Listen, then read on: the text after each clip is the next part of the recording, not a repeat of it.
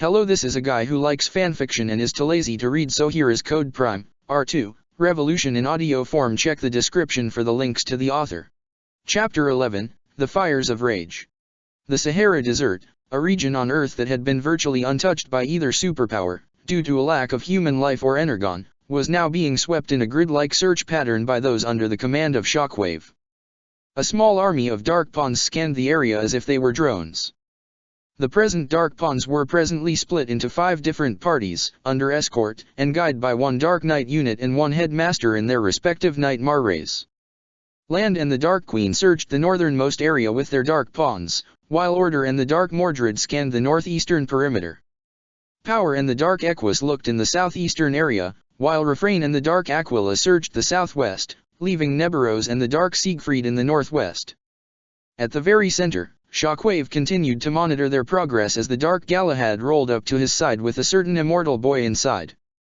"Is all this really necessary, Shockwave?" Vivi questioned. "We practically have the entire Geese Order combing this desert for a single Autobot. Once again, you continue to underestimate the Autobots. Ironic how your continuing falters are logical, given your perpetual immaturity." Shockwave commented, earning a glare from Vivi before Shockwave delivered an answer. "But to answer your question, it is twofold. This particular Autobot is unlike any other you've encountered so far. He was an experiment of mine that I heavily modified with the intent of making him a weapon for the Decepticon cause. His escape was unfortunate, but I have since learned not to underestimate him as I previously did. On that note, you can expect the other Autobots and their Black Knight companions to rescue him, if only to keep his power out of our reach." "Do you suspect Optimus will be among them?" Vivi asked. "Most likely," Shockwave replied. "Optimus Prime would want to see to the acquisition of this specimen personally." "Perfect," Vivi thought with a sadistic smirk. Meanwhile, while the Dark Mordred and Order continued to scan the area alongside the gathered Dark Pawns, the pilot inside appeared to be preoccupied with her own thoughts as she spoke with her roommate. Ever since the battle for the Ark some time ago, Marianne has helped work to piece together Anya's memories bit by bit. Before long, Charles's geese had been undone.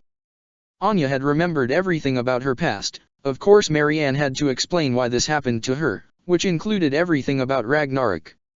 Needless to say, Anya was beyond furious, even hateful toward her.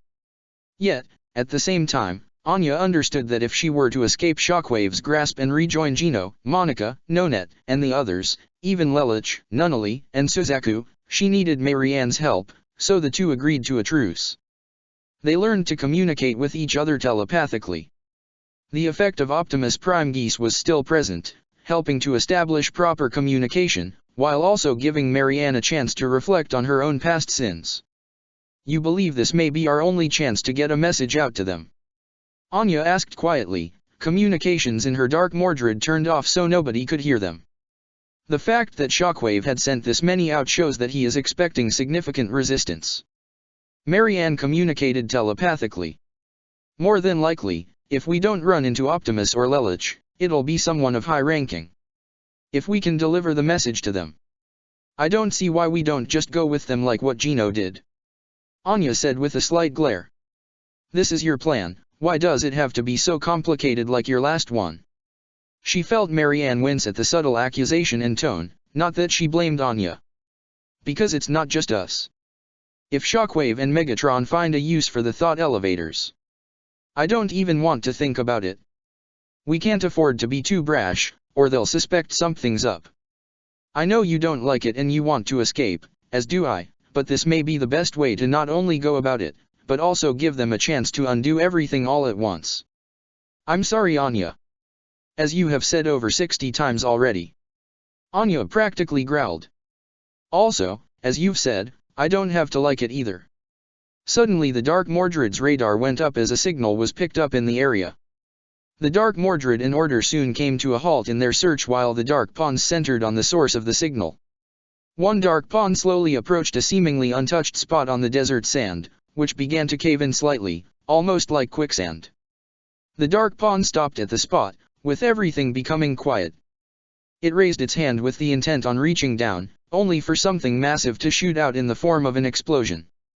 Both Knight Marrays quickly moved back, as did the Dark Pawns as Anya, and Marianne inside, looked in absolute shock at what had emerged.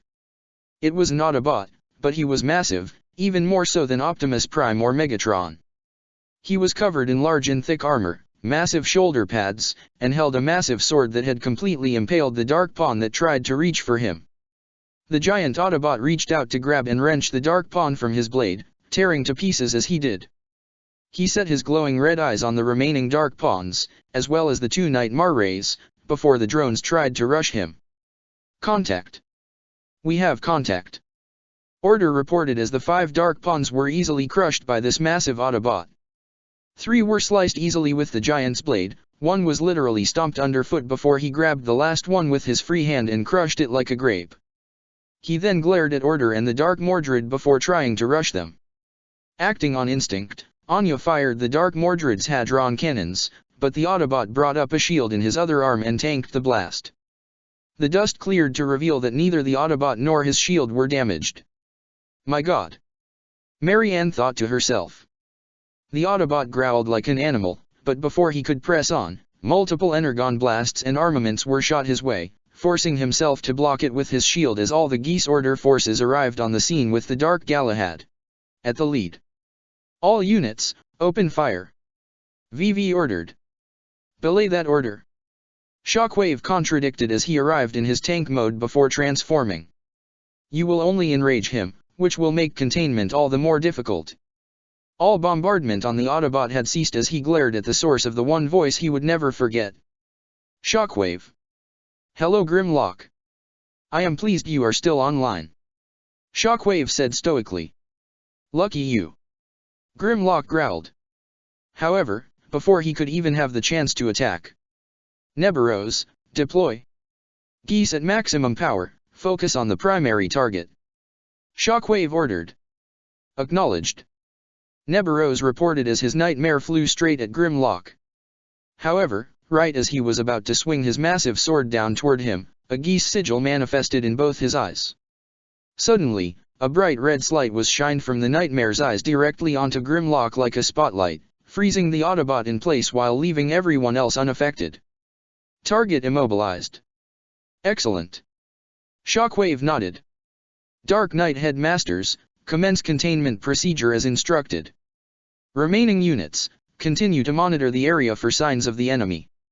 With that command, the other 4 Headmasters moved around the immobilized Grimlock while the Dark Knights, Pawns, and Queen began to circle the area. I admit Shockwave, I am impressed. VV commented. Ordinarily, Neburo's power could affect an entire perimeter, not to mention his heart stops every time he uses it. But now, you've actually shown how he can focus his power on a specific target, as well as keep him alive during this time. At the cost of mobility as well as awareness of surroundings. Shockwave replied. So long as Neburos is focused on a target, he cannot attack or move until he deactivates his power. The nightmare he is installed into keeps his body fed with proper stimuli to see his heart functions normally, while also focusing his ability like a lens as opposed to a bulb that shines light in all directions. Now continue to monitor the area. Understood. VV drove the Dark Galahad away. Come to me, Optimus Prime. Your time of reckoning nears, and it will be by my hand. Let's see how Lelich and Nunnally feel when I eliminate another individual that they hold most dear. Skies over Europe. The large man-made Euro-Brighton-Neon vessel that was known as the Gallia Grande hovered over the clouds as a ground bridge portal opened up just above it. Emerging from the portal first was Ultra Magnus' personal vessel known as the Iron Will, followed by the large team consisting of the Autobots Bumblebee, Archie, Bulkhead, Elita 1, Smokescreen, Sideswipe, Strongarm, Grindcore, Prowl, and Jetfire, alongside the Black Knight's leader Zero in his Shinkiro, Suzaku in the Lancelot, Colin in the Gurren, Rai in the Raiden, Sarah in her pink Akatsuki, Gino in the Tristan Divider, Orpheus in the Guka Byakuya, and Monica in the Florence Nero, with the Bizarro team, including Alice, all in their customized Alexanders, save for Akito who had a standard Alexander unit. All units present and accounted for. Zero said as the entire team stood on the upper hull of the vessel, with the Iron Will hovering above them. Everyone knows their assignments. Colin, Archie, Ayano, and Strongarm will neutralize the ship's engines. Elita 1, Ryo, and Sideswipe will secure the bridge of the vessel. Bumblebee, Akito, Sarah, Orpheus, and myself will enter the ship and neutralize any possible trap. Everyone else will remain topside and secure the perimeter and the enemy deploys aerial forces. Everyone gave his or her own word of acknowledgement before the radar on Ultra Magnus ship picked up multiple units heading their way. 0, we have incoming. Already? That was fast. Gino commented. What do we got this time? Brighton Neon Nightmare rays? More Decepticons? Ryo asked with a smirk. Before anyone could respond, the group heard a massive and loud buzzing sound coming from the clouds below. The heck is that sound? Ayano asked. Those sound like wings. Kinda like on bugs. Yukiya commented. Wait, bugs. Rai gulped as he, Colin, Lelich, and all the Autobots looked a little nervous at that particular word. Beneath the ship, a massive swarm of over 100, maybe even 200 Insecticons flew out from the clouds and made their way toward the Gallia Grande. Oh scrap. Colin cursed. Insecticons. Archie also exclaimed just as the swarm shot up and around the sides of the ship before opening fire on the group, forcing them to find cover and return fire. Don't panic. Stick with the plan. Elita ordered as she returned fire herself. Magnus and Jetfire, clear the skies. Rai, Suzaku, Gino, Monica, help them. Alice, Bulkhead, Grindcore, Yukiya, Smokescreen, Prowl, guard the hull. Everyone else, proceed with their assignments. You heard her. Everyone move. Orpheus exclaimed as he shot his beacon into the ship through one of the many openings, followed by Bumblebee in his vehicle mode, driving and skidding along the support structures, with Akito's Alexander leaping along the same structures, Zero's Shinkiro, and Sarah's Akatsuki simply flying inside. Archie and Strongarm transformed into their respective vehicle modes while Ayano's Alexander went into its insect mode and scurried along with them while the Gurren hovered over it as they drove along the top of the ship toward the engines, while Elita's vehicle mode rode with Sideswipes and Ryo's Alexander in the opposite directions. The Iron Will flew into the air with Jetfire's jet mode, the Lancelot, Tristian Divider, and Florence Nero flying alongside them before firing into the approaching Insecticon swarm, lighting up the skies with explosions, while Bulkhead, Smokescreen, and Yukiya's Alexander opened fire with their own long-range weapons as Alice, Grindcore, and Prowl prepared to meet the approaching Insecticons head-on. Near the stern of the vessel, as the explosions continued to ring beside them, Colin, Archie, Strongarm, and Ayano made it their destination, the engines just below them. So, we just find a way to shut this thing down? As in, we don't blow it up, right? Ayano asked. Right. Unless you want this whole thing going down in flames with us in it. Archie answered. Guys, hang on. We got incoming. Colin exclaimed as her Gurren picked up something heading their way. Something fast flew just past the group and hovered above them. It's a nightmare. Strongarm exclaimed as they saw a bright and shining silver nightmare that strongly resembled the Aquila, only a set of 4 large winged arms along its sides as opposed to 2. This nightmare was known as the Icarus, and its pilot was Raymond du St. Gilles, head of the Order of Uriel. Die. All of you. Die. Raymond exclaimed, a pair of red rings around his eyes as his wings opened to reveal multiple machine guns that opened fire upon the group. At the same time, Elita 1's team came to a stop at a certain point along the bow of the ship before she and Sideswipe transformed, and Ryo's Alexander stood upright. So, what? Do we just go in and say, hands in the air, or something? Sideswipe asked. Wait, something's directly under us. Ryo said as his Alexander's radar beeped. Something rather big. Suddenly, multiple bullets shot through the floor beneath them as it caved in, causing all 3 to fall before they landed on the ground inside the vessel, facing a massive nightmare. It was about as large and bulky as the Mordred, clad in bronze-colored armor with heavy ordnances built onto its shoulders. It even had bullhorns atop its head, akin to that of a minotaur. This nightmare was called the Taurus, its pilot being the head of the Order of Gabriel, Godefroy du Villain, his eyes glowing red with a pair of red rings inside. Die. Die. Die. Godefroy shouted as he fired a salvo of missiles toward the trio. Meanwhile, Bumblebee, Zero, Sarah, Akito, and Orpheus made their way deeper into the ship.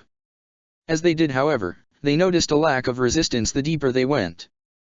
No Decepticons or Brighton Neon Nightmare rays in sight. Bumblebee reported as he transformed from his vehicle mode and leapt from a diagonal support beam toward solid ground, with Akito landing right behind him, Sarah, Orpheus, and Zero hovering in the area as well. Almost seems like the ship is abandoned. Well, it's not as if this wasn't expected. Sarah commented right before Akito's instincts went on alert just before his radar did. Incoming! Dodge! He shouted just as multiple explosions erupted from around them, forcing the 5 of them to scatter as they faced their attacker. Steeping out of the darkness was a massive red and heavily armored Nightmare with massive Gatling guns built along its arms, all aimed at the group as the pilot inside looked with a rage-filled expression, a pair of red rings glowing brightly in her eyes. So, you've come. Time to die. Mary Bell exclaimed as she opened fire with every known weapon the Ahura Mazda had available. Uzuro headquarters. Enemy units engaged. Multiple Decepticon signals outside the vessel. All confirmed to be Insecticons. 3 Brighton Neon units on site. As the officers and scientists of the Uzuro made their reports of the ongoing battle, Leela stood alongside Claus and Oscar as they heard and observed everything, with even Nina and Misty being among the scientists and officers. Just Leela, watching from the wall, were Shirley, Rivolts, Millie, and Nunnally, who appeared to look the most nervous. "Hey Nunna, it's gonna be okay," Shirley said, putting a hand on her shoulder. "You heard the plan." I know. Nunnally nodded. "But I can't help it. It's not just Lelich, Bumblebee, Suzaku, and the others out there. Yuffie can handle herself," Millie assured. "Besides, with the plan we put in, this could turn the entire war in our favor. You ask me, we can just kick back and enjoy the show," Rivolts said, stretching his arms back casually, leaning against the wall. Nunnally of course knew they were just as nervous, despite their assurance. There was a lot riding on this mission, not just Lelich's part, but even Euphemia's own mission with Misty as well. If they lost, they could lose everything. But, if it all went well, they may indeed turn the tide of not just the conflict here in Europe, but the entire global war against the Decepticon regime. Emergency message from Joint HQ. One of the female officers reported to Leela. "It's General Smiles." Of course. Leela knew this was coming. "Put it on the main screen." The second the screen appeared showing the face of Jean Smiles, Leela did her best not to glare as she put on her act. "Thank goodness you're safe, General."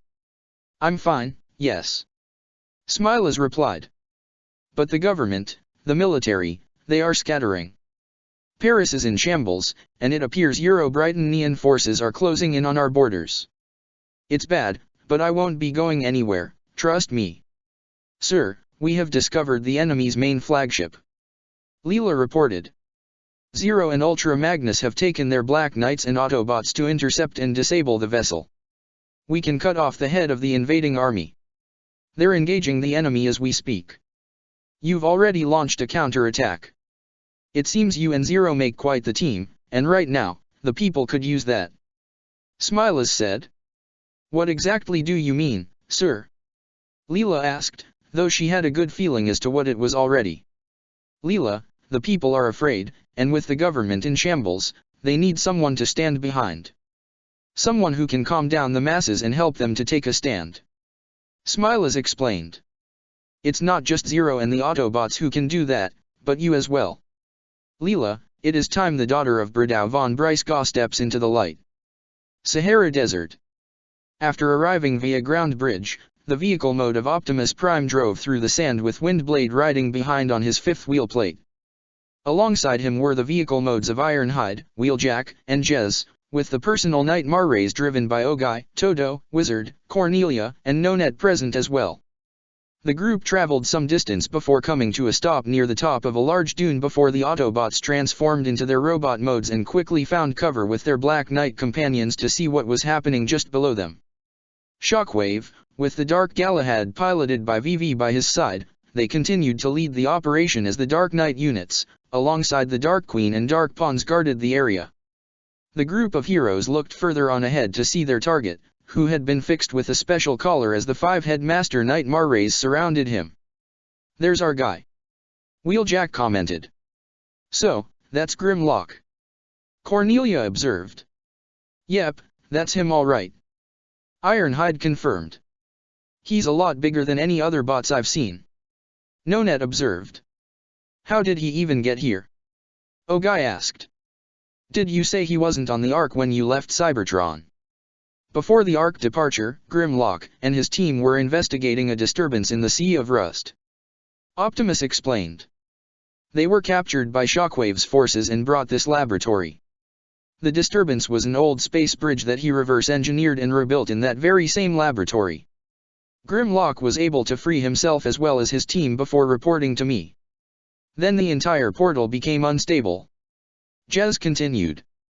"Guessing old Grim tried to tear it down, probably got caught up in it and got sent here to Earth. He's probably been in stasis this whole time, and Shockwave must have dug him up." "What about his team?" Todo asked. "Can we be certain they are here as well? We would have picked up their signals otherwise," Windblade replied. "Looks like they're keeping him in some kind of stasis lock, with that collar he's wearing. They really don't want to wake him up." "Ogai, are Tamaki and the others in position?" Wizard asked. "Yeah, they're just waiting for the signal," Ogai replied. "Optimus, are you sure about this?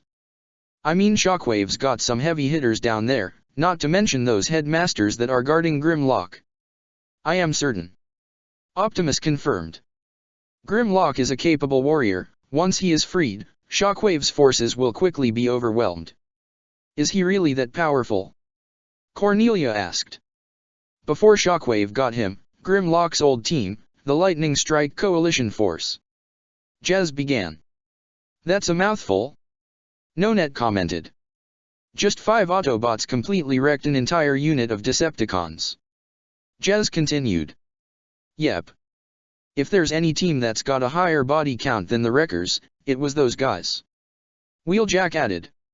"And from the looks of it, Shockwave's experiments seem to have made Grimlock even stronger." Windblade also.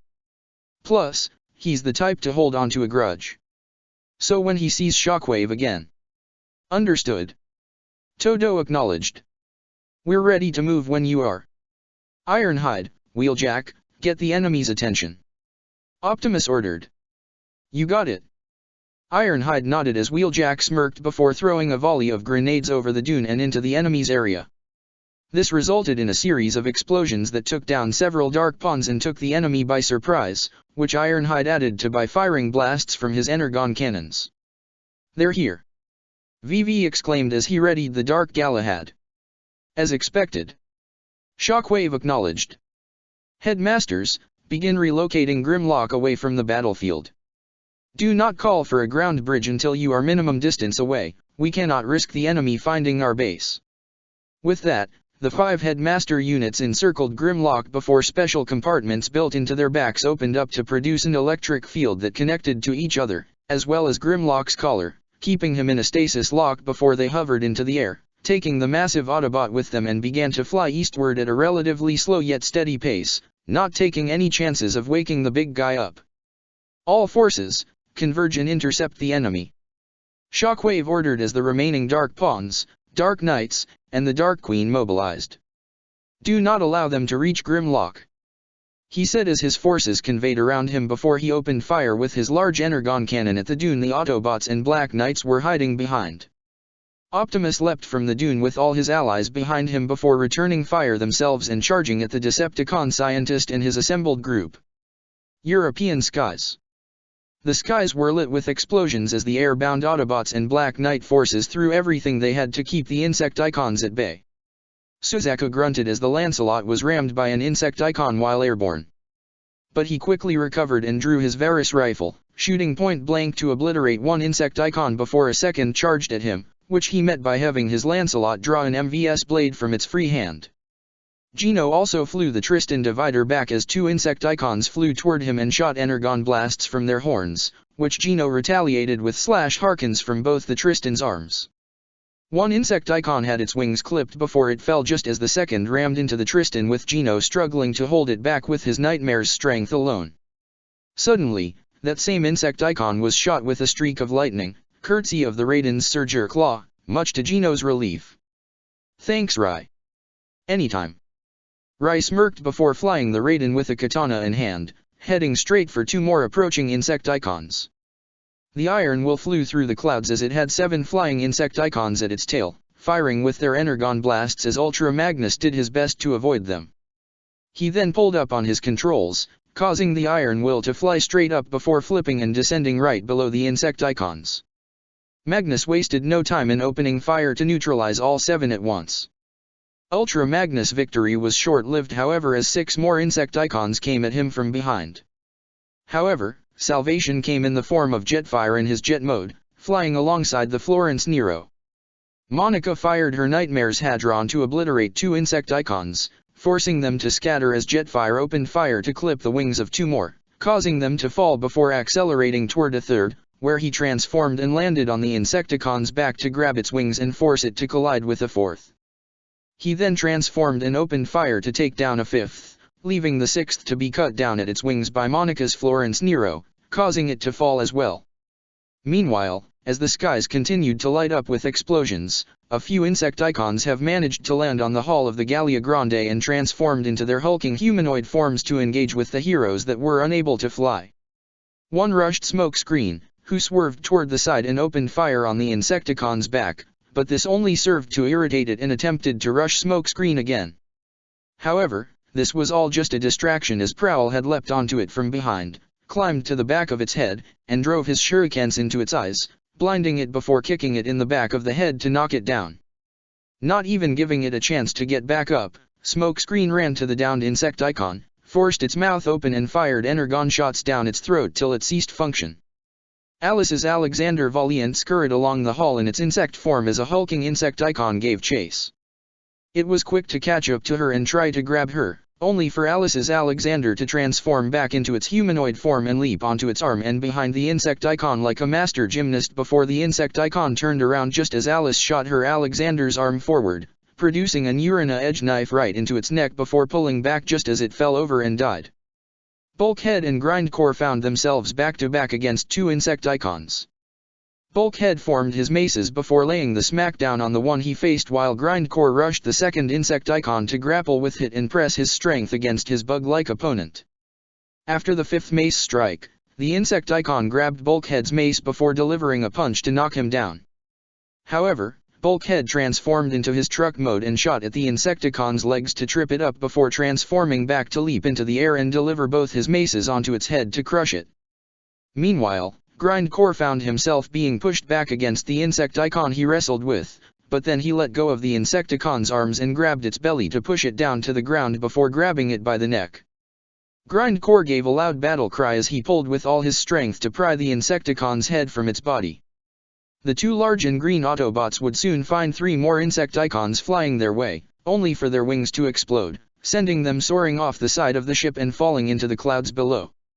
The perpetrator was none other than Yukiya, who maintained a distance with his Alexander, holding its massive linear rifle in hand. Bulkhead and Grindcore gave him a thumbs up, which Yukiya returned with his Alexander. Meanwhile, near the ship's engines, Raymond's Icarus Nightmare continued to rain fire down on Archie, Strongarm, and Ayano. Despite them leaping to safety as best as they could, they found themselves unable to return fire as the Icarus' many wing-mounted machine guns seemed to track their every move. Die! The Geist Raymond exclaimed when his Icarus was suddenly struck in the back by a blast from the Gurren's Surger.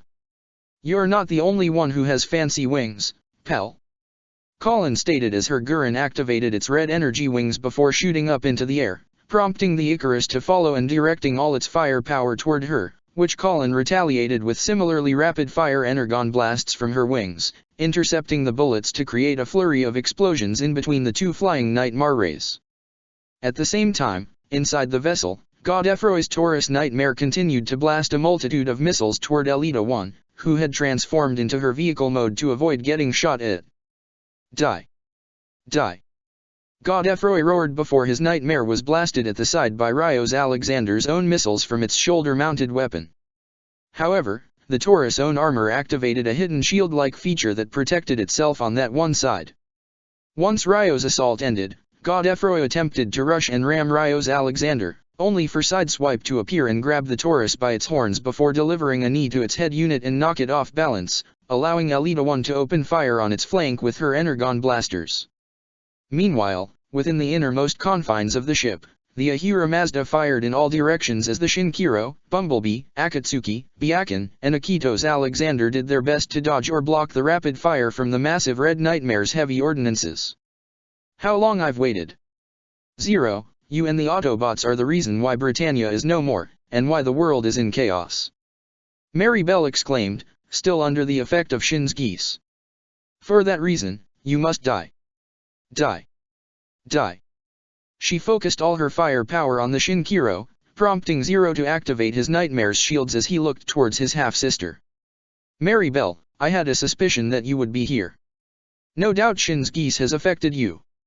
I know we may not have been the closest compared to Yuffie and Cornelia back then, but you were kind to both me and Nunnally. You were even there to see us off when we were exiled. But, more than that, you and I are so much alike. So much so that I know and understand the rage you feel. That is why I want to save you. No. I will save you. Suddenly, Akito went on the attack as he shot his Alexander toward the Ahura Mazda and began to bash at its armor with its tonfas as a pair of familiar red rings and a crazed grin formed on his face. Die. Die. Akito exclaimed, something the others heard through their communications. Oh scrap. Not again, Bumblebee cursed while Sarah looked toward both Akito and Mary Bell with a serious and determined expression. Sahara Desert. The battle in the sands was in full swing as the Autobots and their Black Knight allies clashed against Shockwave's own forces. Optimus Prime cut down one Dark Pawn before opening fire with his ion cannon to obliterate two more that attempted to charge him. Once they were dealt with, Optimus charged directly at Shockwave, who fired his large arm cannon toward Optimus, which he rolled out of the way before returning fire to strike Shockwave in the shoulder, halting his fire and allowing Optimus to close the distance and strike at him with his blade, which Shockwave blocked with the blunt of his cannon before delivering a punch to his face to knock him back. Before they could continue their slugfest, however, Optimus noticed a glint out of the corner of his right optic and quickly brought his blade to block the sword strike from the Dark Galahad as the immortal pilot inside glared hatefully. Optimus Prime. You've made a grave mistake coming here. And it will certainly be your last. VV snarled before Optimus swerved around the next swing of the blade to deliver a kick and knock the Dark Galahad back, which quickly recovered as Optimus Prime found himself in between V.V's Nightmare, as well as Shockwave. Ironhide fired at the Dark Queen with his Energon cannons as it dodged in the air before returning fire with its Hadron cannons. The Dark Queen then quickly turned around to block the charging lance of the flying Custom Vincent owned by Cornelia. Cornelia pressed her Nightmare's lance against the enemy unit's sword, but upon seeing the Dark Nightmare, she was reminded once again of who was inside it. Lady Mary Ann. She muttered to herself, which caused her to hesitate, allowing the Dark Queen to bat the lance away before striking the Custom Vincent down, sending it crashing into the sands. Before it could press the attack, however, the Dark Queen was blasted in the back by Ironhide's cannons. Cornelia, get your head in the game. The veteran Autobot told her. That's just her corpse. Stay focused. Right. She shook her head slightly and mentally scolded herself. Forgive me, Lelich, Nunnally. She steeled herself again before pressing forward with the attack.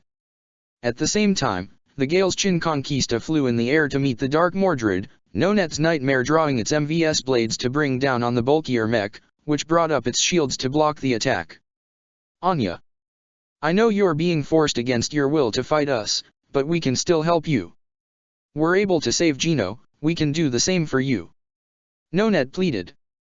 The real Anya wanted to go with her, but at the same time, she knew they had to follow the plan. We could deliver the message to Nonet. She is close to Rai as you've told me, so he can. Not yet. Mary Ann communicated back. Shockwave might still be monitoring us. Only when his attention is completely taken by something else. I understand. Anya replied before aiming her Dark Mordred's Hadron cannons toward the Gale's Chin Conquista, making sure to only just barely graze it and not directly hit it, causing Nonet to wince as she could feel the intense heat even through her nightmare. Meanwhile, Wheeljack and Jez found themselves facing the massive humanoid form of the Dark Siegfried, its cybernetic pilot focusing on one Autobot in particular. "I recognize you." Jeremiah glared at Wheeljack. "You'll pay for humiliating me back in Area 11. "Oh hey, it's Orange Boy again, long time no see." The Wrecker smirked. "Orange? Are you talking about the fruit or the color?" Jez asked. "Hey, are you supposed to be Orange the fruit, or Orange the color?" Jez trolled the cyborg, who glared with fury in his optics. "Orange. Orange. Orange. Orange." Jeremiah repeated like a glitch before raising the Dark Siegfried's fists to bring down on the pair, both of whom jumped back to avoid the crushing impact. "Guess he's a few seeds short of a pulp," Jez joked. "If he's a fruit, let's see if we can squeeze some juice out of him." Wheeljack joked as well as he drew his swords and charged forward along with Jez. The later transformed and drove around the Dark Siegfried as it pulled up before transforming back and shooting a full-power sound blast at its back to knock the Dark Siegfried off balance, allowing Wheeljack to jump up and slice at its body before punching the Autobot and sending him tumbling into the sands. Jeremiah turned his attention back to Jez as he fired a hail of slash Harkins from all over the Dark Siegfried's body, forcing himself to fire another sound blast to shield himself before transforming and driving away to get some distance from the charging behemoth. Todoa's Zanjutsu clashed its katana against the hammer of the Dark Equus before flying around to try and shoot at it with its shoulder-mounted machine gun, but the Dark Equus was surprisingly quick as it slammed its hammer into the side of the Zanjutsu, prompting Todo to quickly recover before flying up and above to bring its katana down again, forcing Pollux on the defensive. At the same time, Windblade flew in her jet mode to avoid the slices of the winged blades from Castor's Dark Aquila before she transformed and drew her own blades to block and parry the wing slashes. "How you holding up, old man?" Windblade smirked towards Todo. "Managing." Todo replied as his Zanjutsu flew back to gain some distance. "Oh guy, wizard, make sure they don't escape with Grimlock. We're already moving to intercept." Ogai reported as his Gawain Nerian and Wizard Zogravain moved closer to the departing headmasters that still carried the stasis Grimlock in tow. Vivi noticed the direction the two Night Marrays were heading in as he briefly flew his Dark Galahad away from Optimus, allowing Shockwave to deal with him as they clashed sword against cannon again before Vivi contacted his twin contractors via Castor's telepathic geese. Normally, Castor's geese allowed him to communicate only with Pollux, but since Vivi was the one who gave both their powers to them, he could communicate with Castor as well, and by extension Pollux. "Castor, Pollux, do not allow the Black Knights to rescue that Autobot," he told them. "Show them why you were introduced into the Dark Knights, unless you want Shockwave to end your lives." "Understood." They both said simultaneously just as the Dark Equus and Dark Aquila departed from their respective fights and made their way closer towards the Gawain Nerian and Agravain. "Oh guy, wizard, hostiles on your 6. Windblade warned. Just as the two Black Knight commanders turned around, they saw something that made them more than a little shocked. Both Night Marrays combined with each other. The Dark Aquila's legs folded inward and merged with the upper body just as it descended and locked into the lower portions and back of the Dark Equus. The combined nightmare shined to life as both its pilots felt their systems integrated with each other. "Dark Regalia, online," Castor and Pollux said at the same time as it shot into the air at incredible speeds from its wings and swung its hammer to knock the Gawain Nerian and Agravain down in one strike, both Wizard and Ogai so stunned they weren't able to counter-attack, even as their Night Marrays hit the ground hard. The Dark Regalia landed almost on top of the two Black Knight commanders and prepared to finish them with its hammer strike, only for Windblade and Todo to come in at the front and back respectively. Windblade shot through the sky in her jet mode before transforming to draw her blades and block the hammer's strike while Todo attempted to impale it from behind with his Zanjutsu's katana, only for the Dark Regalia's wings to fold backwards like a shield and block the blade. This allowed the Agravain and Gawain Nerian to recover as the Dark Regalia's upper body spun rapidly to knock back Windblade and the Zanjutsu. The four of them quickly regrouped and surrounded the combined nightmare. Optimus was briefly distracted by the transformation and appearance of the Dark Regalia, allowing himself to be caught off guard by a combined blast from Shockwave's cannon and the Dark Galahad's hadrons. The explosion sent Optimus flying and crashing into the sand.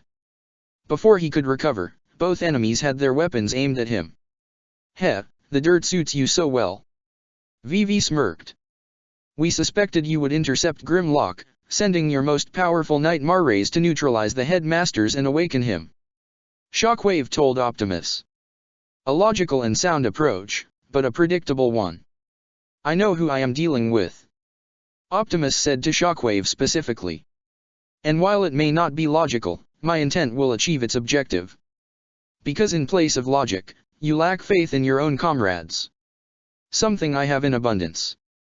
Meanwhile, just before the linked headmasters had made it to their minimal safe distance with the imprisoned Grimlock, a rifle-like device shot out of a large dune before it locked onto the optics of the Neburos unit before opening fire to take them both out in rapid shots. Before the others could even react, the dune exploded, revealing none other than Chromia, Hotshot, and Tamaki's Wrecker Akatsuki alongside Warpath in his tank mode. Surprise! Tamaki exclaimed. Kablam! Warpath shouted at the same time as both he and Tamaki opened fire with their heavy artillery, striking the headmasters and forcing them to break their link, severing the eclectic grid and dropping the unresponsive Grimlock into the sand. Okay, I'll wake the big guy up. Hotshot stated. You guys just keep those freaks busy. We're on it. Chromia replied as she shot precise shots with her rifle toward the other headmaster, which Warpath and Tamaki added with their heavy ordnance, forcing the remaining headmasters to break apart, aside from the still blind Neburos. I cannot see. Neburos said as he completely lost visual with his nightmare. My link is disconnected, what is? Suddenly, he was tripped up when Hotshot sped toward his legs in his vehicle mode, knocking Neburos' mech onto the ground before Hotshot grabbed it by the legs and spun himself around before letting go to send Neburos flying away just as he moved to Grimlock. Come on big guy, time to wake up. Hotshot had to climb up on top of him, but Grimlock's eyes were still dim. He noticed the collar on him and pried it off, but he still didn't wake up. Hey! Grimlock! You alive in there? Hotshot, not complaining or anything, but these guys are tougher than they look. Warpath exclaimed as he was knocked down by land with power proceeding to attack as well. Chromia continued to shoot her rifle at Refrain, but he dodged every shot before coming in close with a swipe of his scythe, which she just barely dodged herself. Tamaki fired his Wrecker Akatsuki's missiles at order, but that headmaster was able to dodge it easily enough. Realizing that all his comrades were in trouble, he had to forego restraint. Sorry about this. Hotshot fired an Energon blast into Grimlock's face, which spurred him awake as his optics shined a bright red. He then grabbed Hotshot by the throat and stood up as he glared at the frightened Autobot. Did you just shoot me? Grimlock shouted at him. Sorry. Sorry. But we're kinda in a jam right now and we need you. Hotshot quickly explained, causing Grimlock to drop Hotshot as he looked to see all the battles occurring around him. He then noticed Optimus Prime still locked in battle with Shockwave and the Dark Galahad. Optimus. Shockwave. He said that last name with a growl. Yeah. We came all the way to save you, so how about a little gratitude? Hotshot questioned. Save me? No thanks. Grimlock stated. Say what? Hotshot questioned. I can save myself. Grimlock channeled his own inner rage as an aura of heat formed around him. He then slammed his fists onto the ground as he transformed. But rather than a vehicle as the Autobots and Black Knight suggested, Grimlock had transformed into a gigantic and robotic Tyrannosaurus Rex before unleashing a loud roar that echoed throughout the entire desert. With the sound of that roar, all the battles came to a sudden halt as everyone looked toward the transformed Grimlock with his or her own expressions of pure shock. Even Optimus was caught off guard, he and the Autobots unaware of what had happened to Grimlock during his time as Shockwave's prisoner/test subject. Holy Mother of God! Cornelia said with a pale face. Is that a fucking T-Rex? Tamaki practically screamed. For some reason I was expecting a giant car or something. Ogai commented with wide eyes as even the ever-stoic Todoa's eyes widened like a pair of softballs.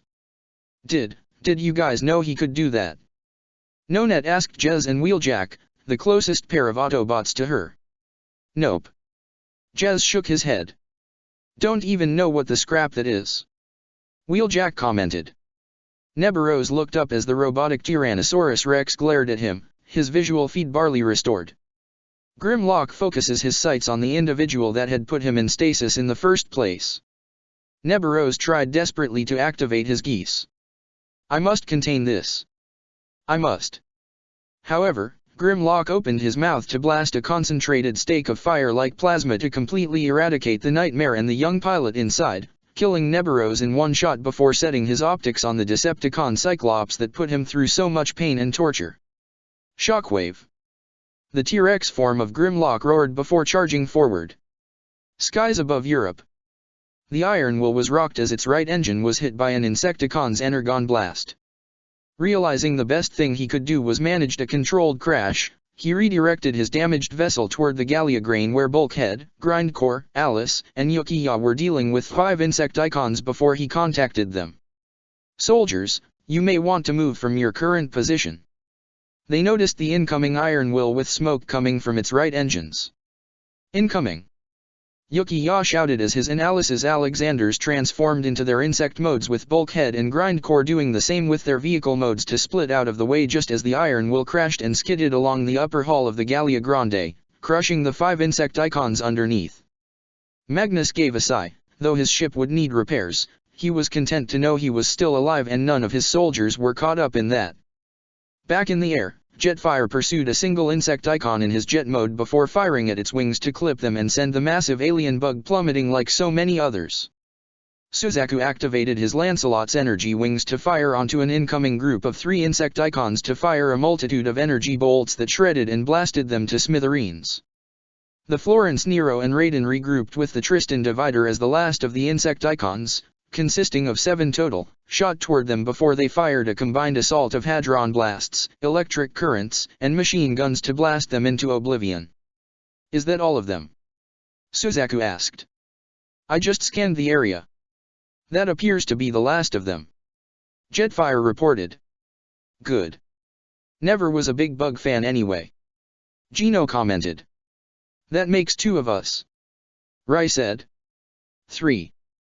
Monica shivered slightly, remembering the beatdown she and the others received at Ashford at the hands of Hardshell and his group during the Black Rebellion.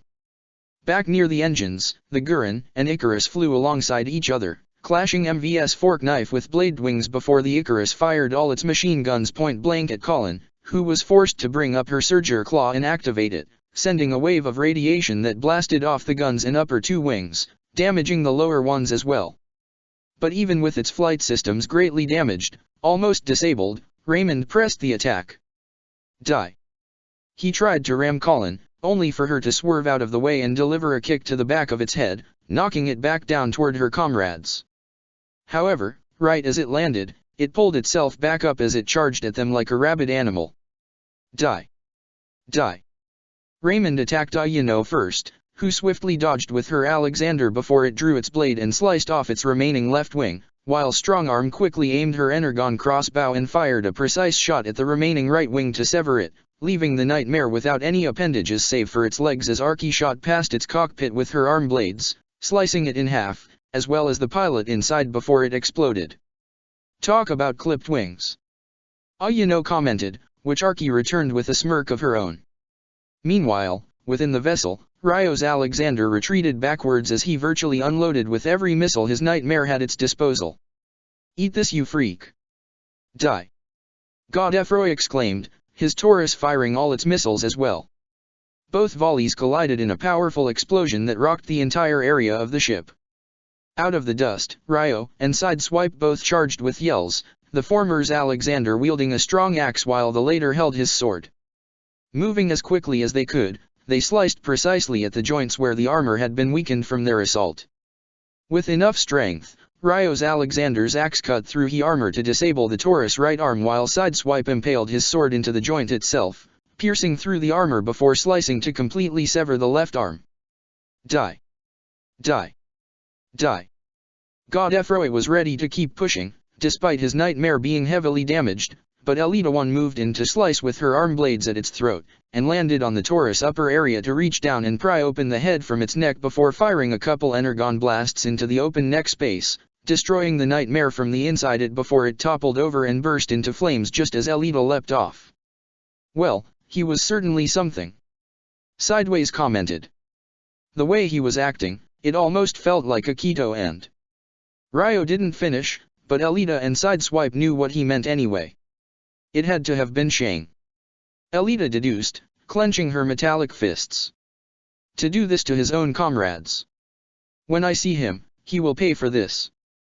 Within the central parts of the ship, the Ahura Mazda leapt onto a large and long support beam as it continued to fire in all directions, Bumblebee and Akito's Alexander leaping and nimbly swinging from one support structure to another, with the Shinkiro, Pink Akatsuki, and Byakugan dodging as best as they could. The Geist Maribel stretched the large red nightmare's arms out to fire its massive Gatling gun in all directions, but this also left her open. Now, Zero fired a concentrated Hadron blast from his Shinkiro's right arm to obliterate the right Gatling gun of the Ahura Mazda, while Bumblebee also opened fire with his Energon blasters to destroy the left one. At that instant, Akito's Alexander leapt to be on equal ground with Maribel's nightmare as he charged at her. Die! Die! He shouted as the Ahura Mazda drew a set of dual-wielding pistols. Die! Maribel screamed as she fired her nightmare's guns at the charging Alexander, striking it in the shoulders, legs, arms, and even face, but it pressed forward along with Akito. Die! Akito exclaimed in the same manner as their nightmare rays collided. Perfect, they're focused on each other. Lelich thought before contacting his friends. Oz, Sarah, get ready. Roger. All three of them replied, with Bumblebee bleeping in response as well. We expected something like this to happen again. So we disabled the neural link with the Alexander units, just to ensure that Ryo and the others wouldn't go through the same thing as well. Lelich thought to himself. I'm sorry to do this to you, Akito, but we may have a way to lift that curse from you, as well as Maribel. Akito's Alexander drew a pair of tonfas and used them to strike the Ahura Mazda, knocking one pistol out of its hand before delivering a kick which Maribel intercepted to grab the Alexander's foot and lift it to slam onto the ground behind her, but Akito retaliated with another kick that forced her to release him. Her weapons gone, Maribel threw the Ahura Mazda's fist toward the Alexander's face before throwing out another punch, which Akito leapt over to strike at the Ahura Mazda's head with his tonfas. They both threw everything they had at one another, each of them giving their all to end the other's life. Die! They both screamed as they charged at each other. The force of their collision knocked both their nightmare rays off the support bridge, sending them crashing to a platform below. Despite both the Alexander and Ahura Mazda being heavily damaged, both pilots were unwilling to give up as they tried to pick themselves up as best as they could. Die! Akito muttered, blood pouring down his face. Die! Maribel also grunted, her right arm sprained and ribs cracked. Now! Zero muttered as Bumblebee leapt down behind Akito's Alexander, drawing his katana to completely sever the cockpit from the nightmare. He quickly grabbed it and pried it open to pull out Akito with his bare metal hand. At the same time, Orpheus Byakugan landed behind the Alexander and delivered an electric charge to it from the Byakugan's right arm, short-circuiting the heavily armored nightmare. The disabled Ahura Mazda fell over and automatically opened up, allowing the weakened, yet still Geist Maribel, to step outside, the red ring in her eyes unfading. I must kill you. All of you must die. She muttered as Bumblebee set Akito down, who appeared to be stuck in the same kind of trance as well. Die. Die. Akito and Maribel tried to rush each other, but Sarah's Akatsuki had landed on the platform as well. She quickly emerged from her nightmare and rushed toward the pair as fast as she could, grabbing both their wrists with her hands as she channeled her power directly into them, the geese emblem on her forehead glowing a bright red. Akito. Maribel. You can't let this power control you. She spoke to both of them, communicating with them through their souls. I may not have the power to break through all of it, but you do. Use your own will. Help me to fight it. They each heard her words as certain memories began to flow into Maribel's mind, but several of them contradicted with each other, as if one set had been forged and the other was real. Removing the effect of Charles's geese was within Sarah's power, but the overlapping one of the command Shin had given her was another story. Akito being in the same position. Akito, you cannot let this power control you. I know you have the will to overcome this. To overcome what your brother did to you. Sarah pressed, focusing on him as she brought up all the happy memories he experienced in his life, such as those in his childhood with his mother and other family members, and even the time they all spent with the gypsies. Don't let yourself give into this darkness. Don't become a monster. The more he saw those happy memories, the more he wanted to experience them. But he couldn't experience them if he let his brother's geese command rule him. What Shin did to him will likely be with him the rest of his life, but that wasn't going to be his life. He had people in his life now that understood him, that trusted him, that cared for him as a friend. Never. He would never become a monster. A monster like what his brother tried to make him. At the same time, Sarah also focused on Maribel as she helped her see her true memories, hoping that could push her into overcoming Shin's geese. Maribel, listen to me, is this really what you want? Do you think this is what your mother and sister would want for you? To become a ruthless killer? A machine to be used by somebody else? I don't. Maribel struggled, the red ring in her eyes flashing as it seemed all the more difficult for her to push forward.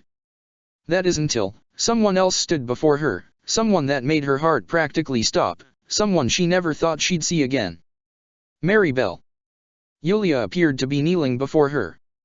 However, this wasn't the true Yulia, but rather Orpheus using his geese to take the form of her sister. Though he hated using his late lover's face like this, he knew it would be necessary to save this woman. He owed it to the woman he loved to save her beloved sister. I know you're stronger than this. Fight it. Rise above it, become the person you want to be. The kind of person that wants to save this world from the likes of your father, from the likes of the Decepticons. Rise, Maribel. I know you can do this. Orpheus reached out and grabbed her hand, which also connected him to Sarah as she channeled his own memories of Yulia, allowing the immortal to feed them into Maribel's mind. She couldn't quite understand what was happening, but Maribel was seeing her sister, hearing her words, her voice. Seeing and hearing all this made something inside her be set ablaze, not the kinds of flames that burn with rage or anger, but that emerged from one's own inner strength of will. Her will pressed against the power that was eating away at her soul before she pushed back with all her might. As she channeled more of her own power, Sarah felt a new connection flowing through her. Something that caused her geese emblem to glow from red to a whitish blue. She felt this kind of power before, from when she touched the matrix of leadership. Did some of its power pass on to her via contact when she made a contract with Optimus? Or was this from her conversion with the original primes? Whatever it was, she channeled more of its power and fed it into Akito and Maribel. This minuscule power of the primes was enough to further strengthen their own willpower and expunge the effects of the geese from their minds. The red rings around both their eyes were blown away by flashes of white that completely engulfed their eyes before they were flown back and knocked to the ground. The Shinkiro had already landed as Zero exited his nightmare, with Bumblebee kneeling close as Sarah and Orpheus helped Akito and Maribel to sit up, the former being the first to regain his senses. Did I? Akito stuttered. What did I? You overcame it. Sarah looked toward him with a smile. The geese command your brother gave you? It's gone. And you pushed past it. You overcame it with your own will. He almost couldn't believe it, yet it was true. The insatiable urge to kill that he could normally call upon battle was gone. He could feel its absence, and it felt like something heavy had been lifted from his shoulders. It was so much of a relief, that tears of joy began to flow into his eyes, which was enough for Sarah to pull him into an embrace. Thank you. Thank you, thank you. He muttered as she comforted him as best she could. Maribel was next as she felt her forehead, like a fog had been lifted from her mind as Orpheus helped her sit up straight. Take it easy, don't push yourself. He advised. Who, what? Her vision cleared as she looked around her to see Orpheus first, whom she briefly mistook for a certain someone else. Aldrin. No, but, close. Orpheus said with a half-smirk as she saw his face clearly and that it was a young man instead of a woman.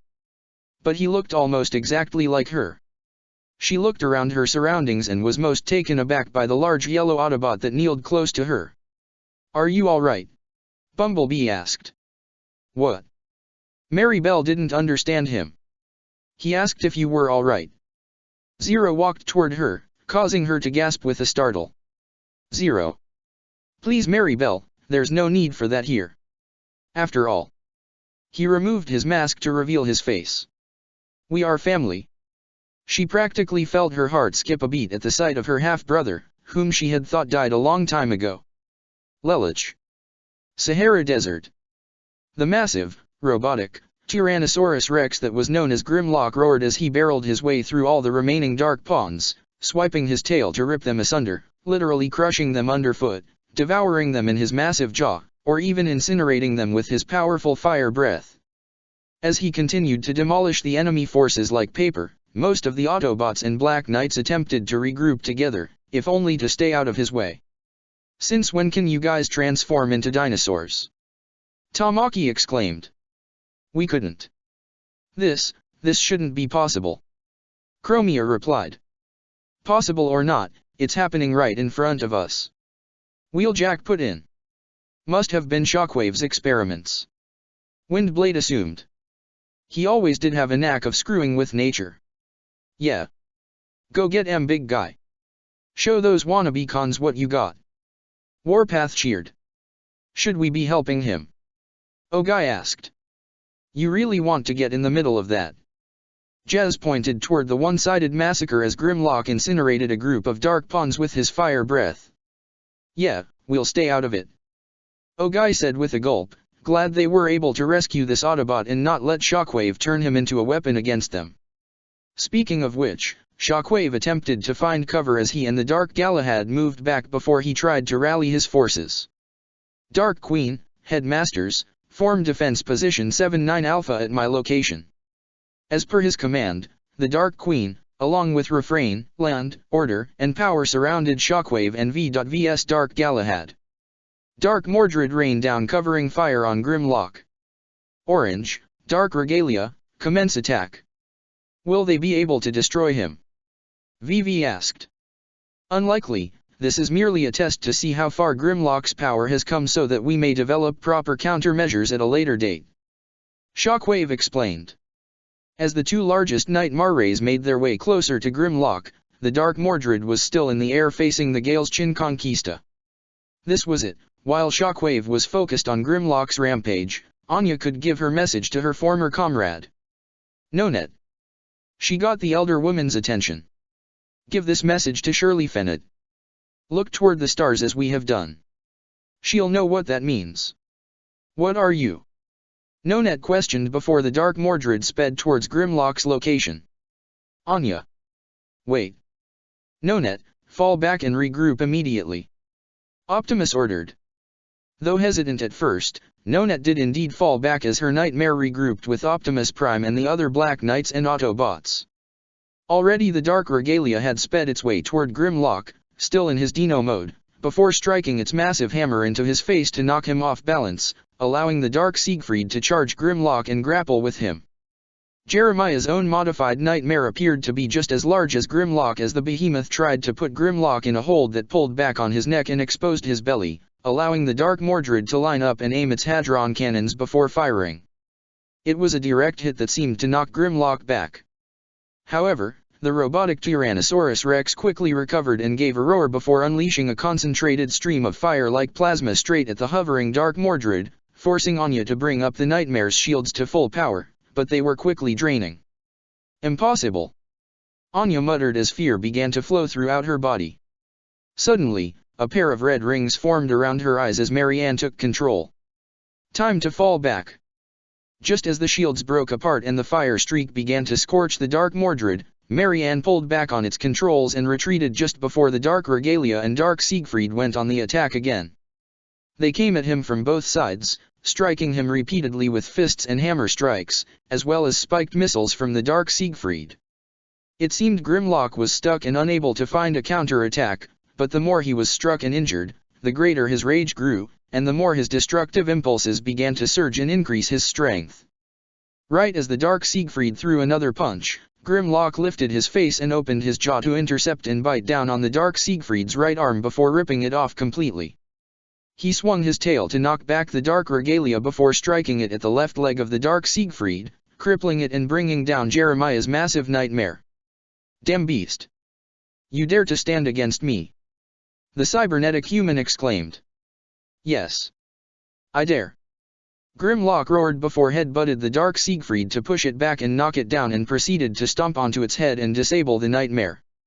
He then turned his attention to the recovering dark Regalia, which proceeded to charge at him, which Grimlock responded with a roar and charge of his own. The dark Regalia prepared to strike with its hammer, but Grimlock was much faster, surprising for his enormous size and mass, before delivering a powerful headbutt that sent the combined nightmare flying into the air. Before it could even land, however, Grimlock opened his jaw and lunged forward to grab the dark Regalia in his mouth before crushing it completely, the cockpits being in the center of it as Castor and Pollux met their unfortunate end, the torn and chewed remnants of the dark Regalia falling to the ground. "Refrain with me!" Vivi exclaimed as the dark Galahad shot forward, with Refrain following him. "Retrieve Jeremiah. Vivi, fall back!" Shockwave ordered. "We can't let Jeremiah be captured by the enemy. It could ruin everything." Vivi exclaimed as his dark Galahad drew its massive blade. "And I won't let Optimus or Lelich have a powerful weapon like this." Vivi gave a roar as the dark Galahad swung its blade towards Grimlock, only for the massive Autobot Tyrannosaurus Rex to swing his tail and shatter the blade, much to V's shock.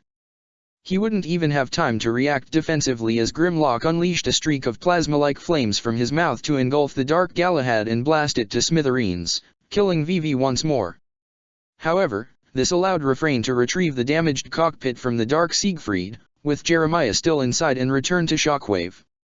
"Soundwave, I require an immediate ground bridge to my coordi-antes," Shockwave requested as he turned around, catching Grimlock's attention, who saw the ground bridge open up with the surviving Headmasters and Dark Queen entering it first. "Shockwave!" Grimlock roared as he tried to charge the Decepticon scientist, who had already casually walked into the vortex before it vanished. With his hated enemy vanished, Grimlock gave a loud and vengeful roar. "Oh, hell yeah! That's how you do it!"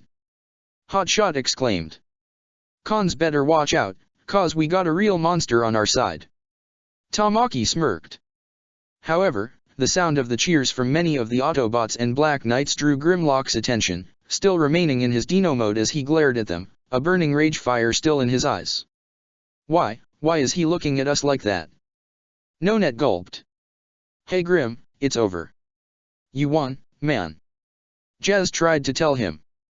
However, the only response Grimlock seemed to give was a feral-like snarl. "Oh scrap!" Ironhide muttered as Grimlock roared and prepared to charge them. However, before the Autobots and Black Knights proceeded to either evade or fight back, Optimus had suddenly appeared before the raging Grimlock and activated his Prime Geese. "Grimlock, that is enough. Think of your team!" Optimus exclaimed, the white geese sigil materializing in his optics as he made eye contact with Grimlock in his Dino mode. This was enough to stop the beast's charge. My team. They would not want you to be consumed by your rage." Optimus spoke, his Prime Geese still active, allowing him to speak to Grimlock's spark. "Master it, think of those you care for, and become more than what Shockwave had planned for you." Hearing those words made Grimlock think of his old team. Swoop, Snarl, Slug, and Sludge. Even if he didn't agree with several of them, they were still his brothers in arms. He would charge headfirst into hell 1,000 times over if it meant bringing every single one of them back. For their sake, he would not let himself become a monster.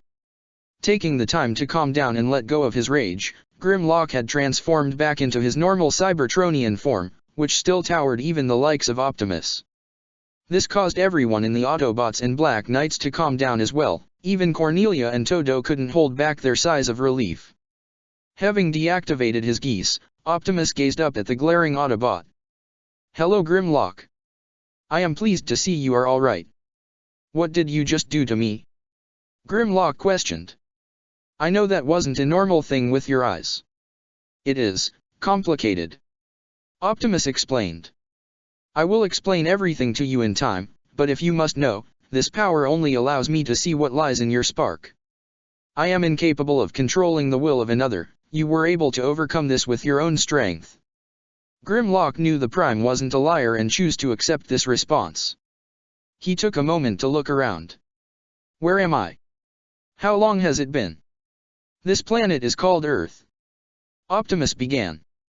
This was the world that Megatron discovered, and Shockwave reached to with that space bridge you and your team discovered. It has been over 50 cycles since we spoke last.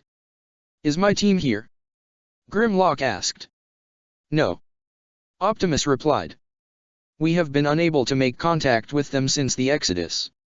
Grimlock looked away with a scowl. A part of him expected this as they weren't anywhere near him when the space bridge exploded, which was the last thing he remembered and probably how he got to this rock in the first place.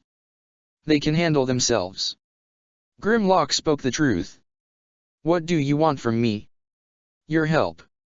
Optimus requested.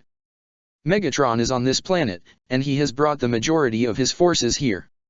Already they have conquered almost half the planet. Countless lives have already been lost at their hands. Grimlock, I know you and I disagree on a great many things, but one thing we do agree on, is the fact that Megatron cannot be allowed to have his way. He will destroy this planet and every living creature on it if he had the chance. A small number of Autobots stand with me, and we have formed an alliance with this planet's inhabitants that have chosen to take a stand. We need all the assistance we can get. That being said, will you fight with us? Will you help us to liberate this world from Megatron's tyranny? Optimus offered Grimlock his hand. The two Autobot leaders looked at one another for a moment. Grimlock would not shake Optimus' hand, but he would give his answer. If I help you, I have 3 conditions. 1. You will tell me everything. I'm not a mindless soldier to be kept in the dark. 2. I do things my way. If I have to work with you, I will, otherwise, you let me handle my missions on my own unless I say so. 3. If you hear anything about my team, even if they don't make it, you tell me first. Understood, and acceptable. Optimus nodded. Welcome back to the fight, Grimlock. Take me to your base. He demanded. Optimus contacted headquarters. TAI, our mission is complete. We need a ground bridge back. Right away, Optimus. A ground bridge portal opened up and Grimlock was the first to enter it, followed by Optimus, with his friends and allies following close behind. Is something going on between Optimus and Grimlock? Cornelia asked. They don't seem to get along quite well. Grimlock has his way of doing things. Ironhide explained. He's never been one for following anybody's orders unless they follow with what he wants. But, he's still an Autobot. Jazz added. He'll work with Optimus if he has to, and he'll probably work with us here too. Can he really be trusted? Todo asked. That transformation of his seems unnatural. It's a goddamn dinosaur. Of course, it ain't natural. Tamaki added. That was probably Shockwave's handiwork. Warpath said. We'll let the science guys deal with it. And right now, we need all the help we can get. Ogai said. It might be a risk, but we sure can use Grimlock's strength right now. I agree. Wizard added. It's a risk we need to take. Right as the group entered the vortex, Nonet couldn't help but think about the message Anya gave her, and it was directed to Shirley of all people. Why? Anya, what exactly are you trying to tell me? Galia Grande.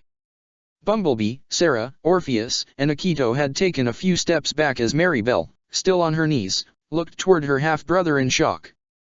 It was almost as if time stopped for her the moment she saw his face. Lelich, you're alive. Yes, it's a long story. Lelich replied. And, you're Zero. She looked toward him, her eyes narrowing slightly. I am indeed. Lelich confirmed. I'm sorry if that disappoints you, but with all that happened in Britannia, I couldn't stand by anymore. I'm sure you can understand now, with your memories fully restored. She did understand. She knew the truth, it wasn't a terrorist attack that killed her mother and sister. Someone else took their lives, and more than likely her late father had hand in it. She remembered drawing her sword to him, demanding justice be done, only to get beaten down by his fists before being exiled. The same exact thing happened to Lelich, his exile being shortly before hers. So she could understand his reasoning for being zero. Mary Bell, listen to me. I understand that a lot in your head probably doesn't make sense right now. Lelich began as he kneeled to her level. But we don't have to fight each other. We both want the same thing, don't we? Even when we were technically on opposite sides, we both desired to bring peace to this world. In two very different ways. Mary Bell said. True, but our ideals still matched. Lelich continued. And right now, the world desperately needs some idealism. The Decepticons can and will destroy the Earth if they are not stopped. But even with the aid of the Autobots, the Black Knights can't do it alone. We need all the help we can get, we need you. Please, come with me. We could have a chance to start over. I'm sure Nunnally, Yuffie, and Cornelia would love to see you again. Mary Bell gasped at the mention of her sisters' names. She had thought Nunnally died alongside Lelich when Japan was invaded, but if Lelich survived, it would make sense Nunnally did as well. As for Cornelia and Euphemia, she hadn't heard anything from them since the Empire fell. She had feared the worst for them as well. But, did Lelich speak the truth? They're alive. She uttered. They are indeed. Lelich confirmed. And they're with me. We're working together to rebuild this world. But we're not going to the past where Britannia tried to run the rest of the world into the ground and raise their flag above the ruins. We want to build a new one, where everyone can live together in peace and freedom. I know there's a lot between us that needs to be resolved, but we can work on that together. We can mend the bonds of our family, as well as save this world from those who would harm it. So come with me, Mary Bell. Join us, and let's build that world together. Lelich offered Mary Bell his hand with a smile. She almost couldn't believe it. Was this the same angry brother who was forcibly exiled from his home, and the one who declared war on his own empire? The look in his eyes was different, it was considerably brighter than before. One look into his eyes told Mary Bell that he meant every word. While there was still a lot that needed to be sorted out, she was sure of one thing. This world needed to be saved, and they could pull it off together. Brightonians, Japanese, Autobots, European, they couldn't let themselves be divided anymore. It was time to stand together. She reached out and grabbed his hand, accepting his proposal and aid. This not only caused Lelich to smile, but as well as Bumblebee and Orpheus, even Sarah smiled as she looked towards Akito, who gave a smile of his own. Boom! Suddenly, multiple explosions erupted from all across the interior of the Gallia Grande, lighting it up in a blazing inferno that could be seen from miles in all directions. Steeljaw laughed as he saw the footage of the Gallia Grande going up in flames over a handheld device. My, how clever! He said as he stood next to his partner in crime, Shin Hyagashang, who stood on the shoulder of his personal nightmare, the Vercingetorix. Both of them standing on a cliffside as Steeljaw continued. I knew you were devious, but this... Steeljaw chuckled. You're quite the chess master, aren't you, Shin? When you're facing such an enemy, you'd need to take such underhanded tactics in order to claim victory. Shin commented. Honor, mercy, these things have no place in warfare. I couldn't agree more. Steeljaw said. Though, I am certain that your brother and everyone else have died in that trap of ours, there is the possibility a few Autobots survived. Even Zero had come back from the dead before. True. Shin admitted. But even if they did survive, there is no possibility they'll be able to make it here in time. He said as he and Steeljaw gazed past the edge of the cliff where, at least 20 miles away, was their target. Castle Weiss Wolf. Steeljaw observed. The home base of that annoying little Uzuro unit. But more importantly, the home the lovely and tenacious Leela Bryce Gaw. That was quite the speech she gave earlier. A pity it won't amount to much when we show the populace of Europia her corpse. Shin couldn't help but smirk at that. Right about now, his geese command over his adoptive mother and younger sister would have taken effect and they had likely taken their own lives by now.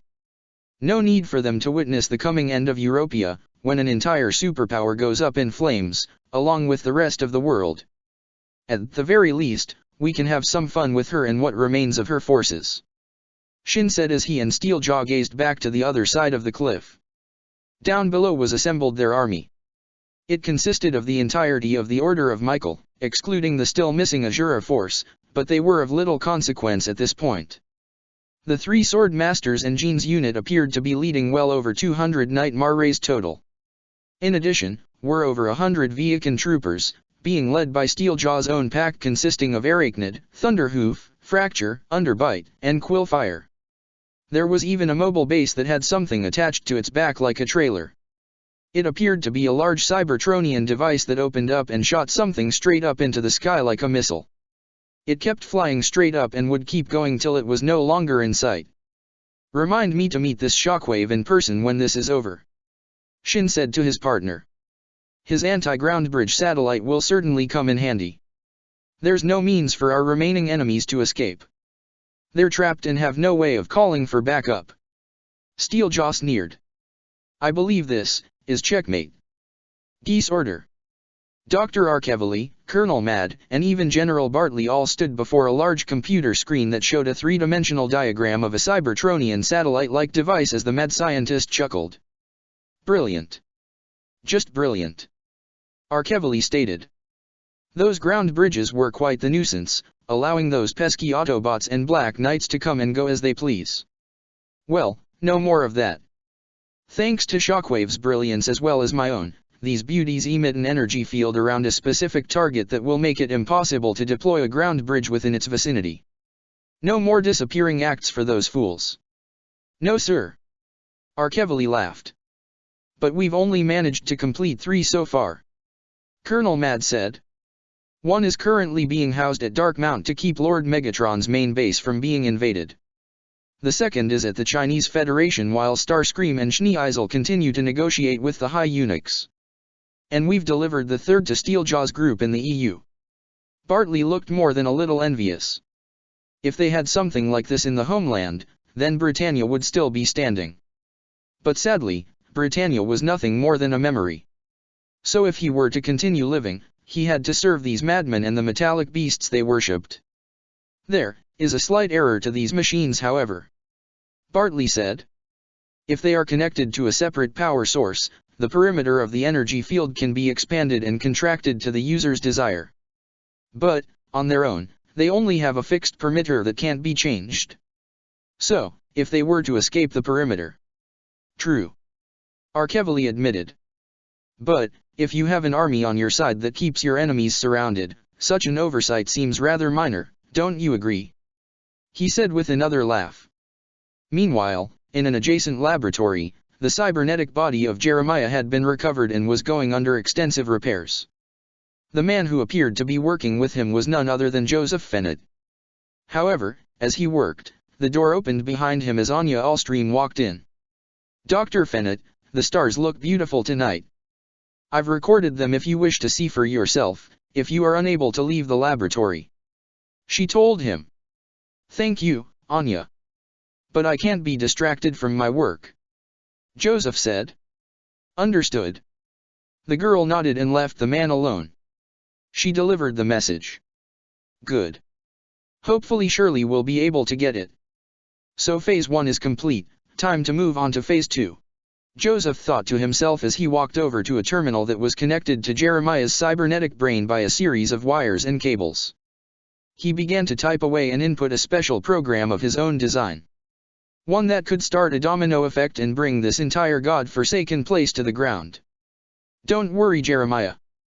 You'll regain your free will soon enough. And then, we can take our freedom back. Meanwhile, Shockwave was in his personal laboratory, logging in his latest report. The subject known as Grimlock has returned to the Autobots. His growth as a weapon was far more than I could have anticipated. Once again, he has surprised me, and that surprise has cost us the Dark Knight Headmaster codename Neburos, as well as both Dark Knight's Castor and Pollux Rui Britannia. The Dark Siegfried was irritably damaged, as well as the Dark Galahad, but both Jeremiah Gottwald and VV were recovered. V.V's regeneration will negate any means for repairs or restoration, while Gottwald will need to undergo extensive repairs. He ended his report before getting back to work. Before Shockwave proceeded, he decided to overlook the progressions on his latest projects and replayed each of their previous logs in a frequency attuned to only his auditory receptors so nobody else could hear them. Project Log 764. Nemesis project is 89.39% complete. Schematics and frame around Optimus design were simple enough to replicate. The use of the incomplete synthetic energon formula should enable the Nemesis project with physicality that could equal or even surpass Optimus Prime. Note: progress on completion of the synthetic energon formula has come to a standstill. Project will be delayed until time is found to dedicate myself towards its completion. The initial plan for the Nemesis project was to use it as a drone, for no organic individual could handle the physical strain. Even the physical strongest of the Geese Order's subjects Alice and Clara cannot handle it. However, V.V's regeneration and immortality may make him a suitable subject, if only his brashness and immaturity could so easily be removed. Project Log 783. The Damocles initiative stands at 64.125% complete. A project coined by Schneeisel and Starscream to devise a station that could deploy multiple long-ranged weapons of mass destruction to several locations at once. I have dictated the basic construction to the construct icons with the project being built at New Kaon, under Lord Megatron's supervision. The need for raw supplies exceeds normal standards, and the constant use of them for the war initiative against the Autobots and the Black Knights has hindered construction. Regardless, even with the enemy's constant intervention, Damocles remains hidden from the enemy's eyes and ears. Construction will be slow, but progress has been made. Perhaps the assimilation of the Chinese Federation, Euro-Britannia, and Europia could accelerate construction, if their raw materials are utilized.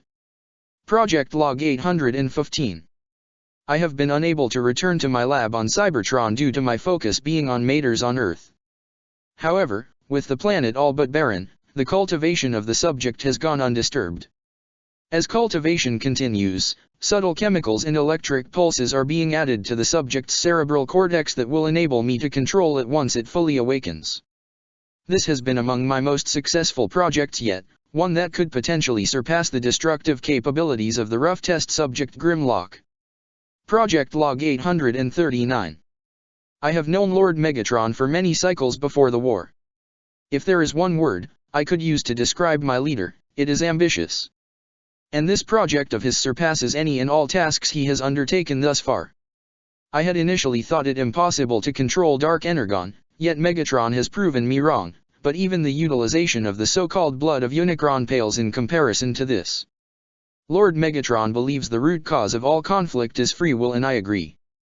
So long as sentient beings possess free will of their own, the universe shall forever know conflict. It is logical. Should this initiative succeed, however, all conflict will cease forever. The late Charles Z.I. Britannia and VV believed their Ragnarok could deliver to them into a world of their own peace, escaping from the reality they had believed wronged them. It was a childish gesture, but nonetheless that has given Lord Megatron and myself a grander goal to reach that could end not only our current conflict against the Autobots and the Black Knights, but the very concept of conflict will no longer exist. Project Neo Ragnarok has begun. Chapter 12, Black Bishop's Gambit. Snow was beginning to fall over the area, just as a speedboat that had recently departed from Castle Weisswolf and arrived at the shore of the designated meeting area. Claus was the first to step off the boat, followed by Leela, as well as Nunnally, Shirley, Rivaltz, Millie, even Nina. "You all didn't have to come out here with me," Leela told them. "It's going to be dangerous." "Yeah? Well, what else is new?" Rivaltz questioned with a shrug and a friendly smile. "Like we were gonna let you walk into the lion's den alone," Millie commented. "If something goes wrong, we can help you," Nina added. "We're you friends, Leela," Shirley said sincerely. "And friends stick together, no matter what." Leela smiled almost emotionally at them. "Thank you." However, that look faded as her hands shook slightly, but it wasn't from the cold. She then felt a gentle touch on her left hand and looked to see it was none other than Nunnally holding it. "It's going to work out." Nunnally smiled, without a hint of fear or hesitation in her voice. "We'll get through this." Her smile returned as Leela squeezed her friend's hand back. I know we will. Well, this is sweet and all. Claus got their attention. But let's not keep them waiting. With that, everyone resumed their trek up the hill as more snow continued to fall, Claus at the lead, and everyone else behind him. The former student council members stuck behind Leela to watch her six, while Nunnally stuck by her side and kept her hand firm in her own. After a few more minutes, the group had made to their destination. It was Old Ruins that was currently occupied by a small group of Euro-Britannian soldiers led by Jean. Sitting casually in on a chair in the center of the ruins was Shinhyaga Shang, with the Decepticons Steeljaw and Skybite by his side. So, you've come. Skybite greeted with a bow. A pleasure to meet the famous Leela Bryce-Gaw. I have to say, you're much younger than I thought you'd be. Leela said nothing, but simply glared at the Decepticon. Steeljaw then noticed the Black Knights that had been escorting Leela and recognized 3 of them instantly. Oh, I remember you 3. He spoke to Millie, Shirley, and Rivals specifically. You were in Japan that one time with those Autobots. Steeljaw. Yeah, we remember you too. Millie's eyes narrowed at the wolf-like Decepticon. Glad to see I left an impression. Steeljaw chuckled. Tell me, how close are you to Suzaku and or Colin? Or even the Autobot, Arky? That caused all their eyes to narrow. Arachnid is a little upset that she didn't deal the finishing blow to either of those 3, but maybe mutilating those closest to them could help console her. Tell that monster if she thinks she can get away with everything she's done. She's got another thing coming. Shirley shouted, only for Jean to aim a gun at her, prompting Millie, Rivals, and even Nina to stand in front of her. Keep your mouth shut. Jean glared. That's enough, Jean. Shin spoke in a seemingly calm tone. There's no need for violence here, isn't that right, Warwick? He looked to Claus in particular. That's right. Claus confirmed. We've come here to discuss terms of surrender. All we ask is that you allow all base personnel to clear out before you move in. Fair enough. Skybite shrugged. Apollo's chariot still in there? Yes it is. Claus nodded. Kinda hard to move a giant rocket without actually launching it. Very good. Shin said. You were an excellent agent, Mr. Warwick. We'll see to it you get proper asylum in Euro-Britannia. Thank you. Claus nodded. Nunnally then took a look at the man in front of her and Leela. So that's Akito's brother. I do see the resemblance, but... She got a good look in his eyes. Deep down, they are nothing alike. That look in his eyes, he's just empty. Hollow.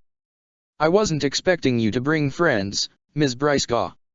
Shin said before taking a good look at Nunnally as she continued to stand next to her. However, there was something familiar about her that he couldn't quite identify right away. Where do I know you from? He got a good look at her as Nunnally narrowed her eyes back.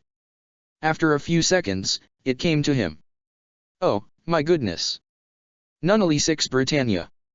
That got Jean's attention, as well as Steeljaw and Skybite. The daughter of the late Marianne the Flash. How interesting. Steeljaw commented with a slight chuckle. I thought she died with her brother once Japan was invaded by Britannia.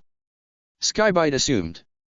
Well, given her brother came back as Zero, it only makes sense that his sister would survive too. Steeljaw said, causing Nunnally and her friends to gasp. What? It wasn't all that hard to figure out. A young prince is exiled upon his mother's death. He and his sister are placed in danger when their own home nation attacks with no regard for their well-being. Then we have a masked revolutionary appear years later leading a group of people that his own nation have oppressed and enslaved. Honestly, why Britannia couldn't figure it out is beyond me. Because they were fools. Shin said. They foolishly believed that nobody among their own ranks could rise against them as they felt everyone supported their philosophy of social Darwinism. It's honestly pathetic, and easy to understand why they were wiped off the map so quickly. And now you are going to do the same to Europia too, right? Nunnally accused. With Zero and our Autobot friends gone, you are going to wipe them out. We may wipe out the nation, but we'll keep the people around. Steeljaw confirmed. Thanks to that little speech of yours, very moving by the way. He spoke to Leela. All the people of Europia see you as their savior. So, once we make an example of you, their will to fight should be all but broken. You have our word, the people of Europia will be spared. Skybite said. But we'll be taking away their freedoms. You make that sound like a good thing. Shirley glared. Oh, and what exactly have you humans done with your freedom? Skybite argued. Hatred, war, oppression, segregation, discrimination, honestly it's a miracle you didn't go extinct by your own hand already. We're doing you guys a favor. Pardon us for not feeling honored. Millie glared as well. If you think humanity is going to go down without a fight. Rivaled tried. It's not like they have anyone to unify them together at this point. Shin said. Zero? He's dead. Leela here? She's our prisoner now. Little Nunnally? Even if there are some remnants of the Brighton royal family that remain free, nobody is going to side with them because the rest of the world hated Britannia. Especially after what massacre Princess Euphemia did. That was not Yuffie. Nina exclaimed. That was you. She pointed to Steeljaw and Skybite. You Decepticons are the ones who slaughter so many innocent people. Yuffie is a kind and loving soul, and you ruined her dream. I said keep your mouth shut. Jean shouted, aiming her gun at Nina, prompting everyone else to stand in between her and in defense of Nina. Speaking of slaughter. Leela glared towards Shin. Lord Hyaga, Akito told me you were his brother. He also told me what you did to his family. What you did to him. HMMP, what of it? Shin questioned, not paying much mind. What of it? Nunnally exclaimed. He was your brother. You murdered his entire family. You tried to murder him. How can you be so cruel? So evil. Oh? So, I'm evil, am I? Shin mused. How the hell are you not evil? Rivalds questioned. You're working with the goddamn Decepticons. Yeah no. The same guys who destroyed their own home planet. Cybertron's destruction was not our intention. Skybite put in. It still happened. Shirley stated. And that's not even counting every horrible thing Megatron and everyone else did here on Earth. She then glared at Shin directly. The fact that you actually sided with those monsters of your own accord only proves that you're every bit as heartless as they are. Jean smacked the back of her pistol into Shirley's face to knock her down. Shirley! Nunnally exclaimed as Nina and Rivalds ran to help you. Say one more word of Lord Hyaga. I dare you. She kept her pistol trained on Shirley and looked ready to pull the trigger, but Millie quickly grabbed Jean by her arm, crossed her own leg over Jean's and flipped her over to knock the pistol out of her hand before kicking it away. Immediately, all the Brighton soldiers aimed their guns at the group, clicking off their safeties, but had not yet opened fire. Well, this escalated quickly. Claus commented as he reached into his coat to grab a hold of his own concealed gun. Skybite looked on with a serious expression, while Steeljaw smirked in amusement. The tense silence was then broken by the sound of Shin's maniacal laughter, something that made Steeljaw smirk even more before he stopped. Even in defeat, you still remain defiant. I can't help but admire that sort of stubbornness. He looked towards Leela and Nunnally. You wish to know why I did what I did back then? I was doing my family and Akito a favor. Humanity by nature is cruel, this world unforgiving, they would have suffered horribly in this life. I showed them a mercy, or at least tried for Akito, but he refused to die. He smiled evilly. But I guess I was able to help him to rest finally, along with your other friends. But don't worry, you'll join them soon enough. Leela knew what was coming and quickly stood in front of Nunnally as Shin activated his geese. Die. However, the instant he said that, Leela had purposely activated her own geese, the blue sigil manifesting in her left eye and making contact with Shin's. Instantly, his own power was negated as he felt a force push back against him, causing him to groan in pain as he felt his head and was forced back. What? Lord Hyaga. Jean quickly ran to try and help him. Are you alright? Yes. I'm fine. He tried to straighten himself out. His power was repelled. Steeljaw thought in surprise as he glanced at Leela. Does she have a geese as well? What sort of power is it? You're wrong. Nunnally spoke to Shin, getting his attention. What was that? He asked upon standing up. There is someone that humanity can unite and rally behind. Someone that can give them hope. Nunnally said as she glanced toward the two Decepticons in front of her. Someone that you have failed to defeat time and time again. Someone who sees and brings out the best in everyone. His name is Optimus Prime.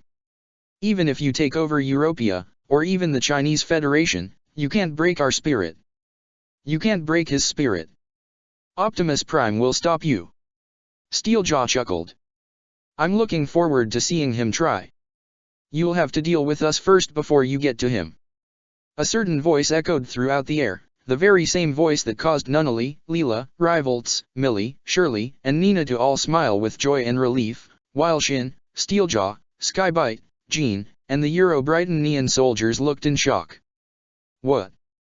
Steeljaw exclaimed as they all looked up to see the Shinkiro in its black Cybertronian shuttle alt mode flying down through the skies and straight toward them. He sure knows how to make an entrance, doesn't he? Claus commented as he and the young soldiers all ran for cover. Sitting in the cockpit of the transformed Nightmare was the unmasked leader of the Black Knights, Zero, otherwise known as Lelich 6 Britannia. And sitting right behind him was his recently rescued half-sister. Strapped in there all right, Maribel? Lelich asked with a smirk. Give them hell, little brother. The red-haired princess had an equally devious smirk on her face just as Lelich opened fire, the transformed Shinkiro blasting its Hadron cannons toward the enemy, creating an explosion that blew away the Euro-Brighton soldiers, while Shin and Jean took cover along with Steeljaw and Skybite. Zero. He's alive. Jean exclaimed. That's impossible. He's not the only one. The four of them looked in even further shock to see a white Alexander in its insect mode scurrying toward them, the pilot being none other than Akito Hyuga. Right beside him were the respective vehicle modes of Bumblebee and Elita 1. Acting on instinct, Shin and Jean made their way toward their Nightmare rays, pressing on their keys to remotely call them while Bumblebee and Elita gunned toward the two shocked Decepticons. The yellow Autobot transformed and delivered a hook to Steeljaw's face and knock him down, while Elita also transformed and slid on the ground to strike a kick into Skybite and send him crashing into the ruins too. Akito's Alexander transformed into its robot mode as it stood in front of Leela, Nunnally, and the others, its gun pointed out to keep the enemy from getting any closer. Sorry for the delay, Commander. No, Akito. You're right on time. Leela smiled, speaking in a tone indicating she was expecting this. Glad to see you're back from the dead yet again, big brother. Nunnally said as the Shinkiro transformed and landed beside Akito's Alexander, with Bumblebee and Elita joining them. Is Maribel alright? Yeah, she's right here with me. Lelich assured. I'm sorry if I made you worry. Us? Worried? Dude, this is you we're talking about. Rivolts commented. A little second earlier still would have been nice. Millie added. But we're glad you guys made it. Shirley said. And that your plan actually worked. Oh, you have no idea. Lelich couldn't hide his smirk. Plan. They planned this. Steeljaw thought in surprise as he suddenly got a communication alert from Thunderhoof. Yo. Steeljaw. The bots and their meatbag buddies are back. Meanwhile, the small army that comprised of what seemed the entirety of the Holy Order of Michael, being led by Steeljaw's pack, had entered a large clearing to see three hovering Nightmare rays a couple 100 meters in front of them. Yeah, no, I think they actually looked shocked to see us. Rai said as his Raiden's screen zoomed in to see the surprised faces of Arachnid, Thunderhoof, Fracture, Underbite, and Quillfire. Should they really be so shocked? Colin questioned, looking almost with a brief smirk. I mean, we're pretty good when it comes to surprises, so they shouldn't be surprised themselves. Suzaku chuckled. Notice you just spoke in contradictory, Colin. But you're right, why don't we give them something to really be shocked about? The Lancelot Albion, Gurren CDN 8 elements, and Raiden CDN 7 elements activated their respective energy wings to fire a storm of energy bolts straight toward the small army in front of them. Though the Decepticons in front tried to transform and run away for cover, the Knight Marrays in the lead were torn to shred and blown away in spectacular fashion. But that wasn't the end of it. The front left side of the army was suddenly bombarded by energon blasts from Archie, Smokescreen, and Bulkhead, with Ayano and Yukiya's Alexander Valiants, Orpheus Kukabiakan, and Geno's Tristan Divider opening fire with their respective long-ranged weapons on the left flank. While at the same time, on the right flank, Strongarm fired with her energon crossbow as she stood with Sideswipe and Grindcore, who threw a large boulder into the mix, while Monica's Florence Nero, and the Alexander Valiants being piloted by Alice and Ryo fired their long-ranged weapons as well. Even Prowl threw his shurikens at the enemy Knight Marrays that were closest. Already, more than 24 enemy Knight Marrays had been demolished by the surprise attack as all the present Black Knight Marrays and Autobot soldiers regrouped in front of them. Yo! Look at us! We're still alive! Smokescreen raised his hands and waved them around. If you guys can't get rid of us by rigging a giant ship to blow, maybe it's time to rethink your approach, don't ya think? Yukiya smirked. Man, I can't believe Lelich's plan actually worked. Ayano commented. Don't get cocky. We still gotta get going. Archie stated as she took command. Autobots, Black Knights, roll out. With that, all the Autobots transformed into their respective vehicle modes along with the Lancelot, Raiden, and Gurren, while the 4 Alexanders transformed into their insect modes and drove off with the Tristan, Florence, and Biakin flying or rolling alongside them. Arachnid was the first to recover as she glared at the retreating heroes, particularly Archie, Colin, and Suzaku. She then turned back to see her fellow Decepticons having regrouped and the Euro-Brighton Knight Marrays simply standing there, apparently still not over the initial shock. Don't just stand there, you idiots! Arachnid yelled at all of them. Go! After them! She transformed into her helicopter mode and was joined by the other Decepticons of her team as they transformed as well and drove in pursuit of the heroes, with the small army of Knight Marrays right behind. Alice looked at the radar of her Alexander. It looks as though we have their attention. Then we just gotta lure them to the drop zone. Bulkhead replied. Commander Magnus, Jetfire, we are on our way with the enemy in pursuit. Strongarm reported. Acknowledged. Payload is ready and will be dropped upon your signal. Magnus reported. Geno smiled. Well, looks like things are going well on our end. Wonder how Euphemia's doing right now. Euro-Britannia, Holy Order of Raphael Base. Explosions raged all around the castle as multiple Viacan troopers pushed against the defenses surrounding the only remaining stronghold of Euro-Britannia. The defenses comprised of large, automated turrets, and several Knight Marrays piloted by Euro-Brighton soldiers that belonged to not only the Order of Raphael, but even small remnants of the orders of Uriel and Gabriel, even some common Knight Marrays owned by ordinary soldiers. However, despite their resilience, the Decepticons were laying waste to virtually everything in their path. Inside the castle, Andrea Farnese and Grand Duke Vila Ines stood in the control center as the castle was rocked by another explosion. Status report. Farnese ordered. Sir, 60% of our outer defenses have been wiped out. One of the military officers reported. I don't know if we can hold them back much longer. Vila Ines sat back as he placed his shaking hands on his knees. Is this it? Is this really the end for us? I had expected something like this would happen, the second those vile Decepticons entered our nation, but to see it happen. Duke Vila Ines, there is still hope. We cannot give up yet. Andrea tried reason with him, even though he himself was beginning to doubt his own resolve. That's right. There is still hope, and we're going to give it to you. A familiar voice spoke through the speakers of the control room, surprising everyone. Vila Ines recognized the voice immediately. Euphemia.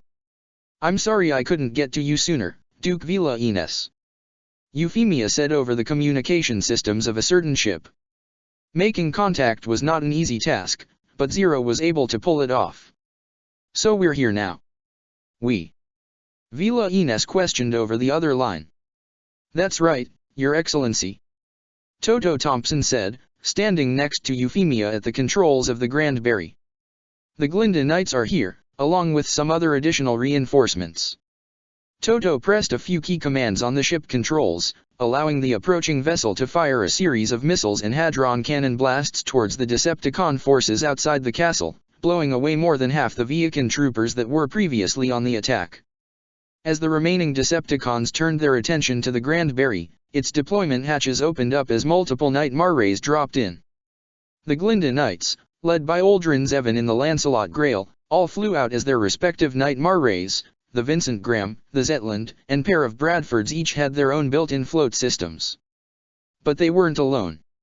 Following alongside them were 4 white and red Gloucesters with built-in float systems, owned by the surviving Azura Strike Force, being led by none other than the Red Custom Gloucester's energetic pilot. "Hey Decepticons!" Ashley Azura called out to them. "Who's feeling lucky?" "Glinda Knights, Azura Strike Force, attack!" Uldren ordered as all the Nightmare rays flew down to engage the enemy with the Grand Berry providing covering fire. Europia. Back at the negotiations site turned battlefield, Shin and Jean had managed to enter their respective Nightmare rays and join the fray. The Vercingetorix shot forward as the Gracchus provided cover fire, which the Bumblebee returned as the Shinkiro clashed with the Vercingetorix. Skybite also went on the attack as he transformed into his shark mode and flew toward Elita 1, who raised her arms to bring up her arm blades and block Skybite's jaw, but he still forced her back quite a bit. Bumblebee and Akito's Alexander remained close to Leela and the others and shot towards the Gracchus and Steeljaw as they hid behind cover by the ruins. How is this even possible? Steeljaw thought to himself. How could they have planned this? Even if they somehow survived the ship explosion, they couldn't have possibly known where and when to strike unless... Steeljaw's optics widened as realization set in. He peered out from cover to glare at humans. "I have to admit, Warwick, I'm impressed. You've made a convincing triple agent." Claus chuckled with a shrug. "Oh, I wouldn't say that. It was more of a spur-of-the-moment kind of thing." Flashback. A few hours before the operation of the Gallia Grande began, Claus Warwick sat in his office as he worked with a special code machine that would send crucial information to the Euro-Britannian forces. However, as he was about to send the information, "It's always the one you least suspect." That caused Claus to gasp in surprise as he glanced toward the open window to see Prowl, having turned himself invisible via holographic projection, reveal himself as he hung upside down from the roof. "Well, you're pretty quiet for a giant transforming robot," Claus commented. Prowl was trained in a Cybertronian stealth art that is similar to Earth ninjutsu. Orpheus Zevon walked into the room. "That kind of skill, along with certain intelligence, can help you discover quite a few unexpected things. Like how you've been acting as a spy for Euro-Britannia," Prowl said. For one of the few moments in his life, Claus' smile vanished as he sat down with a defeated sigh.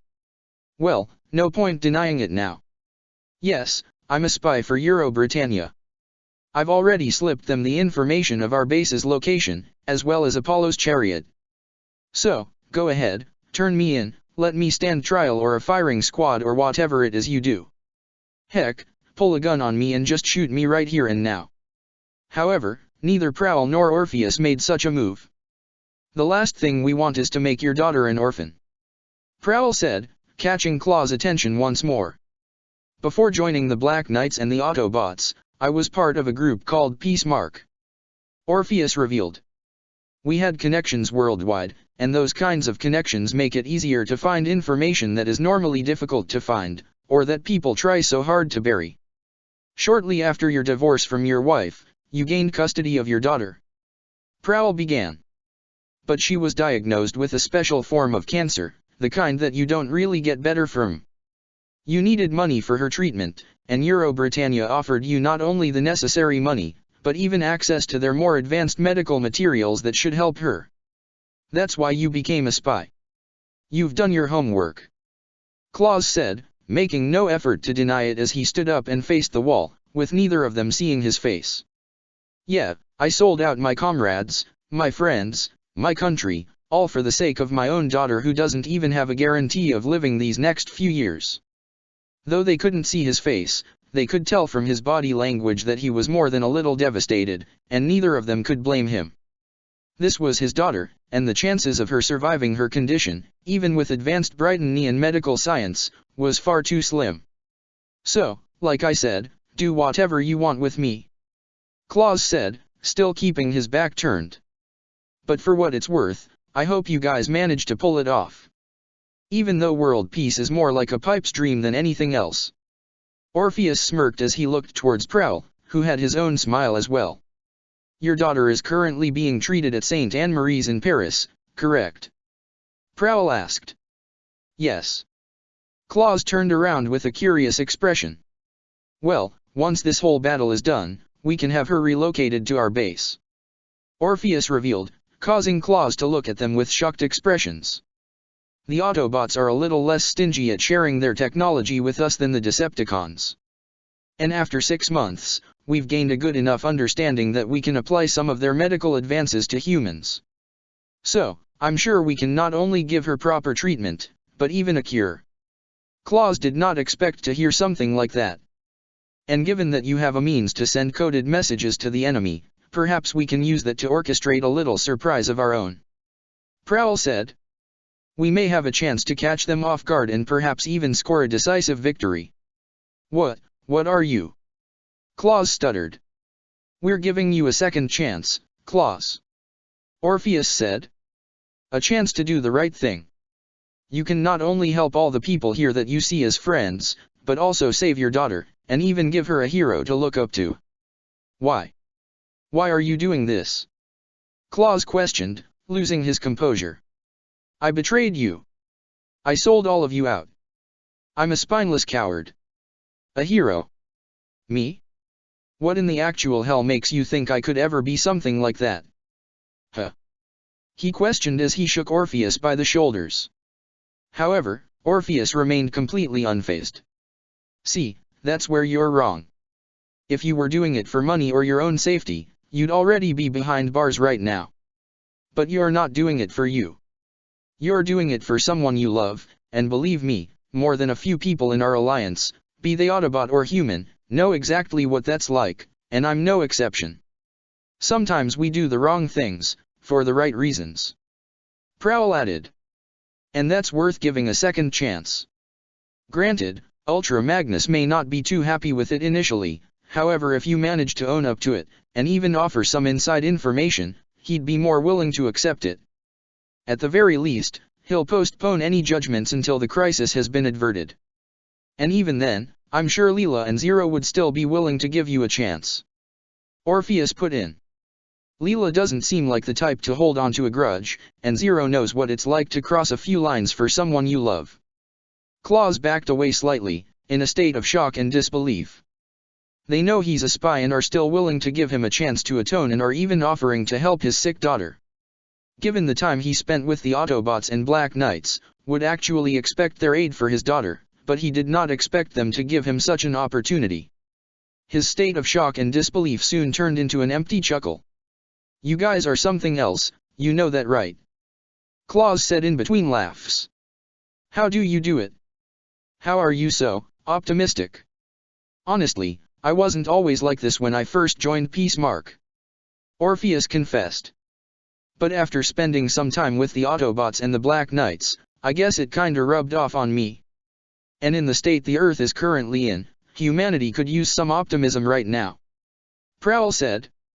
Claus gave a long and deep sigh before he looked at them with a serious expression.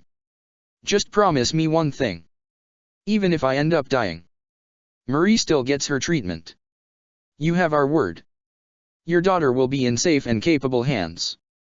Prowl promised. A smile formed on Claus' face. Thank you. I'm in. End flashback. New flashback, Paris. The capital of Europia remained in a state of chaos ever since the destruction of the North Sea power plant, as well as the broadcast of the incoming Decepticon invasion. Even as the night ended and daytime came about, the rioting did not stop. However, citizens of Europia, please listen to my words with an open mind. The voice of Leela rang throughout the city, which drew the attention of several hundreds of people, who stopped rioting to see the transparent image of the young woman hanging in the sky, and all across several large television screens throughout the city. I understand why you are afraid, the hostile regime known as the Decepticons do indeed pose a great threat to us. But it is the height of foolishness to panic in response to their threats and manipulations. It wasn't just across the largest screens in Paris, Layla's speech was being streamed across the internet as well. Nearly everyone in Europea stopped what they were doing as they turned their attention to their computers and smartphones and listened to Layla's words. The Decepticons believe us to be powerless, that we are unable to defend ourselves against them. But we all know that is not true. There is a force out there, an alliance that stands their ground against them even now, fighting for a future where we no longer have to live in fear. They are the Black Knights and the Autobots, warriors of true justice. I give you my word, that the Black Knights are every bit as human as we are. Even the masked revolutionary named Zero is among us, an ordinary human. Yet despite that, they chose to take a stand and fight alongside the Autobots, not as subserviates but as equals. They are a brotherhood that sees the best in our people as a whole and are prepared to lay their lives down for each and every one of us, and they are not alone. I lead a European military unit covertly that has been battling Euro-Britannia, but we have now joined forces with the Black Knight Autobot Alliance in their struggle against the Decepticons. During our time together, I have seen that people from all ethnicities are included in their ranks: Japanese, European, Chinese, even former Britonians. My unit also comprises of the Japanese, the very same people that our government has kept in internment camps out of fear. First that fear was of the Britonian Empire, now it is fear of the Decepticons. It is true that the Decepticons have all but eliminated Britannia, but humanity still has a chance. For decades, the people of our world have been divided by war, prejudice, and hatred, and if the actions of the Decepticons continue to feed our fear, then there is no hope. Not just for Europea, but the entire planet. Why do we continue to hurt one another? Why must we find solace in the demonizing and pain of others? We can no longer allow ourselves to be ruled by hate. We can no longer be defined by our petty differences. We may all come from different places, practice different cultures, see the world from very different perspectives, but it's our differences that make us strong. Now is the time to come together despite our differences. Now is the time to work alongside the people who spill their blood in Energon for our sakes. Even if they come from a different planet, the Autobots are people just like the Black Knights that fight alongside them. Just like us, the people they continue to protect. We need freedom, in every aspect of our existence. I have every confidence that the Decepticons will be defeated, but if our world is to have a peaceful future, we must be willing to take responsibility for every action we take, both good and bad. My father, Berdau von Breisgau, always believed that a future of peace and equality was a future worth striving toward. So I will not give up. I'll stand alongside Zero and Optimus Prime and face the darkness with them. My name is Leela Breisgau, and I pledge my full support toward the Autobot Black Knight Alliance and the cause they fight for. Please join me in our struggle. Freedom is the right of all sentient beings, and we must stand to preserve that freedom for each and every one of us. For every man, woman, and child that occupies this earth. With that declaration, it was as if Europea came to a halt. All the people looked toward the image of the young woman with surprise and awe. Is that really Breisgau's daughter? Is she really working with the Black Knights and the Autobots? The daughter of the Assemblyman, working with Zero and Optimus Prime. As the awe increased among the people of Paris, one man shouted her name as he raised his fist in support. Leela Breisgau. Soon, everyone else around him followed. Leela Breisgau. Leela Breisgau. Leela Breisgau. Leela Breisgau. But it is not just her. One woman shouted. We all thought Zero was dead, but he has returned. He and that Autobot, Optimus Prime, have stood against Britannia from the beginning, and even now they continue to fight for us. Then we must give them our support as well. Zero. They all shouted and praised as well. Optimus Prime. The third name was added before all three were shouted together simultaneously. Leela Breisgau. Zero. Optimus Prime. Leela Breisgau. Zero.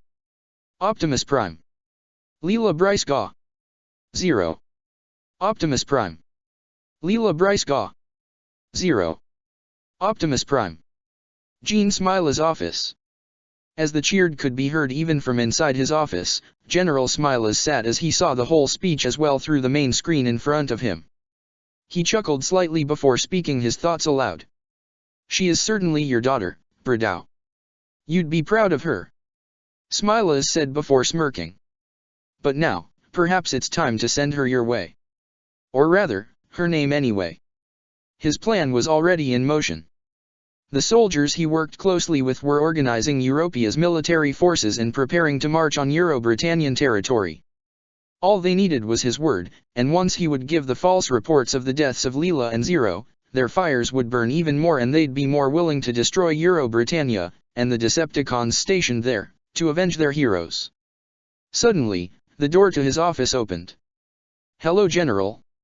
Smiles looked in surprise to see none other than the young woman before him. "Leela. How did you get over here?" "I used a ground bridge," Leela revealed. "So, you've seen my speech?" "Why? Yes." Smiles regained his composure. "And from all the voices outside, it seems you've rallied the people and managed to quell the chaos. It's wonderful, isn't it? Now it looks like our nation is ready to lend its support to the Black Knights and the Autobots. I'm sure Zero and Optimus Prime will be pleased. I especially look forward to meeting the later. Let me ask you something, General." Leela began. "How did you react to my father's death, exactly?" Though mildly surprised by such a question, he gave his answer. "I was utterly devastated. You know he was a close friend, him and your mother." "You were friends with him?" she asked. "Yes, that is what I just said," Smiles replied. "If that's true, then why did you arrange for his murder?" That completely caught him off guard. "He trusted you." "I trusted you. So why did you kill him?" Leela exclaimed. "Leela? I don't know what you're talking about," Smiles stuttered. One of the most recent additions to the Black Knights alliance with the Autobots was a group named Peace Mark. Leela told him. "They have connections all over the world. If you ask the right types of questions to the right kind of people, you'd be surprised what kinds of rocks are turned over. Bradau von Breisgau was not killed by any Brighton assassin, but by you. Why?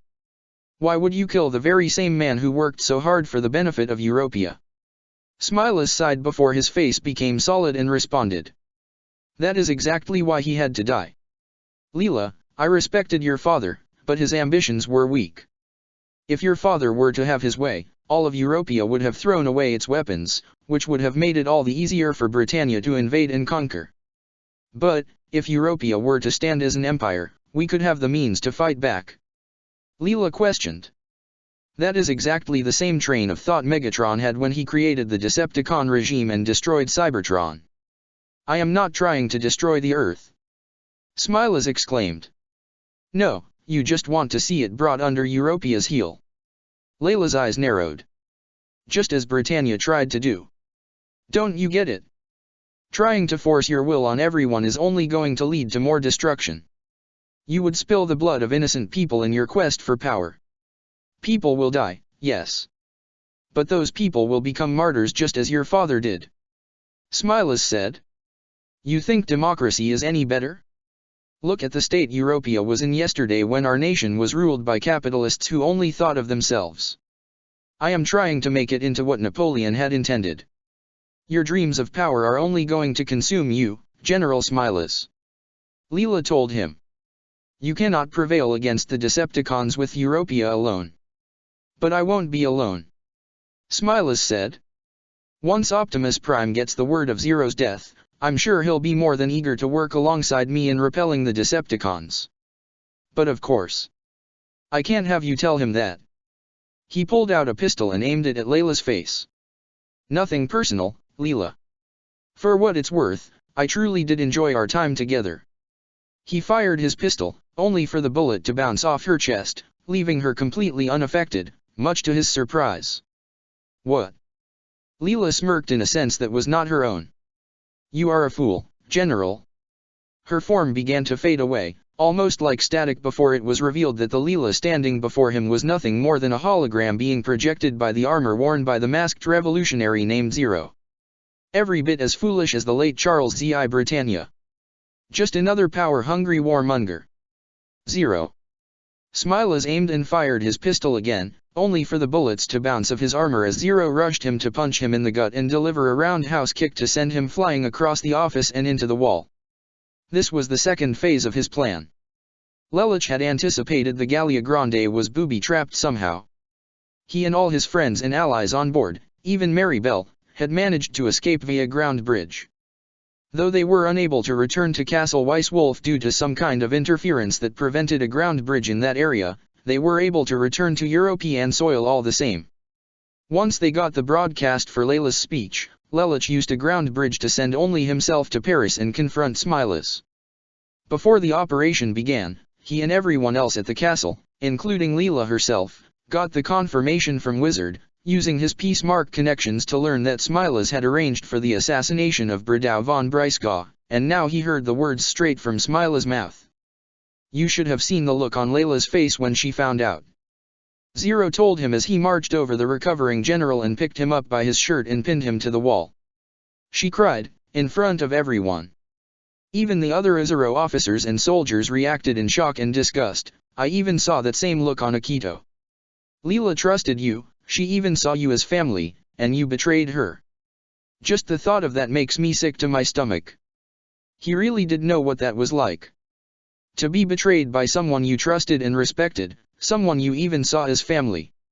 It was a pain he did not wish on anyone. And it was clear that even now, Smiles had no show of remorse for his own actions. You can't kill me. Smiles stuttered. I lead Europea's military. If you kill me, or even expose me, you risk sending the entire country into chaos again. Do you really think that foolish girl can lead Europea into the future? A future of peace and freedom with the rest of the world? Yes, I do. Zero said without a hint of hesitation. Oh, and for the record, even if your plan did succeed, you could never fool Optimus Prime. He would see through your facade like glass. But don't worry, I'm not going to kill you. I won't even expose you. You'll be doing that yourself. What? But first things first, we must rid the Earth of the Decepticons. So until that time. A slit opened in Zero's mask that exposed Lelich's eyes as his geese activated. You shall obey, Zero. The red sigil flew from Lelich's eyes and straight into Smiles. The command overrode his brainwave patterns as a red ring formed in Smiles' eyes just as Lelich set him down. As you wish, Zero. What do you command? The Geist Smiles asked with a bow. You are going to help us in our struggle against the Decepticons. Zero began. And once we're certain they are defeated and the conflict ended, you will confess your crimes before the populace and turn yourself in to face proper judgment. Of course. Smiles nodded. So, how shall we proceed? Tell me everything that is going on right now with Europea's military. We don't have much time. Zero demanded. End flashback. Present time. General Smiles, still under the command of Zero's geese, stood in the military command center with his officers working at their stations when one of them got an alert. General, we seem to be receiving a transmission. It appears to be Brighton Neon in origin. Put it up. Smiles ordered. Yes, sir. With a few key commands, the main screen in the center lit up to reveal the faces of Euphemia, and even Grand Duke Vila Ines as well as Andrea Farnese. The group appeared to be on board the Grandberry. Euphemia, the Black Bishop's gambit is underway. Smiles told her. On her end, Yuffie got the subtle message that told her Lelich's plan had worked. Now it was time to begin coordinating their forces. General Smiles, as you can see, I stand with Grand Duke Vila Ines of Euro-Britannia, and Andreas Farnese, the last surviving head of Euro-Britannia's Knights. Euphemia began. Working alongside the Glinda Knights, we have formed a resistance group in Euro-Britannia and are ready to fight alongside your forces in repelling the Decepticons from the continent. Then what are waiting for? The Geist Smiles replied. Let's get to work. Back in the ruins outside Castle Weisswolf, Leela and her group had managed to make it back to the speedboat as they looked back to hear the sounds of battle with explosions going off in the distance. I still can't believe his plan actually worked.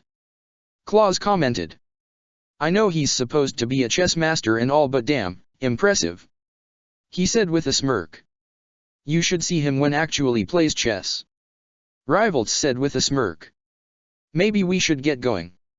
Nina suggested. We'll meet them back at the castle, right? Right. Shirley nodded. She quickly noticed Leela looking back with a somewhat worried expression. Hey, Leela. They're going to be okay. Come on, you have faith in them, right? Millie said before a teasing smirk fell on her face. You have faith in him. That earned a chuckle from Leela as she looked toward Millie with a semi-annoyed smirk. You just couldn't help yourself there, could you? Sorry, force of habit. Millie shrugged. I have faith in them. Nunnally said as she squeezed Layla's hand once more. Big Brother, Suzaku, Bumblebee, Alice, Akito, all of them. They'll make it through this. I know they will. Leela nodded without a hint of hesitation. She truly did have faith in all of them, her friends and comrades, and especially Akito. Let's go. They boarded the speedboat as Claus turned on the ignition and drove it back toward Castle Weisswolf. Back at the ruins, Elita was forced back into a wall that almost collapsed on impact. She kept her arm blades up and crossed as Skybite, still in his shark mode, continued to bite down on her while also pushing harder with his thrusters. However, Elita smirked as she purposely fell back with the collapsing wall and pulled back her feet before kicking into Skybite's underside to send him flying upward. Before he had a chance to recover, she opened fire with her energon blasters to blast him down. Steeljaw sliced his claws toward Bumblebee, who ducked underneath one slice before using his right arm to parry another strike and deal a punch to Steeljaw's face. Bumblebee then drew his katana to slice at Steeljaw's side as he reeled back, but Steeljaw quickly recovered to parry the katana strike with his claws before pouncing at Bumblebee. Akito's Alexander shot toward the Gracchus as it fired its slash harkins at him, but Akito leapt over the strikes to land behind the Gracchus and bring out its tonfas to strike at the Jean's Silver Nightmare, but she quickly recovered and drew her Gracchus rapier to block and parry the tonfas from the Alexander as she glared at the enemy. Shin drove his Vercingetorix straight towards Zero's Shinkiro and tried to bring its massive and complex blade down onto it, but the Shinkiro clapped its hands, with the blade in between, and kept it from coming down. Shang, you made a big mistake screwing around with my mind like that. Mary Bell exclaimed from inside her brother's nightmare. Mary Bell, you survived too. Shin commented with a smirk. I suppose family has to stick together, right Lelich? You think I'd be shocked at you learning my identity? Lelich questioned. At this point, I don't really care what others think of me. It still won't stop me from freeing this world. Shin pulled the Vercingetorix's blade back, as he withdrew his nightmare. Akito. Shin spoke to his brother, whose Alexander had just knocked down Jean's Gracchus. Why don't you help your big brother out, and die? Shin's geese activated as he tried to trigger the command that he gave his brother. This would send Akito into a rage and attack everyone in sight, maybe giving him and his allies a chance to kill Zero here and now. However, Akito looked at Shin with an unfazed expression. That won't work on me anymore, brother. For one of the few moments in his life, Shin was completely caught off guard. What? I've been purged of the curse you gave me as a child. Akito revealed. That's impossible. How could you have? Shin questioned. Do you know what your problem is, Shin? Lelich asked. You underestimate humanity. Even if geese is a cursed power, that doesn't mean we can use it for good. A smirk fell on his face. Just ask my friend, Sarah. That was the signal.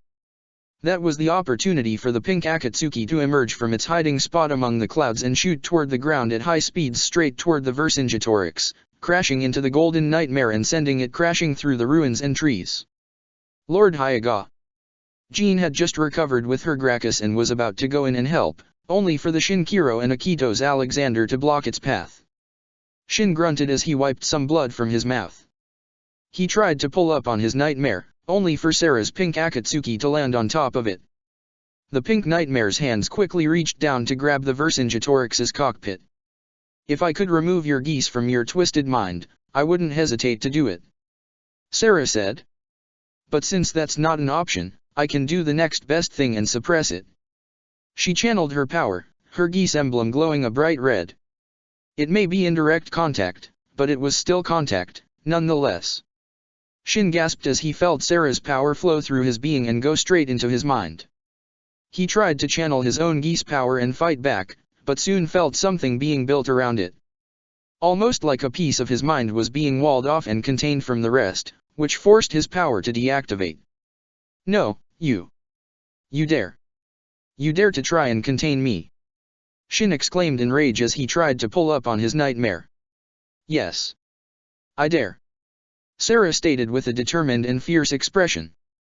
Meanwhile, the Autobots, Black Knights, and Uzero soldiers continued to flee from the pursuing army of Brightonian Nightmare Rays being led by the Decepticons in Steeljaw's pack. The enemy army firing with everything they had from machine guns to rockets to energon blasts and even large portable energy-based railguns.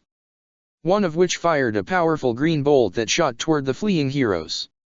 Acting quickly, Rai turned his Raiden around and fired a bolt of electricity from its Surger claw to intercept the bolt, causing a large explosion to ignite in between the two forces.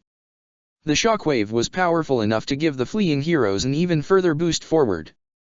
A few briefly lost their balance before regaining it and continuing onward, while the enemy was forced to stop and avoid getting caught up in the blast.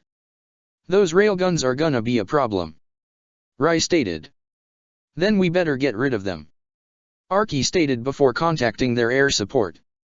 Jetfire, take care of their heavy artillery. We can't have that intercept the payload. Roger. As they continued to flee, the Decepticons at the lead transformed into their robot modes as the smoke began to clear. Look at those cowards run. Too scared to face the revolution. Quillfire exclaimed.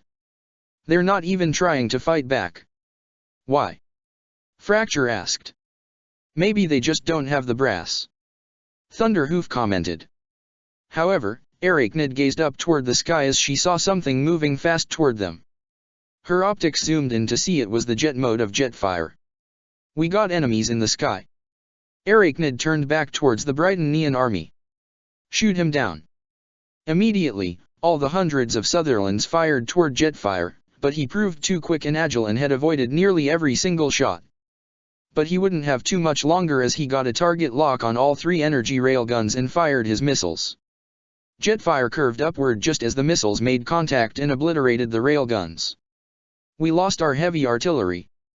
One of the Brightonian commanders exclaimed. Commander Magnus, their railguns are destroyed. Drop the payload. Jetfire reported in as he flew away. Acknowledged. Ultra Magnus responded from within the cockpit of his ship, the Iron Will. His vessel had a large tractor beam shining out from a device in its back. What was attached to the tractor beam, being suspended in air by anti-gravity energy, was none other than the wreckage of the Gallia Grande. Though it was all in pieces, it was still incredibly massive and would serve the purpose. Not exactly what I call a payload, nor is it an orthodox method. Ultra Magnus commented to himself. But, I will give Lelich points for creativity. This could even make the Wreckers jealous. He contacted his forces. All Autobots and Black Knights, as well as Uzero soldiers, clear the area. Dropping the payload now. With that, Ultra Magnus pressed the right buttons, causing the tractor beam to deactivate and drop the remains of the large Euro Brightonian ship. Back on the ground, Underbite sniffed the air. I smell metal.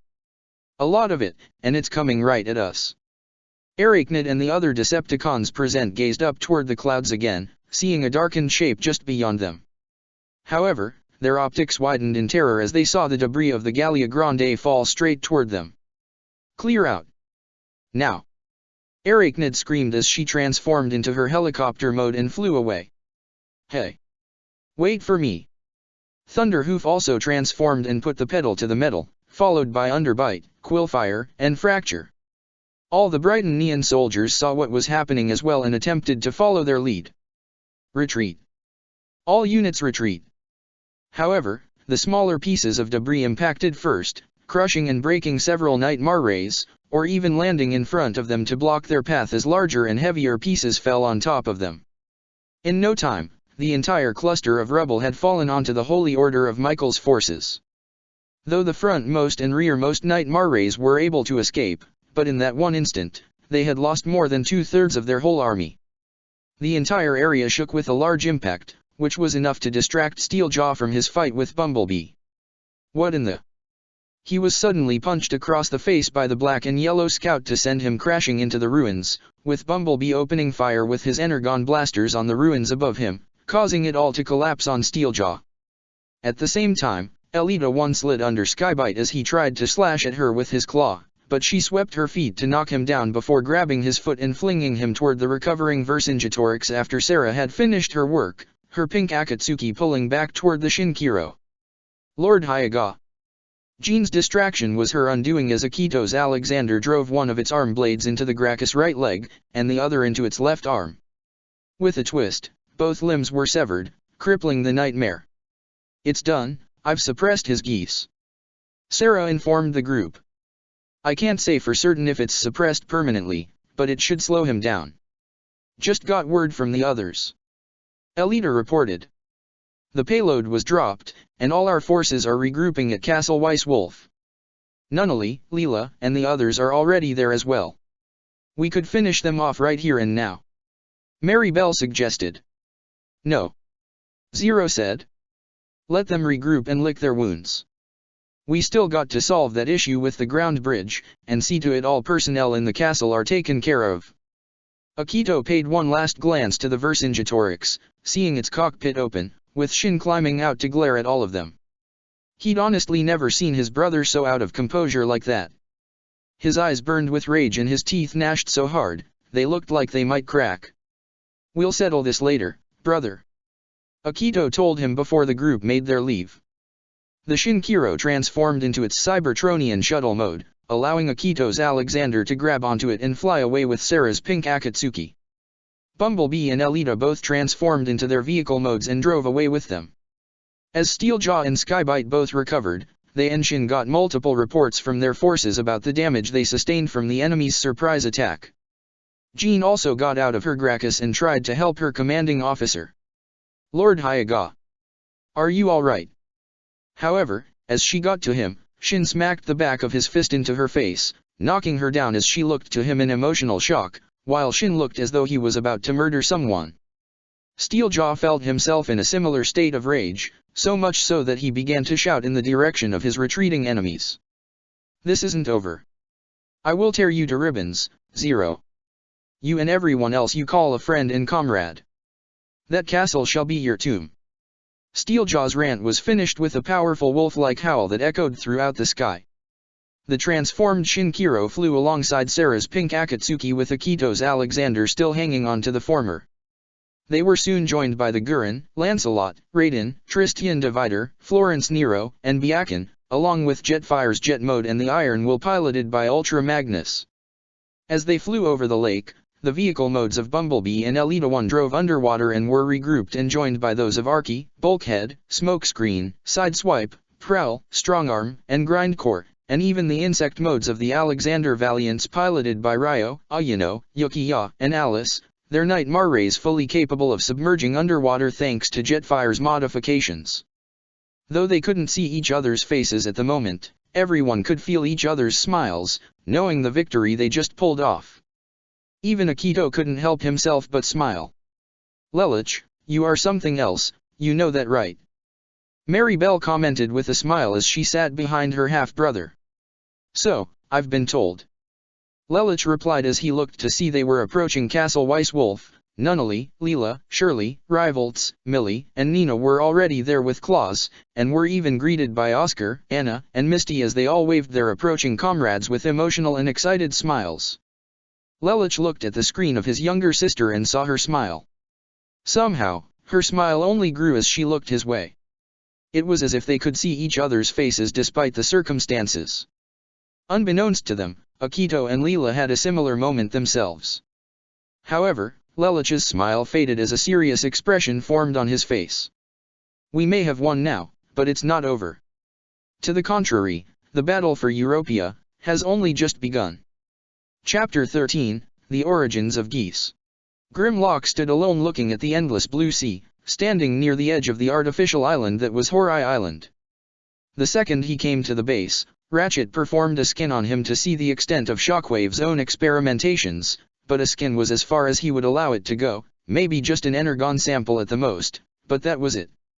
He would never go into another laboratory unless absolutely necessary. He also took the time to learn about these Black Knights the Autobots aligned themselves with, and the history of this planet. So far, he was far from impressed. The human race, as far as he knew, were literally soft and squishy, easily crushed underfoot. The Night Marrays they used to fight, nothing more than cheap toys that even he could rip apart if he wanted to. Though there are a few that he would consider somewhat impressive, but most of them not present on the island as they and their pilots are with the human leader Zero on another mission. He knew Optimus had a soft spot for weaklings, not that Grimlock despised weak creatures, but he felt their place was not on the battlefield.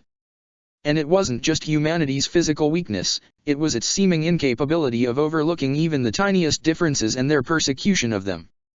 If he had been around when this Britannia was still in power, he would have marched straight onto their capital and utterly demolished it for their zealous and self-righteous attitudes as well as their war crimes which weren't too different from the Decepticons.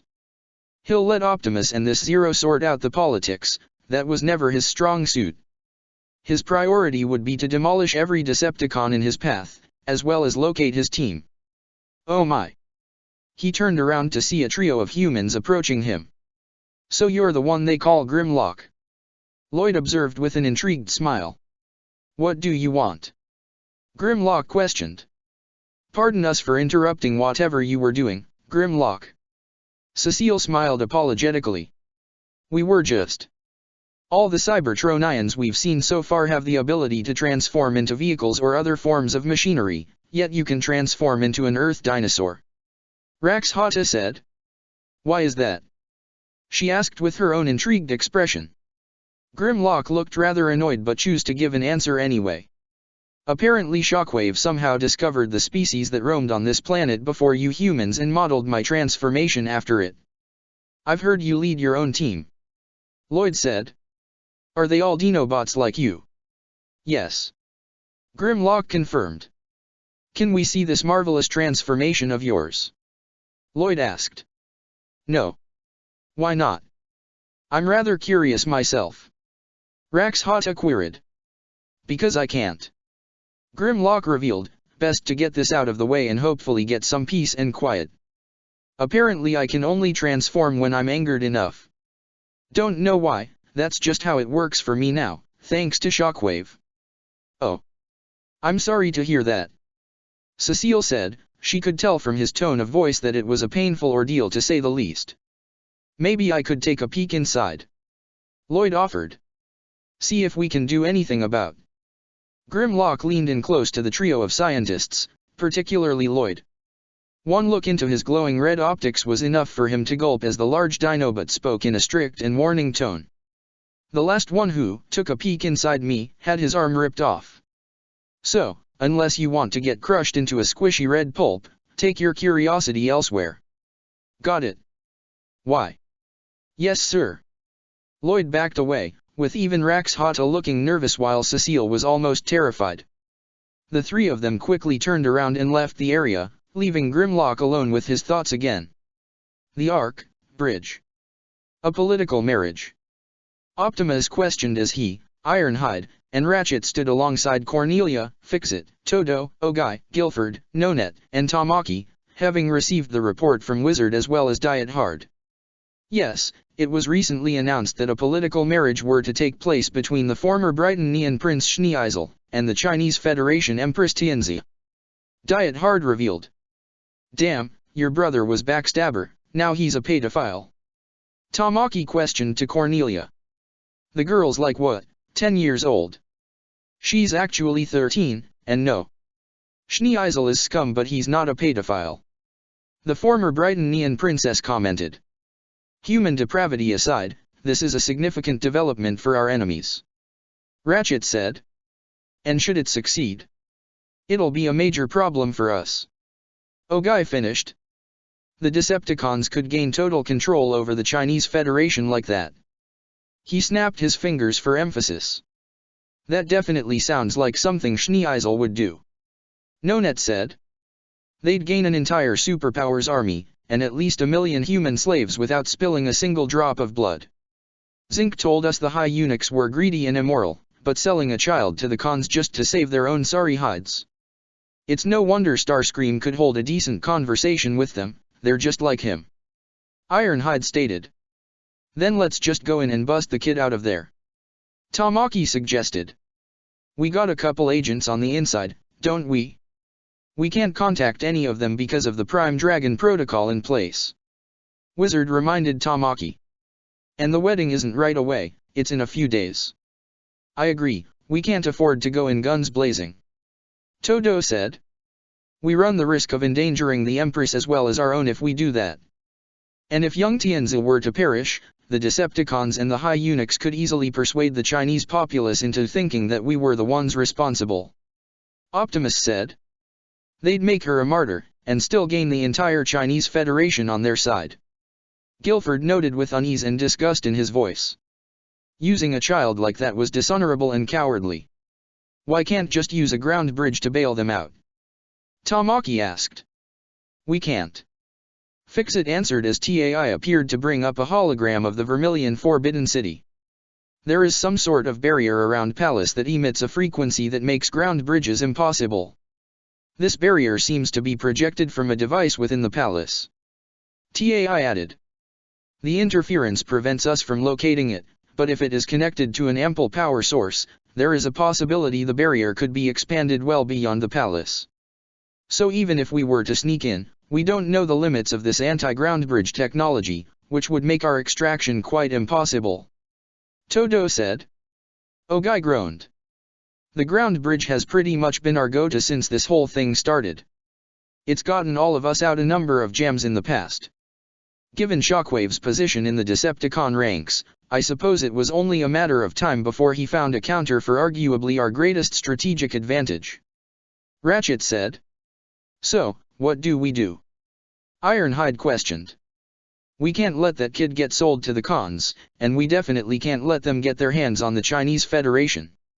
We need to find a way to establish contact with Zinc and the others. Optimus said. I believe I may have a plan, but we will need the assistance of virtually everyone present. What do you have in mind, Optimus? Cornelia asked. Europia. Meanwhile, in the forests outside Castle Weisswolf, the combined forces of the Holy Order of Michael and the Decepticons attempted to regroup together, having just lost more than 2/3 of their forces in the Autobots and Black Knight's surprise attack. Thunderhoof and Fracture both arrived in their vehicle modes alongside Skybite in his Shark mode, where the 3 Sword Masters arrived in their Nightmare Rays before the 3 Khans transformed to talk with the 3 soldiers as they exited their Nightmare Rays. How bad is it? Skybite got to the point. All in all, we lost almost 70% of our army. Swordmaster Brondello reported. And you? About the same as you, meatbags. Thunderhoof replied. Underbite's busy helping himself to all the broken metal in that mess, so at least someone's happy. Suddenly, Jeans Gracchus rolled up alongside the vehicle mode of Quillfire. What are you doing? Grandmaster Shang never gave the order for a retreat. Take that attitude elsewhere, kid. Fracture put extra emphasis on the insult, much to Jean's irritation. You want us to go charging in when we're a mess? Quillfire transformed. We cannot retreat when so many of our own have fallen. The revolution demands justice. Well, there won't be a revolution if we're all dead. Thunderhoof exclaimed. Who cares about any of that?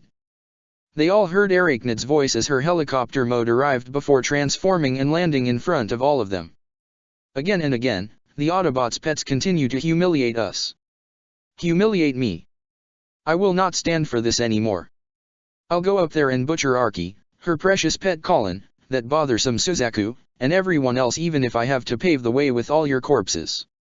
We will not sacrifice any more of our men in an honorless battle just to absolve whatever vendetta you have. Swordmaster Schultz argued. Not that a butcher like yourself would understand anything about honor. Swordmaster Dory added. That's quite enough. Steeljaw spoke through all their comms. Fracture, Thunderhoof, and you, the 3 Sword Masters, are correct. We need to regroup and come up with a decent plan.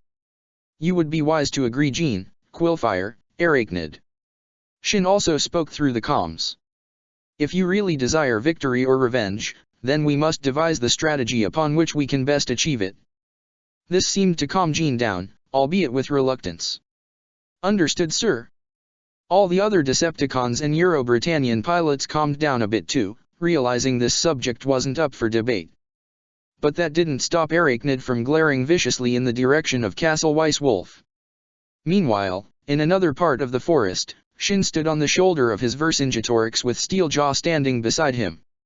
Well? The Decepticon asked his human ally. Shin tried to focus his geese but found a strong resisting force being pushed back against him. Nothing.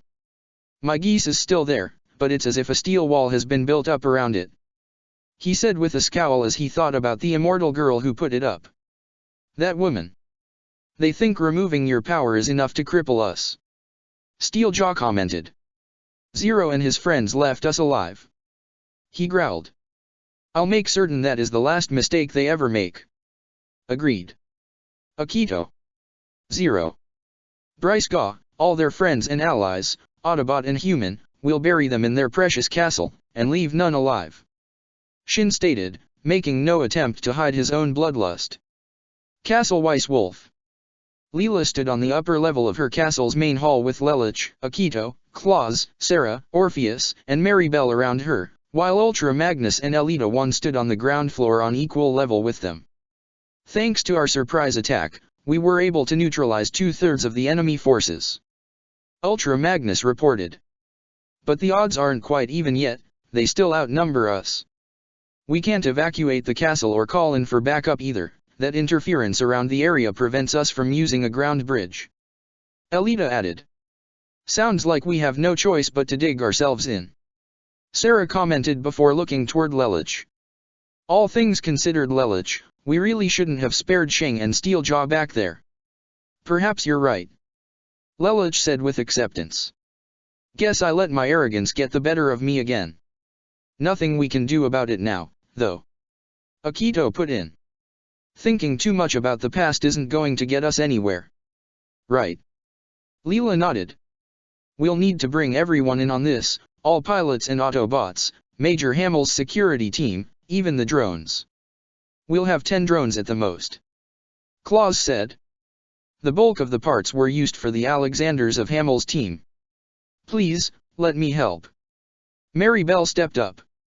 As you said, you'll need all the assistance you can get if you want to win this. Can we be sure you're on our side? Orpheus asked somewhat skeptically. Even if that geese command was erased from your mind, you were still a Brighton princess and one of their top-tier anti-resistance fighters. And during all that time, I was pawn. Maribel replied with a scowl, not toward Orpheus but more to herself. I was a pawn for my father and his conspiracies, and then I was one for Steeljaw and Shang. She turned towards her half-brother. Lelich, please. I know I probably have a lot to make up for, so let me start now by helping you and all your friends. Lelich merely smiled. I'm sure we can find an Alexander for you to use. He said, causing Maribel to smile. It won't be the same as your nightmare, but it's better than nothing. Thank you, little brother. Why do you keep calling me that? Lelich questioned. You know I'm older than you.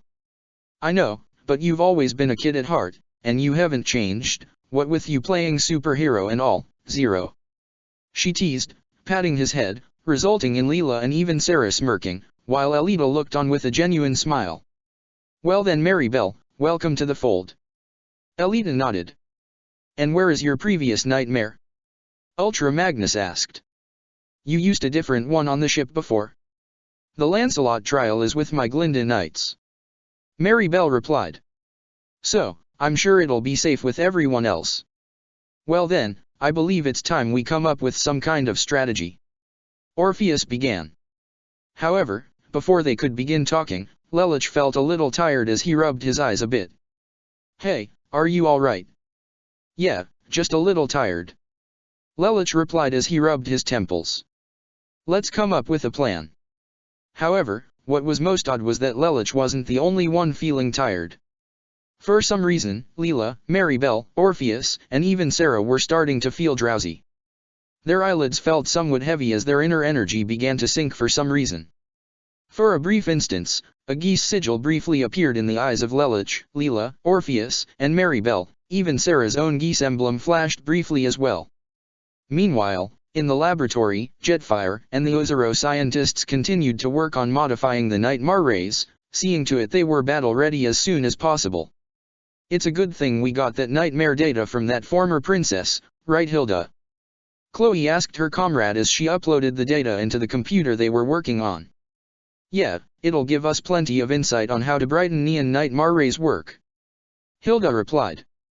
Not to mention the improvements to our own technology. If you think what we have going right now is impressive, wait till we start working more with Cybertronian technology. Joel said. Once this is over, I'm sure Leela would want us working more closely with the Autobots and the Black Knights. True. Hilda nodded. Look at all we've accomplished by having just a small group with us. Both of them looked behind to a couch to see both Nina and Anna asleep, the latter's head leaned against the former, and both having a blanket around them. It's nice to see Anna have a peer. Chloe commented. That Nina girl is a genius. Well, that's to be expected when you work so closely with alien robots for an extended period. But yes, it is nice that Anna has another friend like her. Hilda said with a smile. At the same time, in another part of the laboratory, Sophie and Joe both stared at a screen that oversaw the entire castle as Jetfire walked up to join them. We're completely surrounded. The aerial bit informed. They'll shoot down anything that tries to leave, and we can't ground bridge out either. Sophie groaned in annoyance. It would help if we could learn how they're doing it. Based on this data, some sort of interference is being transmitted from another location. You mean a satellite? Joe asked. Probably, but we can't even track it. Sophie commented. Whoever designed that is a technological genius, I won't deny them that. Must have been Shockwave, and he was probably the smartest con on Cybertron. If there's anyone scarier than Megatron, it's him. Jetfire said. But we'll find a way out of this, I'm sure of it. Sophie gave a hollow smirk. I wish I had your confidence. Meanwhile, in the courtyard within the castle grounds, the Iron Will provided ample cover as well as a heat source for the Autobots, young Black Knights, and Uzero soldiers who seemed to be enjoying each other's company for the moment. All right, ready, set, go. Ryo snapped his fingers as Bulkhead and Grindcore, both lying flat on the ground, began their arm wrestling match. Aw come on Grindcore, you can do better than that. Yuki-Ya told him. You got this Bulk. Rai cheered. Don't get cocky. Bulkhead told his fellow wrecker as he pressed forward. I was gonna say the same to you pal. Grindcore pressed back. Boys. Ayano gave a small sigh as she sat down in a circle around a campfire with Colin, Arky, Shirley, Millie, and Strongarm. Not boys, wreckers. Arky snarked. Just be glad they're not lobing. It's actually kinda fun. Colin commented. You wanna go around with me, Ayano? She offered her arm for arm wrestling as well. Nah, not my style. Ayano shook her head. Yeah no Strongarm, I've been meaning to ask, why are you a police vehicle? Millie asked the rookie Autobot. It's not like there's a police force going around since the Autobots and Black Knights are technically military. Well, I like the colors actually. Strongarm replied. And it was my hope that after the war ended, I would be law enforcement. Wow, that sounds like it could be really cool. Shirley smiled. I'd think you'd make a great police officer. This resulted in a smile from Strongarm as she gave the girl a nod in thanks. Hey, didn't you used to be a police officer, Prowl? Monica asked as she sat down close to the aforementioned Autobot. Once, before the war, during the Golden Age. He explained as Gino, Rivalts, Sideswipe, and Smokescreen joined in. I was also a space bridge operator along a friend of mine named Blue Streak. We used the space bridges to colonize multiple planets, that is until the Rust Plague set in. Rust Plague? Gino asked. Arguably what brought the Golden Age to an end. Sideswipe answered. A disease that instantly rusted and destroyed nearly all types of metal, including Cybertronian metal. It was a nightmare. Yikes. I heard those scraplet things were a problem for you, but I didn't think you guys could get sick. Rivalts commented. You thought the Rust Plague was back? The Cybonic Plague. Or worse, Toxin. Sideswipe added. I heard about it too. Smokescreen added. When it couldn't be contained, Sentinel Prime ordered all space bridges to self-destruct so it wouldn't spread to Cybertron. That's how I lost my friend. Prowl said, looking down in grief. Bluestreak chose to stay behind as the planet he was on, Archon, had already been hit by the plague. I had to destroy it on my end, and, well, I'm certain you can figure out that was the last I heard from him. Both Gino and Monica looked in sympathy towards the Autobot as they both understood what that was like, to lose someone close to you. For Gino, he thought of Rin, the girl he fell in love with before joining the military. For Monica, she was reminded of her father. I'm really sorry, man. Gino told him as Monica put a hand on Prowl's to provide some comfort herself. I know the feeling too. Sideswipe added. I lost my brother Sunstreaker during the war. Several of the cadets I trained with didn't make it either. Smokescreen also said. But, that's no reason for us to stop, right?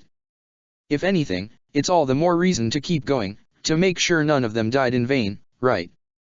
Sideswipe, Gino, Monica, and even Prowl looked toward him with confident smirks of their own. Right.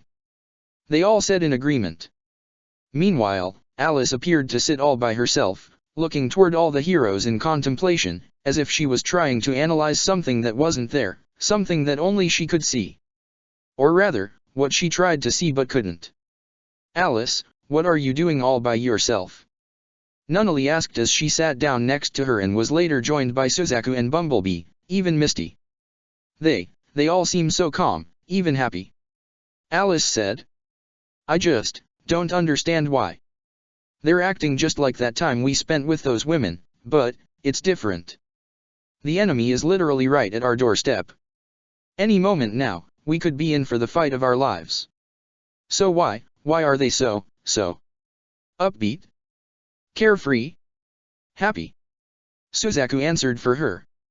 Exactly. I don't understand. Alice said. It's okay, you don't have to understand, but maybe we can help explain it to you. Nunnally spoke first before Bumblebee chimed in. Everyone here knows what we're getting into, and what's in store for us. But they're confident they can win. The scout said. But how? How do they know that? Alice questioned. It's war.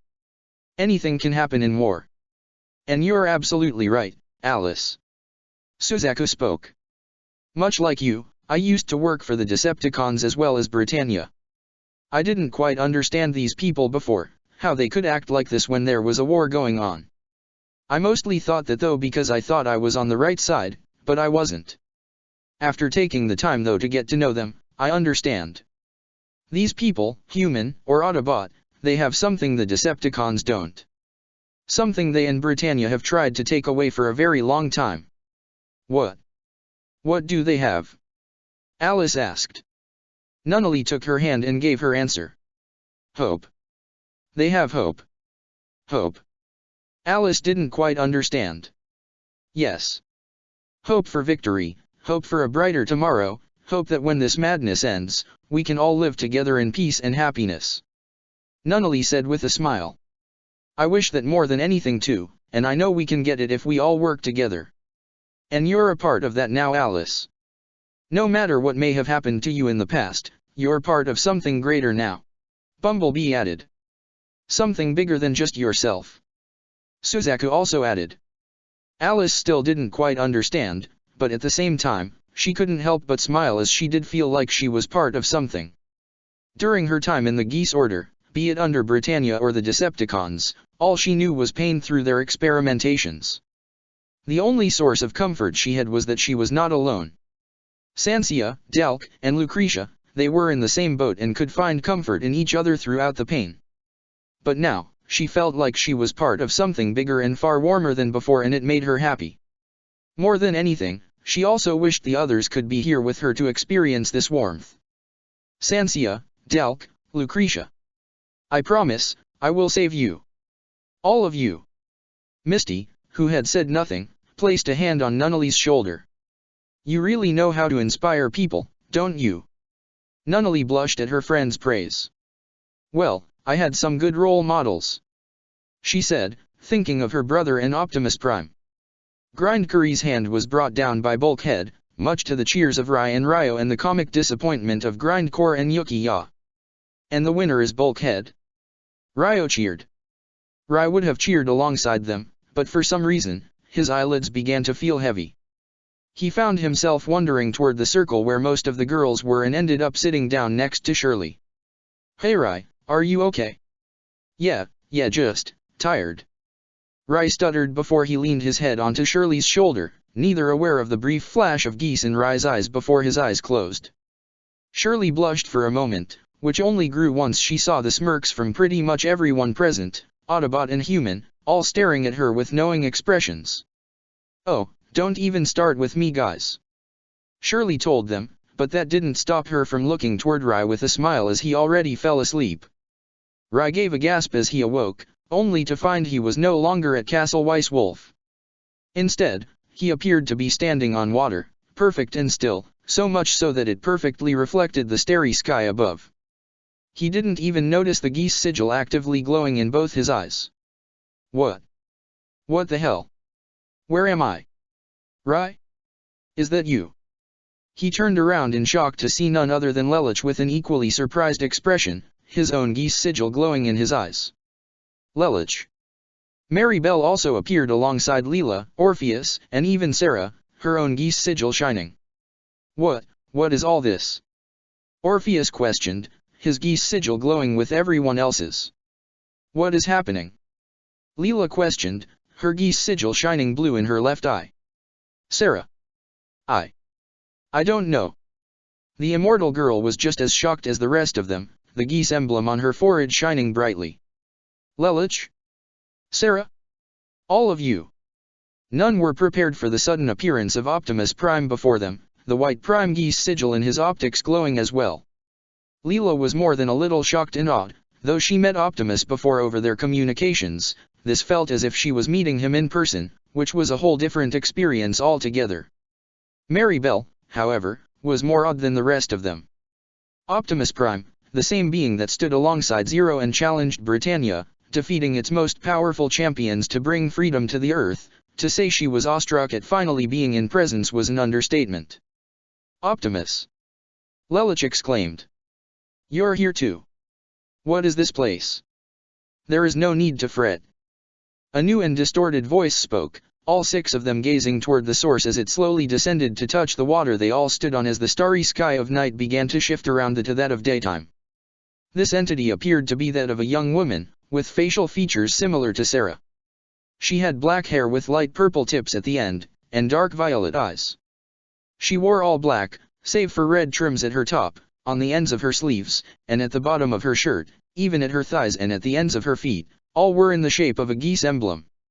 She even had one around her neck. You are all safe. For the moment, your minds are disconnected from your bodies. Once we're done here, you will return the very same moment you feel asleep, as if no time had passed at all. Who are you? Why have you brought us here? Optimus questioned. I am no one, outside the perspective of those who observe me. I don't exist, at least physically compared to all of you. Just think of me, or rather, perhaps you should think of us as a collective consciousness if that makes sense to you. She turned directly to Optimus Prime. Till all are one, that is what you often say, well that applies to me or us in a literal sense. You could say I am the collective consciousness of humanity. An entity that affects the evolution of the human race. A caretaker of space-time if you will. You're connected to geese, aren't you?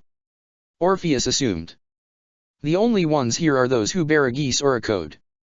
That is correct. The caretaker confirmed. Geese, as you probably know, stems directly into the minds and souls of those who use it. The soul of the individual, as well as their desires, help shape the power of the geese while the power itself connects directly to one's mind. Lelich's eyes narrowed. If you're connected to Geese, does that mean you're a part of Unicron? The caretaker shrugged. Maybe I am, maybe I'm not. I honestly don't know. What do you want with us? Maribel questioned. You brought us here for a reason, what is it? It wasn't our intent alone. The caretaker replied. It was because he wanted to speak with you, but required my aid to do so. Who? Leela asked. Me. Suddenly, the environment around them completely changed.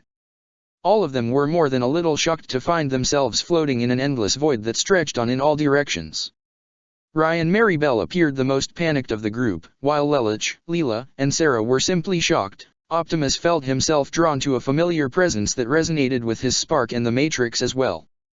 He turned around to the source of a brilliant light, which drew the attention of the others as the light faded to reveal a Cybertronian, one clad in golden armor with brilliant blue eyes, and a dark red cape that seemed to have shining stars inside it, almost as if there was an active universe inside. A Cybertronian. Lelich looked in surprise. Is he an Autobot or a Decepticon? Maribel questioned and seemed more than prepared for a fight. He is neither. Optimus recognized him. He is Vector Prime. That got everyone's attention. One of the original 13. Sarah gasped before taking a look at him herself. She recognized the exact same figure she saw within the Matrix. Indeed. I am Vector Prime, the second Prime created following Prima, I am the Prime of Time. Rai actually chuckled slightly. Prime of Time, caretaker of space-time. Yeah, it would make sense why you guys would know each other. He said, glancing at the caretaker herself as she floated in the void with them. If you are one of the original Primes, is this, the Matrix of Leadership?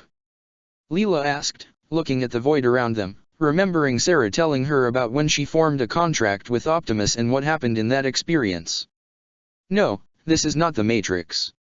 Sarah said. That is also correct. Vector Prime confirmed. This place is called the Dead Universe. Dead Universe?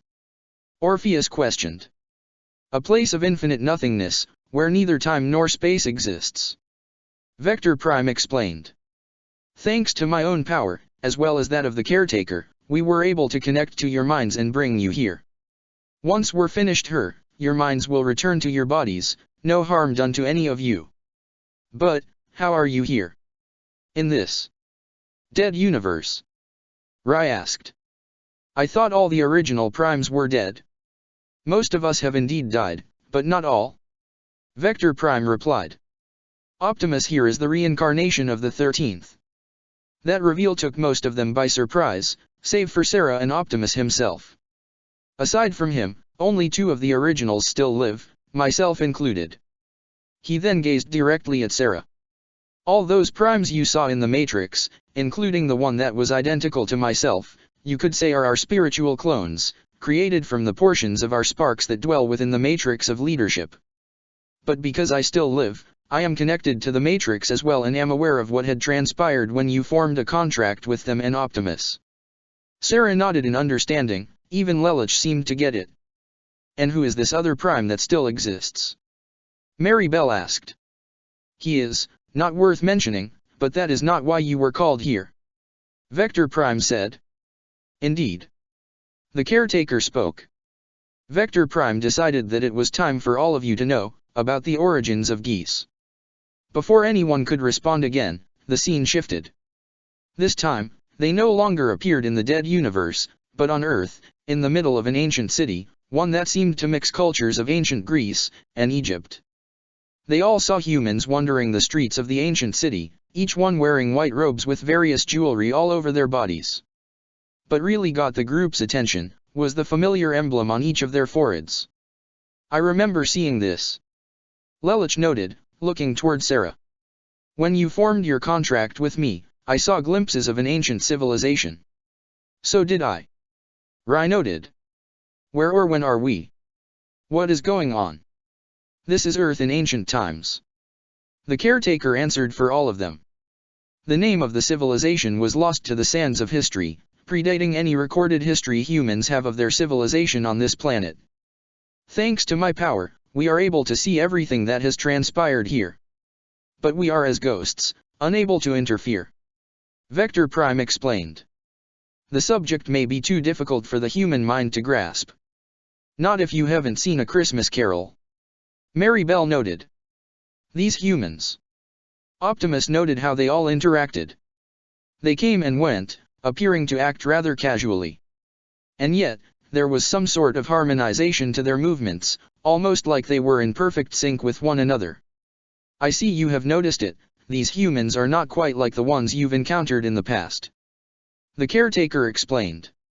In this moment of history, humans existed together through the collective consciousness, almost as if they were a singular entity. Like a hive mind? Orpheus asked. Like those insecticons? Not quite. Vector Prime replied. It's difficult to put in a term you can understand, but humanity once existed in perfect harmony with each other, and I don't just speak of harmony as peace. They moved almost similar to machines. The individual human was aware of his existence and experienced emotions as the rest of you do, but they were also aware of those around them too. Almost a form of telepathy even, there were no secrets, no conflict, it was almost perfect. I'm assuming it didn't last forever though. Sarah said. You assumed correctly. The caretaker confirmed. In this time of harmony, there was an anomaly of sorts. An unexpected variable. And what would that be? Lelich asked. His response came in the form of the scene shifting again to the top of what appeared to be an ancient pyramid where a single man sat on a large, stone, throne. This man had dark skin and long black hair that stretched all the way down his back, along with a beard. He had amber eyes that glowed like fire, with a strong will and a sense of compassion in them. He wore a long white robe and had some kind of headpiece that seemed similar to a mix between a Roman crown and a crown of thorns. But there was unmistakably the glowing geese emblem on his forehead. Sarah gave a gasp as she recognized this power. He has a code. He does. Vector Prime confirmed. This is the anomaly. A human born with his own free will, separated from the collective consciousness. He was completely independent. We're not certain exactly how this came to be, but perhaps as a result of this anomaly, something manifested inside him as a form of what you call a code. The caretaker revealed. The power of immortality, as it was first thought. This man became the leader of this civilization and would lead it into prosperity for thousands of years. His name was Saturnus. Vector Prime continued. He was a strong yet caring individual, who only cared about the betterment of his civilization. Despite all the other humans being connected through the collective consciousness, he eagerly urged them to voice their own thoughts and wills, encouraging independence, well as independent as one could get anyway. Despite that attempt at humor, this was quite a startling revelation for each of them, though it did answer a few questions. The code, the same power that gave Sarah and Victor immortality and the ability to grant geese to others, was an anomaly of this collective consciousness that humanity once shared. Saturnus. Leela noted. The name, it sounds similar to Saturn, the Roman god of sowing and seeds, as well as time. Also known as Kronos, the king of the Titans in Greek mythology. Lelich added. Ironic, certain myths depict Kronos as a ruthless tyrant until he was overthrown by his son, Zeus, while here in reality, he, or at least his inspiration, was a benevolent ruler. Myths are stories. Optimus said. And much like stories of fiction, they can be fabricated and changed, depending on the individual who writes it. Most of the young humans all shared knowing expressions, understanding how Britannia has easily fabricated much of the history most of them were taught, trying to make it seem like their conquests were righteous. History is written by the victors, after all. Getting back on track, if this Saturnus was such a good guy, why did this society collapse? Rai asked. Vector Prime and the caretaker shared a serious look with one another before the scene shifted once again to another point in time. Now Saturnus was no longer alone, two people stood by his side. On his right was a young woman who looked almost exactly like the caretaker, only her skin was much more colorful, and she seemed to have a cheerful smile on her face. On Saturnus' left, was a man with darker skin like Saturnus, wild hair, a diagonal scar was present on his face, and his eyes were blood red that seemed to radiate hatred.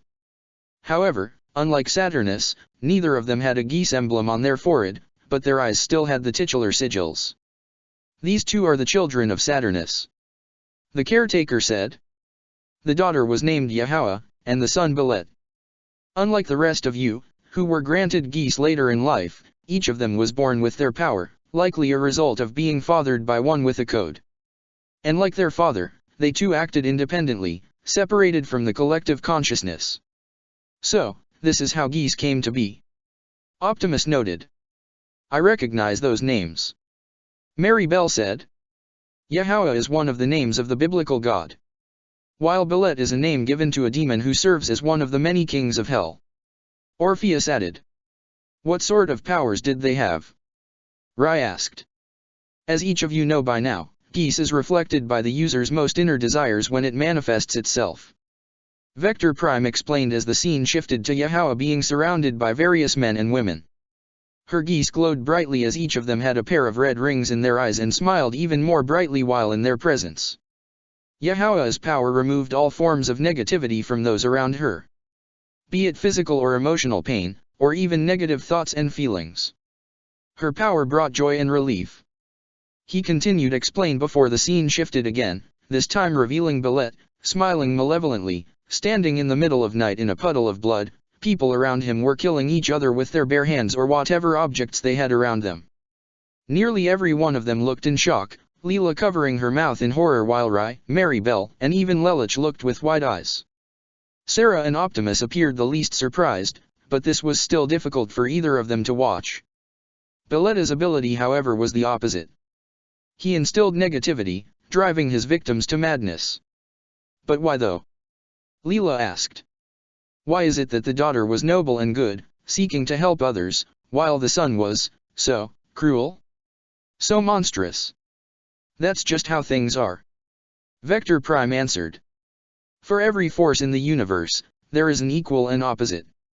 Light and dark, order and chaos, good and evil, that also applies to individuals.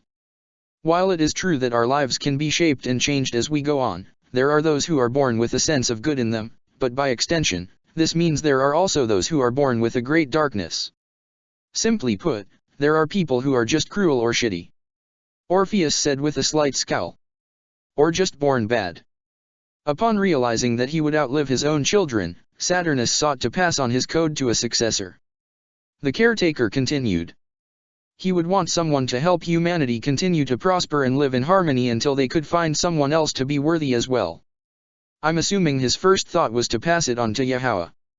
Lelich deduced. And it's also easy to assume that Belet did not take that well. Sarah added. Both are correct. Vector Prime replied. The scene shifted once more, this time at the top of the pyramid late at night, the full moon shining over them as Saturnus placed his hand on Yahua's forehead. A bright light shined in between them with the geese emblem on Saturnus' own forehead glowing before it faded away completely as the light died down. When Saturnus removed his hand, the emblem that was the code of geese was now on Yahua's forehead as she smiled lovingly toward her father, who smiled back. The very instant Saturnus passed the code on to his daughter, he was killed by his own son. No sooner than the caretaker said that a stone knife shot out of Saturnus' chest, much to the horror of Yahua, as well as the shock of Optimus, Lelich, Rai, Leela, Mary Bell, even Sarah. Saturnus' lifeless body fell to the ground in a puddle of his own blood, revealing Belet with the knife in his hand before he moved to slash his sister's throat, causing her to fall back as another blood puddle formed under her. He tried to press his hand on her forehead and take the code, but he was unable to. However, he found himself unable to steal his sister's newly acquired code. The caretaker continued. The power made her immortal, but it would seem that the power can only be passed along if the user intends to do so. However, Belet was unable to give up. Once again, the scene changed to reveal something that not even Optimus could have expected. At the bottom of a stone trench, was a large pool of a dark and glowing purple liquid substance, with crystals all around the sides. These crystals seemed to radiate evil itself. Just looking at this made Lelich, Mary Bell, Leela, Rai, and even Sarah shudder in fear, never having seen this substance before, but Optimus recognized it right away. Dark Energon. Indeed, the blood of Unicron, himself. Vector Prime said in a grave tone. Why is that on Earth? Lelich questioned. We're not certain, actually. Vector Prime revealed, much to everyone's shock. Wait, you don't know? Mary Bell questioned. I thought you were supposed to be the god of time or something. Rai exclaimed. Can't you just rewind or go back even further to find out? Before I answer that, you need to see what happens here. Vector Prime said as they all saw Billet walking toward the pool of dark energon. He also carried Yahawa over his shoulder. The immortal girl was bound with rope while a cloth was tied over her mouth to keep her from calling for help. Billet set her down before the pool as she desperately looked toward her brother, pleading with her eyes not to do this. But he only scoffed before kicking her into the pool of the dark substance, much to everyone's shock before jumping in himself. He picked up his bound sister and placed his hand on her forehead again, over the geese emblem as he tried to take away her code by force. However, something unexpected happened. The scene suddenly began to shift and changed, almost as if the area around them became engulfed with some kind of static interference that prevented the group from seeing clearly. What is happening? Leela questioned. The mysterious interference came to an end, revealing the clear image of the dark energon pool, with the lifeless bodies of Yahawa and Billet floating in the dark liquid, much to the group's horror. This is why I am unable to provide an answer as to why dark energon is on your planet. Vector Prime told them. There is some sort of temporal interference that prevents me from seeing the origin of this pool, just as that same interference prevented us from seeing what exactly happened at that moment in time. My guess is that this interreference originates from Unicron himself. But I thought Unicron was destroyed. Lelich said before turning to Optimus. Primus and the original 13 defeated him, didn't they? Defeated Unicron? Yes.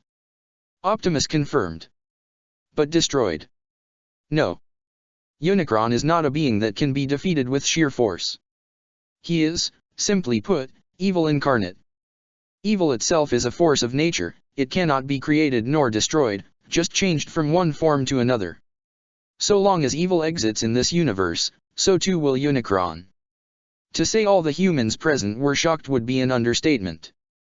They were basically told that the force of ultimate evil will always exist and could practically be with them always in every evil that they have encountered and will in the future.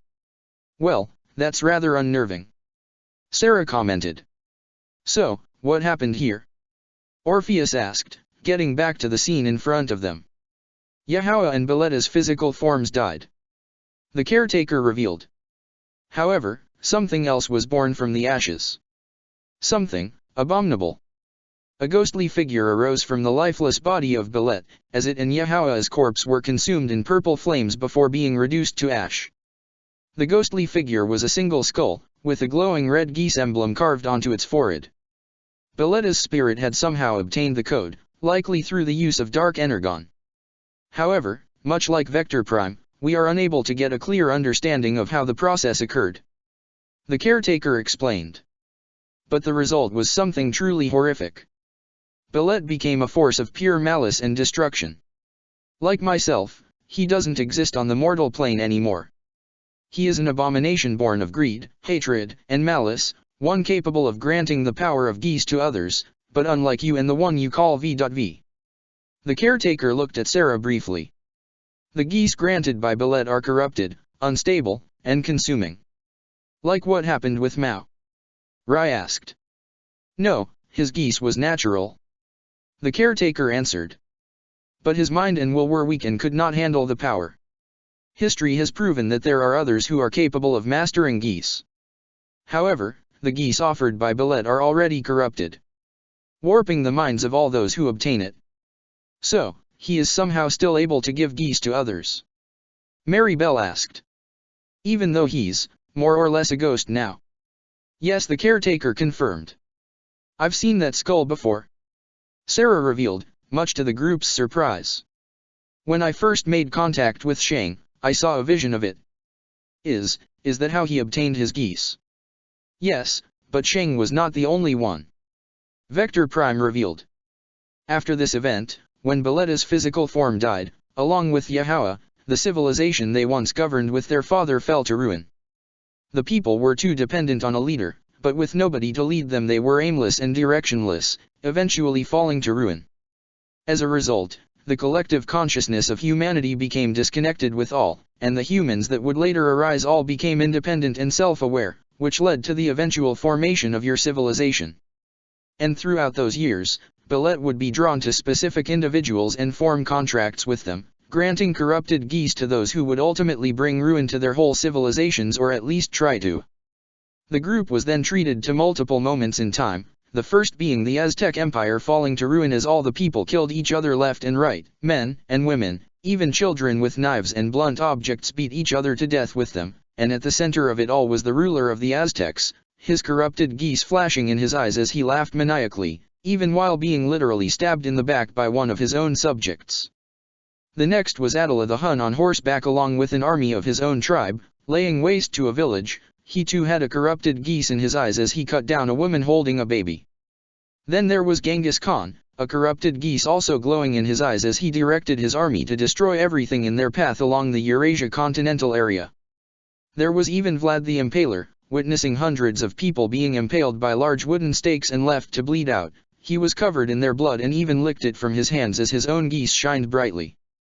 Finally, there was also Elizabeth Bathory, who stood in her own personal dungeon with a whip as she snapped at the naked back of a young woman, while several other women around her were being tortured and mutilated, all while she had a sadistic smile on her face and a corrupted geese of her own.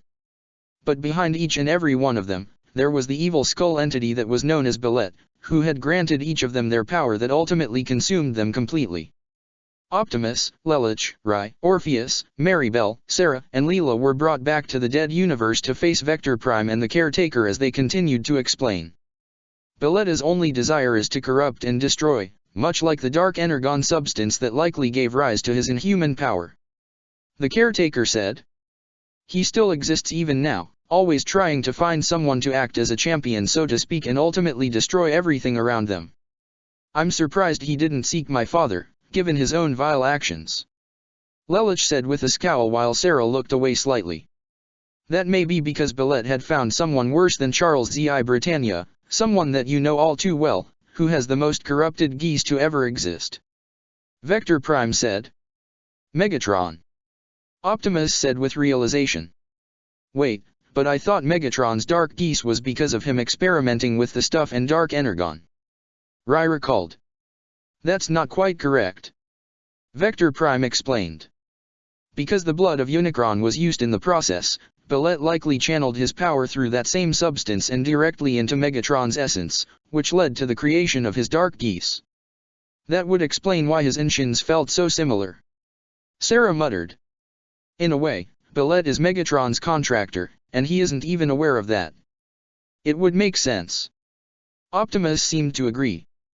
Megatron's actions have ultimately led to the destruction of our world, and he wasn't even under Beleta's influence at that time. So, it is understandable why Belet would be drawn to Megatron. Okay, so how do we stop them? Maribel questioned. I mean, when it comes to Shin or Megatron, we can stop them by killing them. Easier said than done for the later. Sarah commented. But what about Belet? How do we stop a ghost? Orpheus asked, following Maribel's trail of logic. We don't believe you can. The Caretaker revealed. Belet isn't a tangible foe that you can simply best in combat. Much like the power that created his abominable form, he himself has more or less a force of nature, one that cannot be truly destroyed. The best that can be done, is stopping his contractors from destroying everything. And there is nothing else? Leela asked. I'm afraid not. Vector Prime shook his head. So, now you know. You know how geese came to be, and just how much it has impacted your world more than you realize. But, this does not answer all our questions. Lelich said. How did Sarah and Vivi get their codes? Where did those codes even come from? Is there a way to remove the code power entirely? That last question caught Sarah's attention. Was Lelich asking whether or not her code could be removed? Was he trying to figure out a way to make her mortal again? A part of her had hoped there was a way, well, a way that didn't involve her passing her immortality on to someone else. The last thing she wanted was for somebody to endure the same curse she had for centuries. I'm afraid we cannot answer that question. Vector Prime replied. Much like the incident that created Bullet, there is some sort of temporal interference that prevents me from learning the truth. Which leads me to believe that Geese may indeed be connected to Unicron, more so than what allowed Bullet to become what he is now. There is one other question though. Rai said, taking a look at the caretaker. If that skull thing is Bullet, are you Yahawa? Yes and no. The caretaker answered. As I explained before, I am the collective consciousness of humanity. Although they may no longer be connected together through me, or rather us, when they die, their souls ascend to the afterlife, but their minds return to me, their origin. When Yahawa died, like everyone else, her consciousness returned to the source. Our form somehow took the appearance of Yahawa, thought I cannot quite understand why. Perhaps it is because she died while in possession of her code that was stripped away from her. I may be the collective consciousness of humanity, but I am not all-knowing, so I do not have all the answers. But, this does give us quite a few answers to questions many of us have been unable to solve. Sarah said. It was true, this actually answered many of the questions she had when she was with Charles and the Geese Order. It was theorized that there was an ancient civilization that revolved around geese, but Charles and Vivi weren't too interested in that, just their own petty dreams. She couldn't help but mentally note the irony, she was receiving help from the very being that she, Charles, Vivi, and even Marianne planned to destroy to create their paradise. However, I suspect there is at least one remaining question you wish to ask. Vector Prime said, glancing toward Lelich. You are a Prime, one of the originals. The young revolutionary began. But unlike the others, you still lived. Save for Alpha Trion, most of the others all died. That is one way to put it. Vector Prime confirmed. So why didn't you help the Autobots? Lelich questioned in a somewhat accusatory tone. Why didn't you help them fight Megatron? You're one of the original Primes that has powers over time itself. You could have ended the war for Cybertron and saved so many lives. If it weren't for that, Megatron would have never come to Earth, and Britannia wouldn't have become the death regime that it was under my father's reign, and so much suffering could have been avoided. So why? Why do you hide in this void just watching when you can help at any time you want? You're a disgrace to the title of Prime. Lelich. Optimus tried to speak to the young hero. No, I'm actually gonna have to agree with him on this. Rai said, also looking at Vector Prime. The Decepticons and Britannia hurt and killed so many of the people we cared about. Why haven't you done a thing to stop it? I lost someone that I loved, my life was a living hell because of Britannia, because of their own secret plots behind the Decepticons' back. Orpheus' fists clenched as he remembered the woman he loved dying in his arms. Why didn't you do something? Vector Prime remained stoic before he responded. You believe I'm a disgrace to the title of Prime? Well, I'm glad to know you hold it in such high standards, which is more than I can say for most of our successors. Didn't Optimus tell you how the war began? The previous line of Primes up until Sentinel Zeta Prime seemed more concerned with their own power and greed, which led to the formation of the caste system, the corruption, and eventually the war. They thought the title of Prime would grant them anything, but they were nothing more than hopeless politicians, who have completely lost sight of what it truly meant to be a Prime. And even then, my siblings weren't all that perfect as you claim they are. That got their attention. Granted, there were many I held a great deal of respect for, I still do. Vector Prime continued. Prima, Alpha Trion, and Solus to name a few. However, after the battle with Unicron, his own dark life force that had been spilt in that battle, began to slowly corrupt many of my brethren. We became divided, plotting for our own ambitions, accusing one another, one of which even took the life of the one he claimed to love. That surprised all the humans present, but Optimus had a serious look on his face, as he knew full well just who Vector Prime was referring to. Our brotherhood fell apart and those that survived went to their own devices. I choose to retreat to the dead universe, where I could observe the flow of time throughout the universe in peace. Vector Prime continued to explain.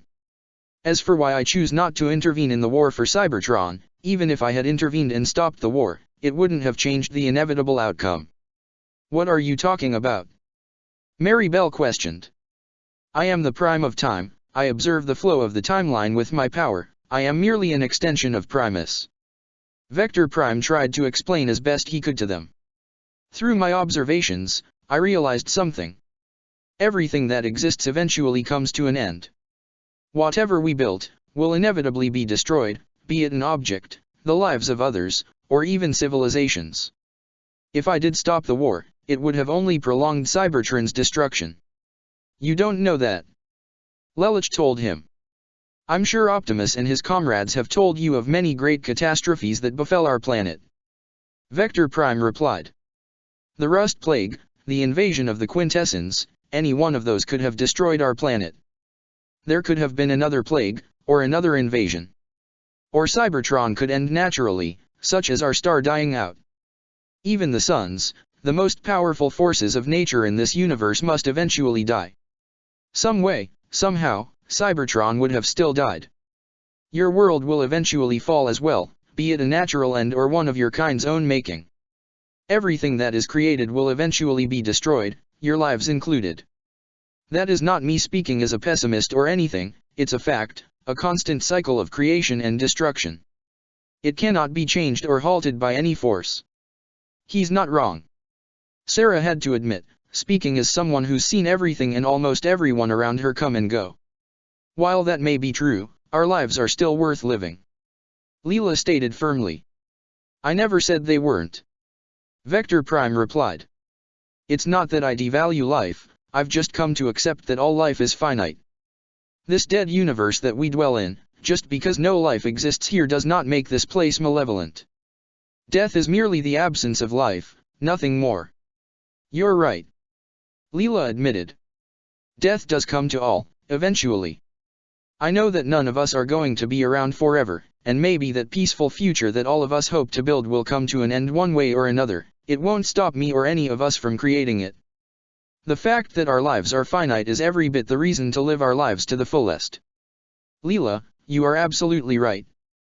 Lelich agreed. And until that future exists, temporary or not, I won't stop fighting. Neither will I. Rai stated. This is the life that I chose as well, and I have no regrets. Orpheus said. For a long time, I didn't see much value in anything at all, not even in the lives of others, myself included. Sarah said. But, not anymore. I want to become mortal again, so I can live a real life, maybe even make a family, and see them grow and make lives of their own. And I'll do everything I can to protect what I have now too. She looked towards Lelich, Leela, and Rai with smiles, which they returned as well. Well. I sort of feel the odd one out since I only just joined you guys. Mary Bell commented. But if you'll allow me, I'd like to give everything I can to help you. You already know we've accepted your help, Mary Bell. Lelich told his half-sister. I know, I just wanted to be a part of whatever's going on here. She joked, resulting in Lelich, Orpheus, and Sarah smirking, while Rai and Leela laughed. Optimus smiled himself before turning to his predecessor. Vector, you are not wrong when you say all that is created must eventually be destroyed, that is something we have no control over. However, what is also true is that each of us can control what to do with our own lives. I have seen many who would waste their lives, as well as the lives of others, to achieve their own ambitions. But, I have also seen those who would give their lives for the happiness of those around them, even to those they don't even know. Life may be finite, but it is sacred, nonetheless. We will end this war and build a peaceful future for this planet, even if it won't last forever. Vector Prime stared at Optimus for a moment. You are every bit as naive as your previous incarnation. However, I always did admire that sort of aspect about him. I may have lost faith in my siblings a long time ago, but, perhaps you may be worth it. Before anyone could respond, the scenery shifted around them to reveal the orbit of Earth, where they could all clearly see a Cybertronian satellite hovering over the planet. This is what prevents your forces from accessing your ground bridge. Vector Prime explained. This satellite currently hovers in orbit directly above Castle Weisswolf. A similar device is housed within the Vermilion Forbidden City, under heavy guard. A third device is at New Kaon. So long as these devices remain active, you cannot activate a ground bridge within their range. None of them had expected to learn this. That explains quite a bit, but why tell us this? Rai asked. We had thought you would not intervene in this conflict. Lelich said, looking somewhat skeptically at Vector Prime. This is a test of sorts. The Prime of Time responded. One that will determine whether or not I will place my faith in you, and the cause you fight for. However, this is the most you will get for me. I will not intervene any further in your conflict with the Decepticons. However, should there be any developments with Billet or even Unicron, perhaps you may hear from me. But depends entirely on all of you, and what you do with the information I have given you. Leela smiled. Well, you have given us critical information that may have saved many lives. Thank you, sincerely. She turned to the caretaker. And you as well? Indeed. Optimus agreed with a smile of his own. The fact that both of you chose to share this information with us is proof that you may indeed already have faith and are hoping that it is reassured. Don't overthink it. The caretaker said. We still believe that humanity wielding geese is a mistake and that perhaps it should be removed from your world entirely. If you can do it, by all means go ahead. Rai said. We've got enough problems with these geese-fueled psychopaths in our lives. Well then, good luck with defeating them. The caretaker said in what one could assume was a statement of humor. Your minds will now be returned to your bodies, as if no time at all has passed since you fell asleep. With that declaration, the spiritual forms of Lelich, Optimus, Leela, Rai, Maribel, Sarah, and Orpheus all vanished, leaving the caretaker and Vector Prime alone in the dead universe. I wonder if it was a mistake to reveal all of this to them. The caretaker wondered aloud. That is the point of this test, to see whether it was a mistake or not. Vector Prime said. But whether they pass or fail won't change the inevitable outcome that this world will die. They will only decide whether or not that end will come sooner or later. Either way, it should quite a show. The caretaker commented. Lelich's eyes opened, sitting up from the chair he fell asleep in. He took a look at his watch. The time hadn't changed in the least since his eyes closed. If anything, only a few seconds had gone by. He knew for certain what he and the others experienced was not a dream, it was real. While he was given many answers, he still had a great deal many questions as well. But they could wait. The young revolutionary took out his communications device and spoke into it. Ultra Magnus. I know what we have to do. Gather the others, I have a plan. Chapter 14, Siege of Castle Weisswolf. It was in the dead of night as snow continued to fall all around the area. The golden nightmare known as the Vercingetorix stood on a snowy ridge, across from a lake, staring at the castle that was the enemy base known as Weisswolf. One would call this scene rather peaceful, a complete contradictory to what was occurring within the pilot's mind. Ever since his encounter with that immortal girl, Shin had felt his geese being suppressed. He could feel it was still there in his mind, only know it felt as if it was locked behind several steel vaults, and he was unable to tear them down. And yet, he could still feel his power on the other side, violently shaking and raging against its confinement, longing for freedom and blood. Don't worry. He muttered to himself, as if he was speaking to his power like it were some kind of pet. I'm sure I'll find a way to free you, and then we can finally put an end to this accursed world. Lord Hyaga. Jean's face appeared on the nightmare's screen, bringing him out of his trance. All our forces are prepared and await your order. Very good, Jean. Shin nodded with a pleased smile. We'll wait till dawn, give it a little more of a dramatic flair. Yes, sir. But, Lord Hyaga, if I may. Jean asked. What is it? Once we've sieged control of the enemy base, and have conquered Europia, where do we go from there? Jean asked. What's the overall endgame? Shin smiled in a mix of sincerity and sadism. We'll meet with Megatron, and work with the higher-ups of the Decepticons to wipe out all remaining resistance on this planet, and run it dry of all its resources. Jean looked in surprise. What do you mean, all remaining resistance? As in, the rest of the Black Knights and Autobots? Most certainly, but also the rest of humanity. Shin revealed, causing Jean to gasp. Other than the ones the Decepticons wins to enslave, of course. Not to mention those like us who work with them of our own volition. The entire human race. Jean stuttered. I'm actually most thankful for the Decepticons' arrival to our planet. Shin began. Since the beginning, humanity has been slaughtering itself, and yet, they refuse to go completely extinct. Quite surprising. But maybe the Decepticons can give them the push they need, over the edge, and plummet into oblivion. Why though? Why would you want humanity extinct? Jean asked. I understand the annihilation of our enemies, but... Jean, you don't have to think so militaristically. Shin told her. This isn't about Euro-Britannia's victory over the EU, nor is it about the Decepticons' domination of this world. The human race has done nothing but bring pain and misery to itself. They fight and betray one another for the most pitiful of reasons. They are all parasites, and I wish to see them exterminated. Down to the last child.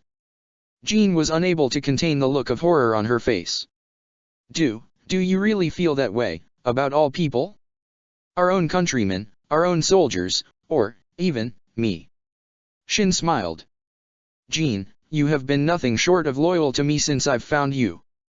You've done so much for me and never asked for anything in return. You are one of the few exceptions to the parasitic nature of mankind. I'm grateful for everything you've done. Rest assured, once we're done here, I'll see to it you remain by my side. We can watch together as this world burns. Now, please stand by and await the time to attack. Despite that assurance, Jean didn't feel any better. Yes. Lord Hyaga. That was quite the conversation. The vehicle mode of Steeljaw arrived by the Vercingetorix's side and transformed to reveal the wolf-like Decepticon. You certainly have a way with words, Shin. Ah, so you've hacked my communications? Shin asked, sounding more amused than anything. That's rather rude. Steeljaw snickered. Joking aside. He looked somewhat serious. Are you sure young Jean will continue to follow the plan, now that she knows your intent? She did seem rather hesitant. And hesitance can sometimes lead to betrayal, I've seen it myself. You don't have to worry. Shin replied. Jean's loyalty to me is rock solid. I've seen it myself, she'll kill for me if I say so. This caused a chuckle from Steeljaw. I knew I liked you. However, their conversation was interrupted by the sounds of ignition closer toward Castle Weisswolf. From just beyond the castle, Steeljaw and Shin looked to see what appeared to be a rocket launching straight up into the sky, the blazing trail illuminating the darkness of the night. Apollo's chariot, I assume. Steeljaw commented before he and his partner received a communication. I trust the two of you are witnessing the projectile being launched into the sky. Skybite communicated.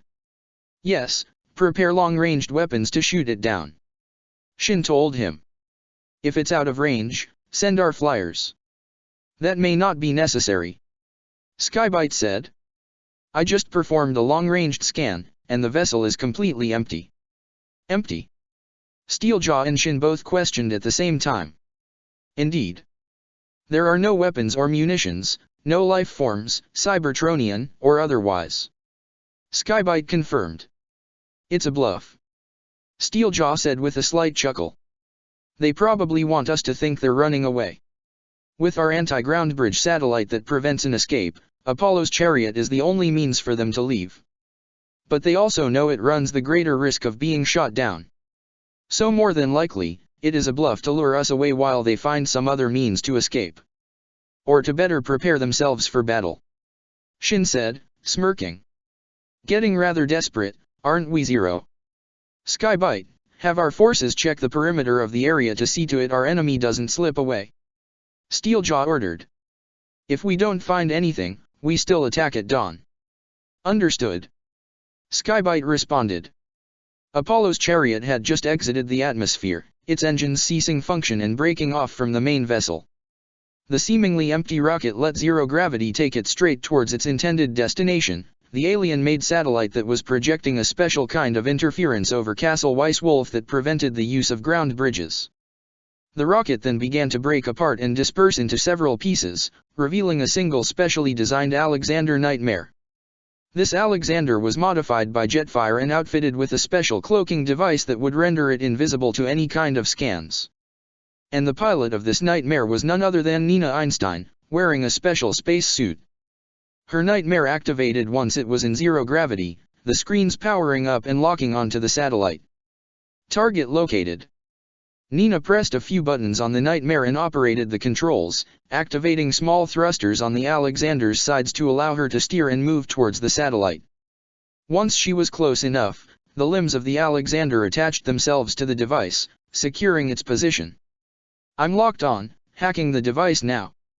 Nina began to work at a holographic keyboard as the attached limbs began to connect her directly to the satellite. Once she was in, she was quick to contact the main base of her resistance force. Nina to Ratchet, I'm in position. Ready to connect my unit and the adjacent device to the ARC's systems. I'm already receiving the data. Nina, pay very close attention. The Autobot medic instructed. The next morning, all the Decepticon and Euro-Britannia forces had assembled just outside the castle, organized in groups that appeared to have the perimeter surrounded. From the north, we had Steeljaw and Shin in the Vercingetorix. On the south, were Fracture and Thunderhoof and their assembled group, with Swordmaster Brondello. At the east end were Arachnid and Skybite alongside Swordmaster Dory. And on the west, there was Underbite with Quillfire and Swordmaster Schultz. The sun had just risen over the horizon as the countdown on Shin's nightmare screen quickly dropped to 0. Now, shall we begin? All forces, attack. Steeljaw ordered, prompting the Nightmare Rays and Viacons to begin their charge on Castle Weiss Wolf. Though the Swordmasters led the charge, the Decepticon leaders along with Shin hung back as their infantry went on the attack first, opening fire with rifles and energon blasters at the wall that encircled the castle. The second the walls were struck, however, automated turrets appeared on the sides of the wall and returned fire. The frontmost Viacons and Nightmare Rays were quickly gunned down before those behind them took cover. Shin chuckled as he witnessed it all. That's why in chess, the pawns go first. We can't get through. Dory exclaimed.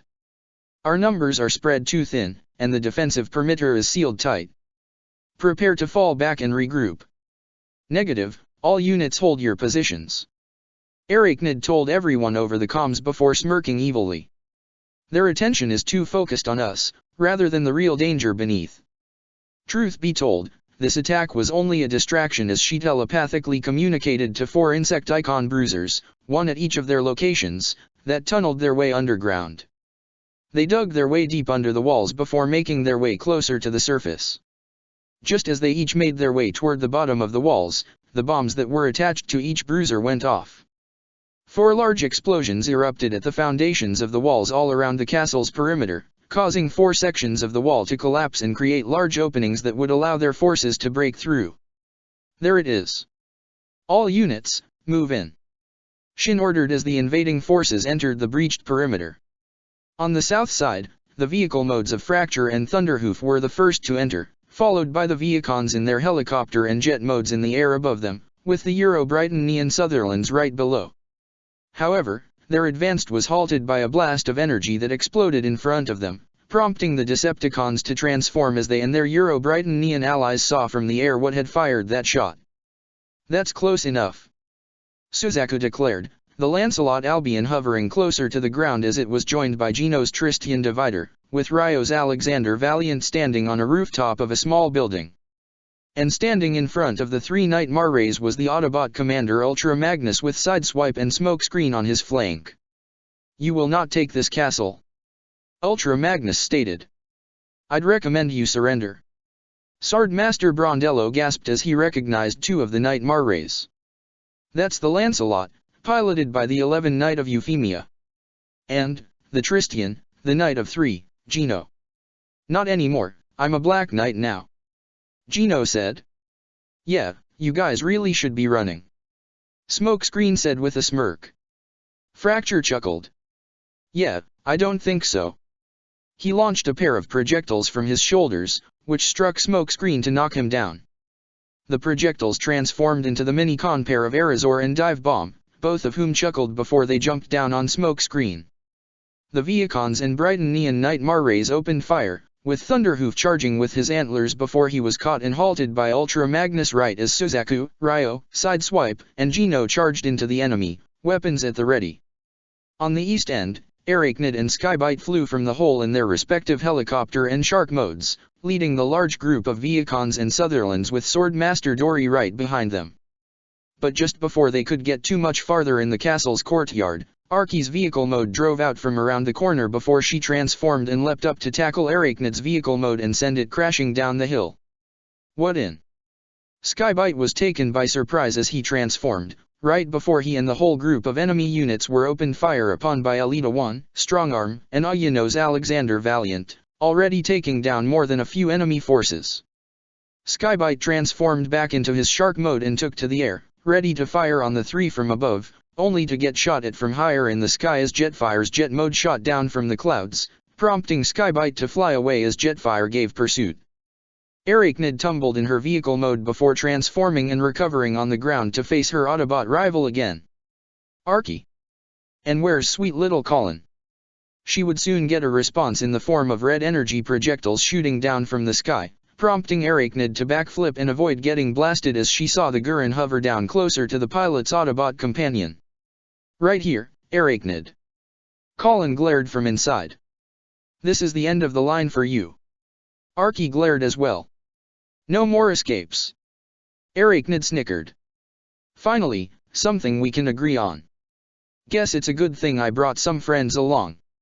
She reached out with her telepathic link, calling in a trio of insect icons to emerge from the ground below them. They immediately swarmed the Gurren while Arachnid opened fire with her Energon Palm at Arky. On the west side, Underbite's larger vehicle mode barreled its way through a large stone building, clearing the path for Quillfire's vehicle mode, as well as that of the Viacons and the Sutherlands led by Swordmaster Schultz. However, one Viacon was quickly sniped in its right tire, causing him to derail and crash before a Sutherland was sniped in the head.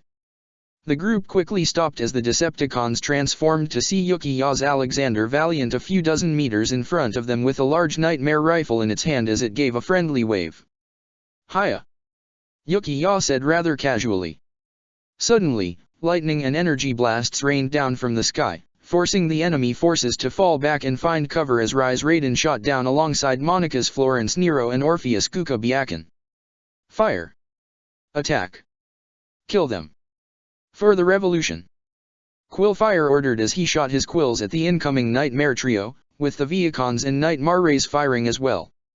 Underbite was about to make his way towards Yuki-Ya, only for the vehicle modes of Bulkhead and Grindcore to emerge in the form of a surprise attack and ram Underbite on the side, sending him crashing through several structures before he recovered to face the two large Autobots, who transformed in front of him. You bots want a piece of this? Underbite challenged. Yeah. Piece by piece work for you.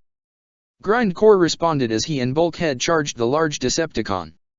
On the north side of the castle, what appeared to be the largest force of Viacons and Sutherlands poured in from the hole that had been made into the wall. As they entered the castle grounds, Steeljaw and the Vercingetorix had somehow managed to climb to the top of the wall as they saw their forces continue further into the castle, only to be immediately fired upon by the defenders. Bumblebee rounded one corner as he fired with his Energon blasters, taking down two Viacons and one Sutherland as they shot at him. With them so focused on the scout, it left them vulnerable for Sarah's pink Akatsuki to fly in from above, just as Alice's Alexander Valiant and Prowl came in from the right and left sides respectively, engaging the enemy in close-ranged combat. Well, they're certainly putting up an impressive fight, aren't they? Shin commented. Of course, they are. Both villains looked up to see the Shinkiro descend toward them almost dramatically. They're the type to give it their all in a fight. 0. Shin greeted casually. Or do you prefer, Lelich? It won't really matter, since your revolution is about to come to an end here and now. No. 0 responded. Your siege is about to end here and now, with your defeat. Oh, I highly doubt that. Steeljaw said with a roar as he leapt to grab and tackle the Shinkiro, his sudden attack sending them both toward the ground. Shin would have joined them, had he not felt a familiar presence not too far from his location. Akito gave a gasp as he felt the sickening presence send a shudder down his spine. He's here. His newly acquired Alexander Liberté drew its rifle and fired on the charging Vercingetorix as it leapt from the wall, landing down hard on the ground before charging directly at the smaller Nightmare, slashing with its massive blade as Akito parried with his Alexander's katana, backing away to give himself some space, but Shin wouldn't have it as he gave pursuit, slashing his larger weapon as Akito tried to block and parry as best as he could. "Where are you going, Akito?" Shin teased with a malevolent smile. "Come give your big brother a hug." "I think not." Shin was caught off guard as the Alexander Red Ogre suddenly appeared, charging in its insectoid mode before transforming to draw both its sword and slash down at the Vercingetorix. But Shin reacted quickly enough to block the attack with his Nightmare's more complex weapon, but was quickly put on the defensive from the Red Ogre's relentless slashes. "It's no Lancelot trial, but it'll do," Maribel thought to herself. "You and I have a score to settle, Shin," she exclaimed as the Red Ogre's swords continued to clash against the Vercingetorix's weapon, but the larger Nightmare swerved around the fifth strike and went on the offensive. "Is that you, Maribel?"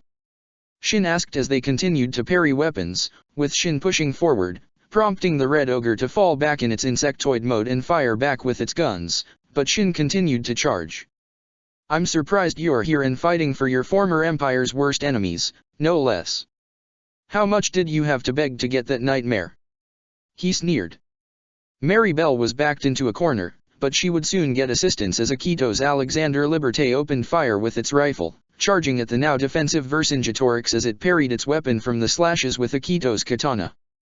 "You can't win this, brother.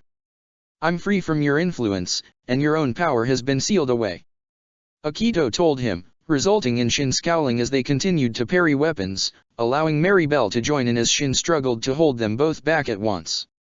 He directed the Vercingetorix straight towards a stone building, allowing both Alexanders to follow him before the Golden Nightmare leapt straight to the top with Akito and Maribel close behind just as Shin turned to face them and swing his Nightmare's massive blade, which they both evaded. "I don't need my geese to kill either of you.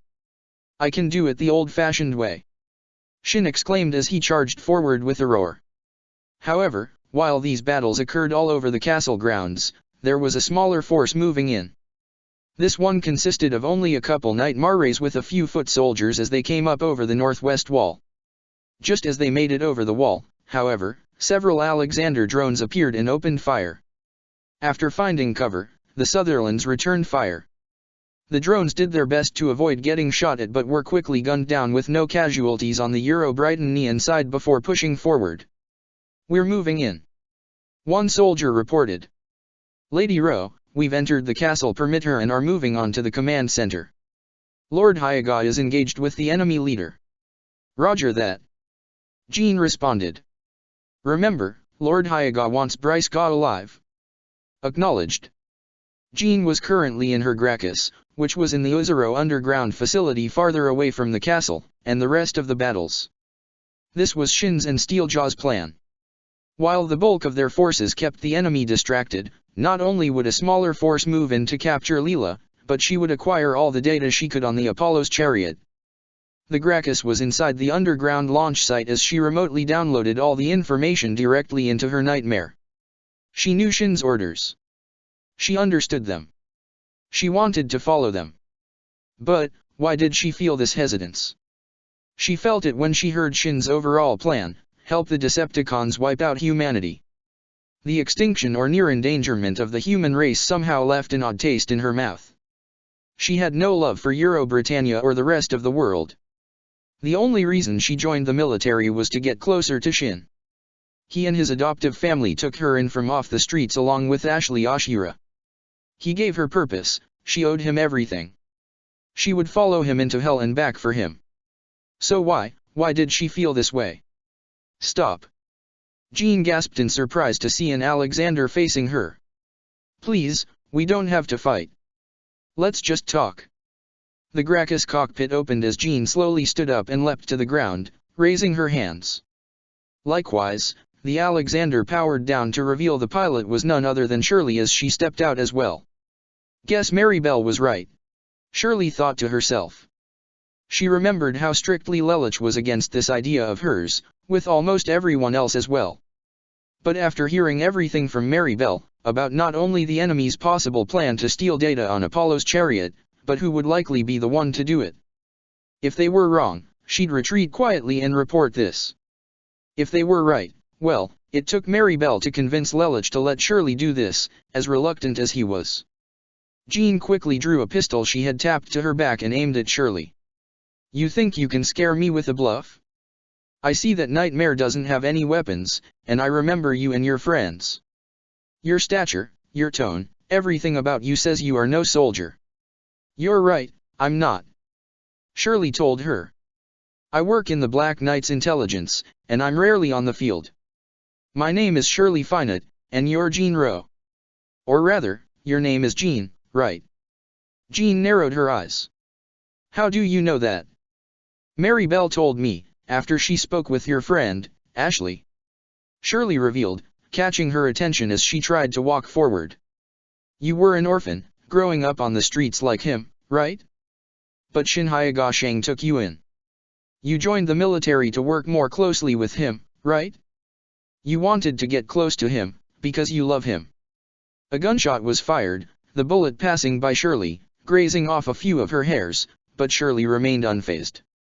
"That was a warning. Get down on the ground," Jean told her. "I won't hesitate to kill you.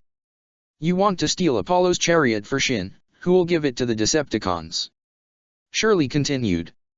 "I don't know what exactly they want with it, but it can't be good." She could tell from the look in her eyes that Jean knew that as well. "But you're not doing it for them, you're doing it for him. I told you to get on the ground," Jean exclaimed. "I know what you're feeling right now," Shirley said, taking a few steps forward. "I used to be like that too. There was someone that I loved, and after learning just what kind of man he is, I wanted to make myself into someone who could be worthy of his love.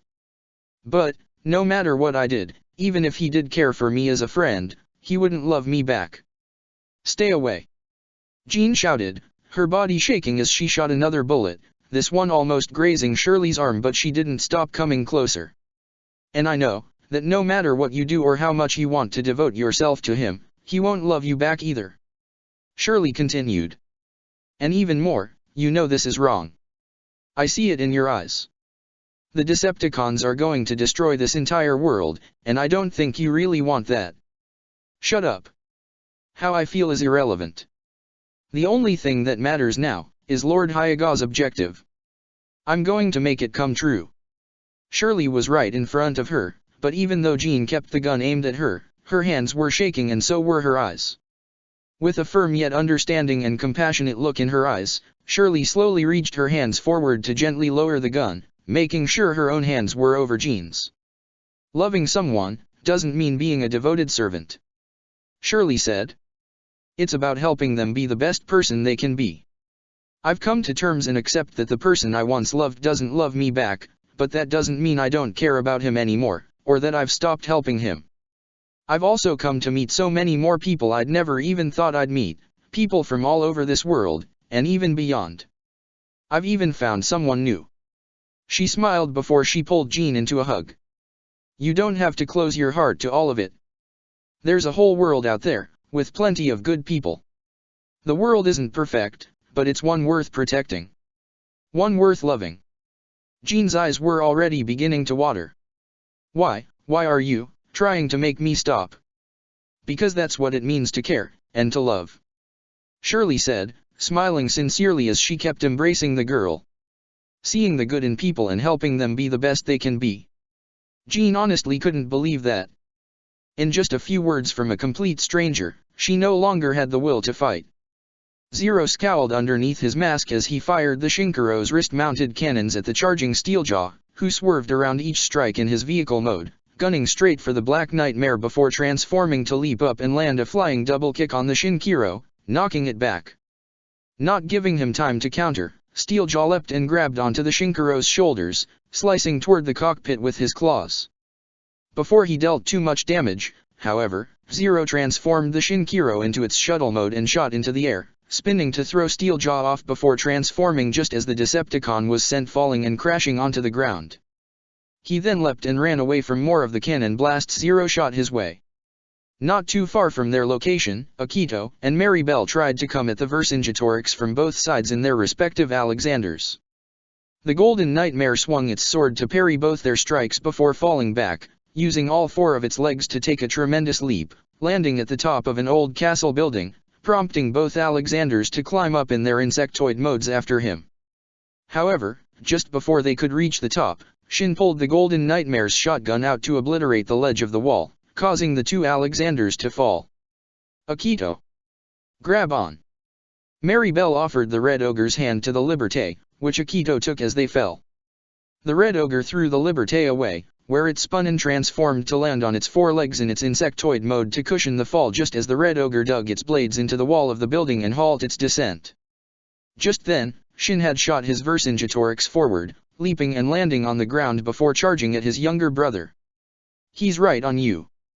Maribel warned on time, which allowed Akito to transform his Alexander Liberté into its battle mode, drawing his katana to parry the strikes from the Vercingetorix's axe, but Akito was clearly struggling.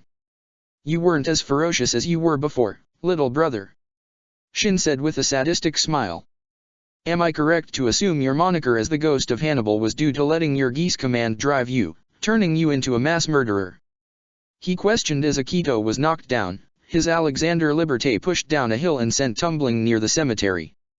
He tried to get back up, only to quickly bring up his katana and block the axe strike of his brother's nightmare, two weapons locking. Hang on. I'm coming. Maribel was about to provide some assistance, but Shin drew the Vercingetorix's shotgun with one hand and fired at her, keeping her at bay while the other hand pushed further against Akito's Liberté, something he was struggling with. You think that Immortal freeing you from it was a blessing? Shin continued. But all she really did was take away your greatest weapon. You shouldn't underestimate your brother. The Vercingetorix was suddenly pulled away from Akito by an invisible force before being kicked back. Shin scowled as Prowl turned himself visible. What he may lack with ferocity, he makes up for with friends. Just as Shin pulled his nightmare up, it was quickly pelted in the sides by the Alexander Valiant, being piloted by Alice, as she shot forward in its insectoid mode before it transformed and leapt toward him, drawing out one of its wrist blades to gun for the cockpit, but Shin quickly brought up the Vercingetorix's hidden blaze luminous sword to slice away at the hidden blade, forcing Alice to fall back as she leapt away and regrouped with Prowl, Maribel's Red Ogre, and Akito's Liberté. Brother, you took away one family from me. Akito said with a steeled expression. Geese or not, I will not allow you to take another.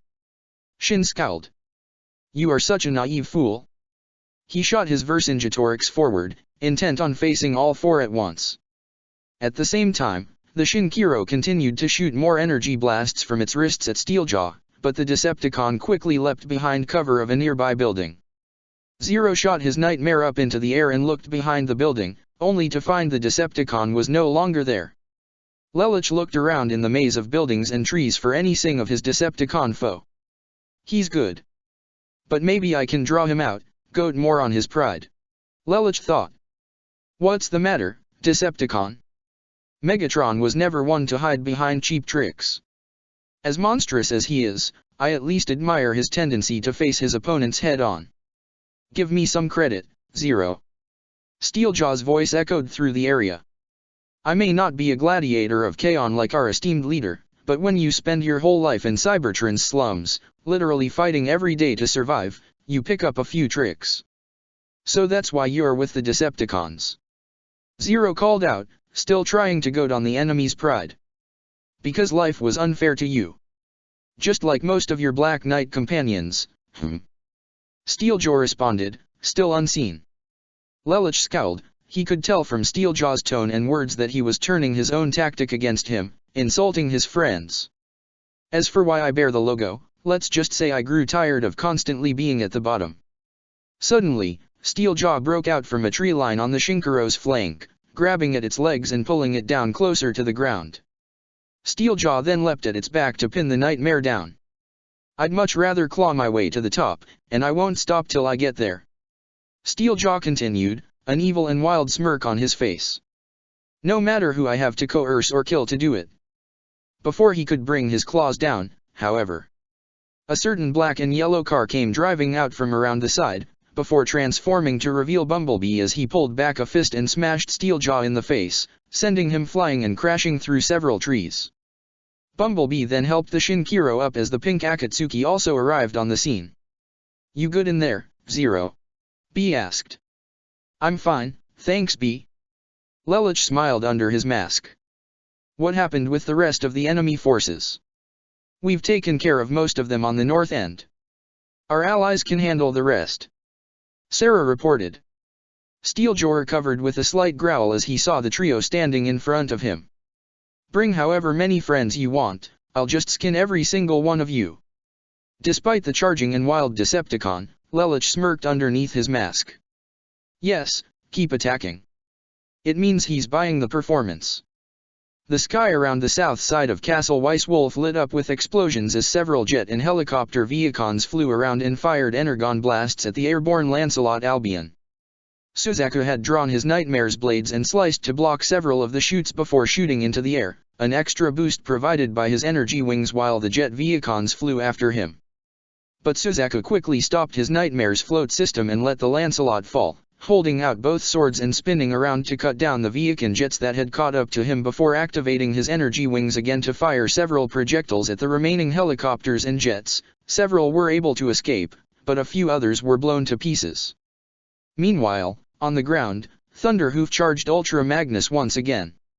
He rammed his antlers into the Autobot commander's chest, actually knocking him down. But Magnus quickly delivered a kick into Thunderhoof's chest before getting back up to deck him across the face before striking with a roundhouse kick to send him tumbling through a few old buildings. Thunderhoof then transformed and drove away to avoid the Energon blasts Ultra Magnus shot in his direction. Sideswipe used his own sword to parry the strikes from that of the Nightmare piloted by Swordmaster Brondello. As they continued to parry, Sideswipe swerved around a vertical strike from the Sutherland's blade, allowing the red Autobot to slice upward with his sword and sever the Gloucester's right arm. "Damn it!" Brondello cursed as he pulled his Nightmare back, allowing some Nightmare reinforcements to come in and open fire, prompting Sideswipe to transform and drive away. Several of the enemy Nightmare rays were quickly halted by machine gun fire as the Tristan Divider descended in its fortress mode. "Listen guys, you really oughta just leave this place. You can't win, no matter what," Gino advised. "I don't mind cutting down the Decepticons, but I'd rather avoid killing people if I can." "Go to hell, traitor." One of the Brighton Neon pilots cursed as the Sutherlands fired on the Tristan Divider, where it quickly transformed into its Nightmare mode and found cover behind a building alongside Sideswipe. "Yeah, these guys are following a deranged psycho who sold out his own country, remember?" Sideswipe reminded the former Knight of Three. "They don't seem like the type to listen to reason." "I know," Gino commented, sounding exhausted and sympathetic at the same time. "Just wanted to try anyway." The Tristan then drew its dual blades before flying over the building to engage the enemy with Sideswipe. Ryo roared as his Alexander Valiant's axe was used to parry Fracture's own blades. Ryo tried to push forward, leaping over Fracture while slicing toward his head. But Fracture parried the blow by crossing his arm blades, and right as the Ryo's Alexander landed, Fracture kicked it in the back to knock it down. When he tried to get up, the Alexander's axe arm was pierced by Fracture's right arm blade. "You're out of your league, kid," Fracture mocked as he twisted the blade, severing the Alexander's weapon arm before kicking it into a nearby wall, and into an old building. Ryo coughed slightly as he glared at the Decepticon. "Actually, I think I'm ready. 'Cause I've been doing the same thing you cons have been doing before I joined the cause." "Yeah? What's that?" Fracture questioned as he loomed over him. "Play dirty." Ryo shot his Alexander's remaining arm forward, drawing the hidden blade and gunning for the eyes.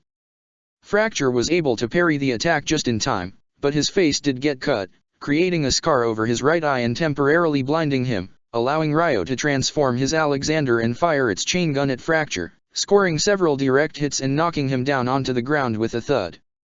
Dive Bomb and Arizor, both who had climbing up all over the down smoke screen, slashing him with their claws, looked in shock at seeing Fracture fall. "Master, no." They were about to rush and aid him, but this left them open for Smokescreen to up and grab them before slamming them both together and throwing them in two separate directions. "I hate fighting guys smaller than me." Smokescreen said as he wiped some spilled energon from his mouth. But those little creeps are worth the exception. He quipped his energon blasters and fired at the two minicons as they transformed into their missile modes and flew in the air around the young Autobot. On the east side, Jetfire was currently engaged in an aerial dogfight with Skybite, firing his rapid-fire energon blasts at the flying Sharkticon, who quickly flew up and over to get behind Jetfire, open his mouth and fire a pair of missiles. Jetfire, however, quickly turned around and transformed, to fire precise energon blasts to obliterate the missiles before letting himself fly into Skybite's face, grabbing his shark mode and punching him repeatedly before Skybite shot himself straight down toward the ground and transformed to throw Jetfire off before landing on his feet.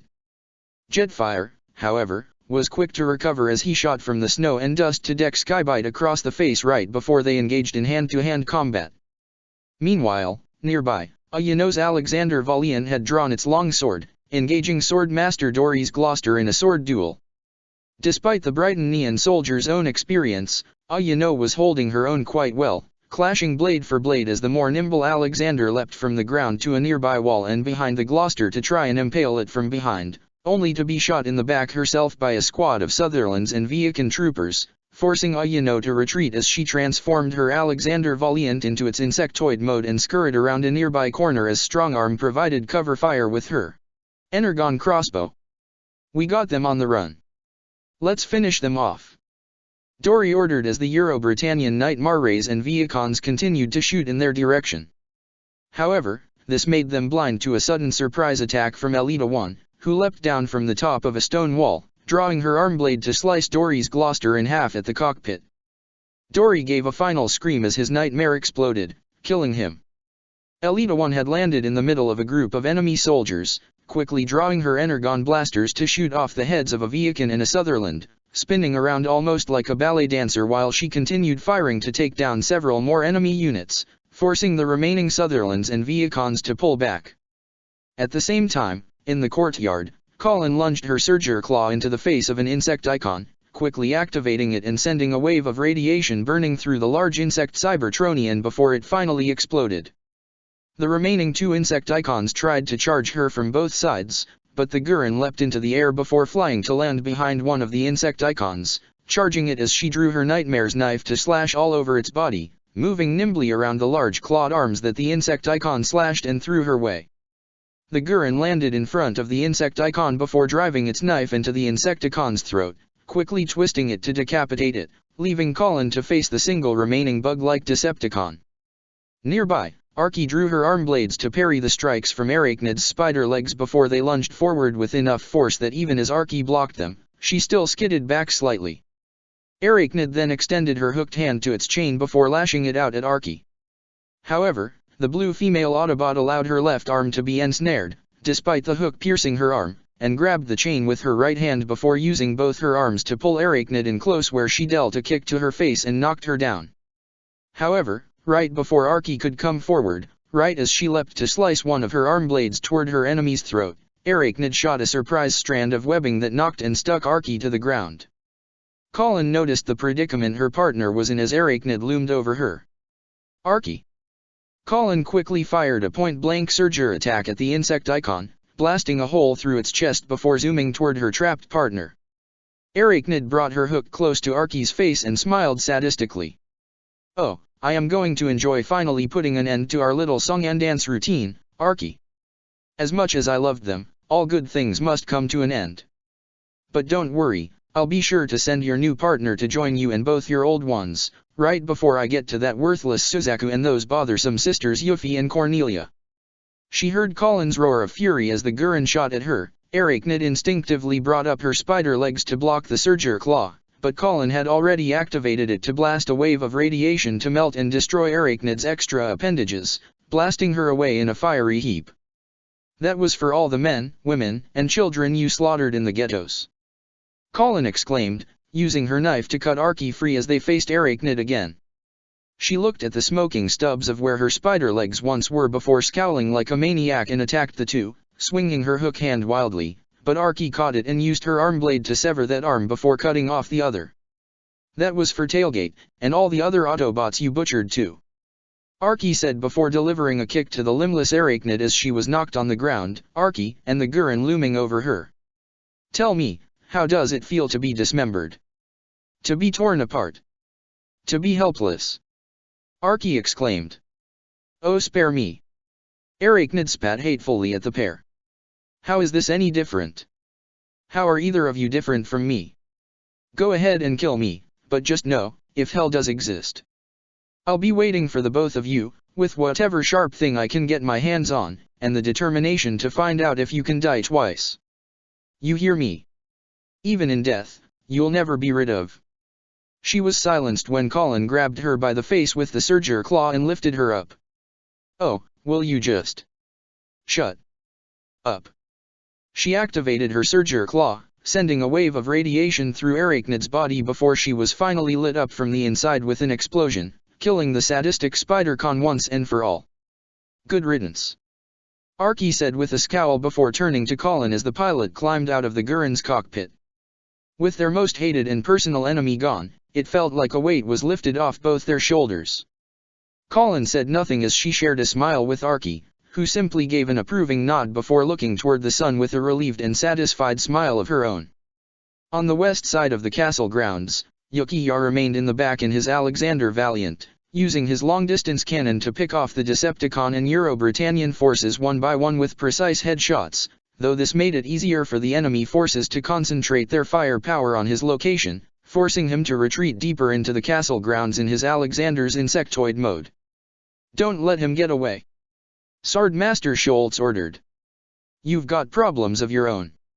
Orpheus declared as the Guka Biakin flew down to engage Schultz's Gloucester while Monica and her Florence Nero fired several gunshots at the Viacons and Sutherlands around him, allowing the Biakin to engage Schultz in a brief duel, before Orpheus fired his Gafune blaster on the Biakin's forehead to short out the Gloucester. What? Schultz questioned as his nightmare was suddenly out of power before the Biakin drew a blade from its 7-type armament gauntlet on the right arm. Sorry about this. Orpheus said with some remorse as he cut down Schultz's nightmare, killing him in an instant. Quillfire launched every deadly quill he could muster at the charging Raiden, with Rai drawing his nightmare's katana to cut down several of them, closing in on Quillfire, who quickly drew 2 of his own quills to use as makeshift weapons to parry the katana before being backed into a corner. Tyrants. All of you. The Decepticon reign is the only true revolution. The fanatic Decepticon exclaimed. Destruction of the human race. Death to the Autobots and the Black Knights. You cannot. He was silenced as Rai threw his Surger claw out to grab him by the face. Your revolution is a joke. Rai stated. Ours is the one that's going to save this world. You truly think you can stop the mighty Lord Megatron? Quillfire continued to exclaim. Your mission is folly.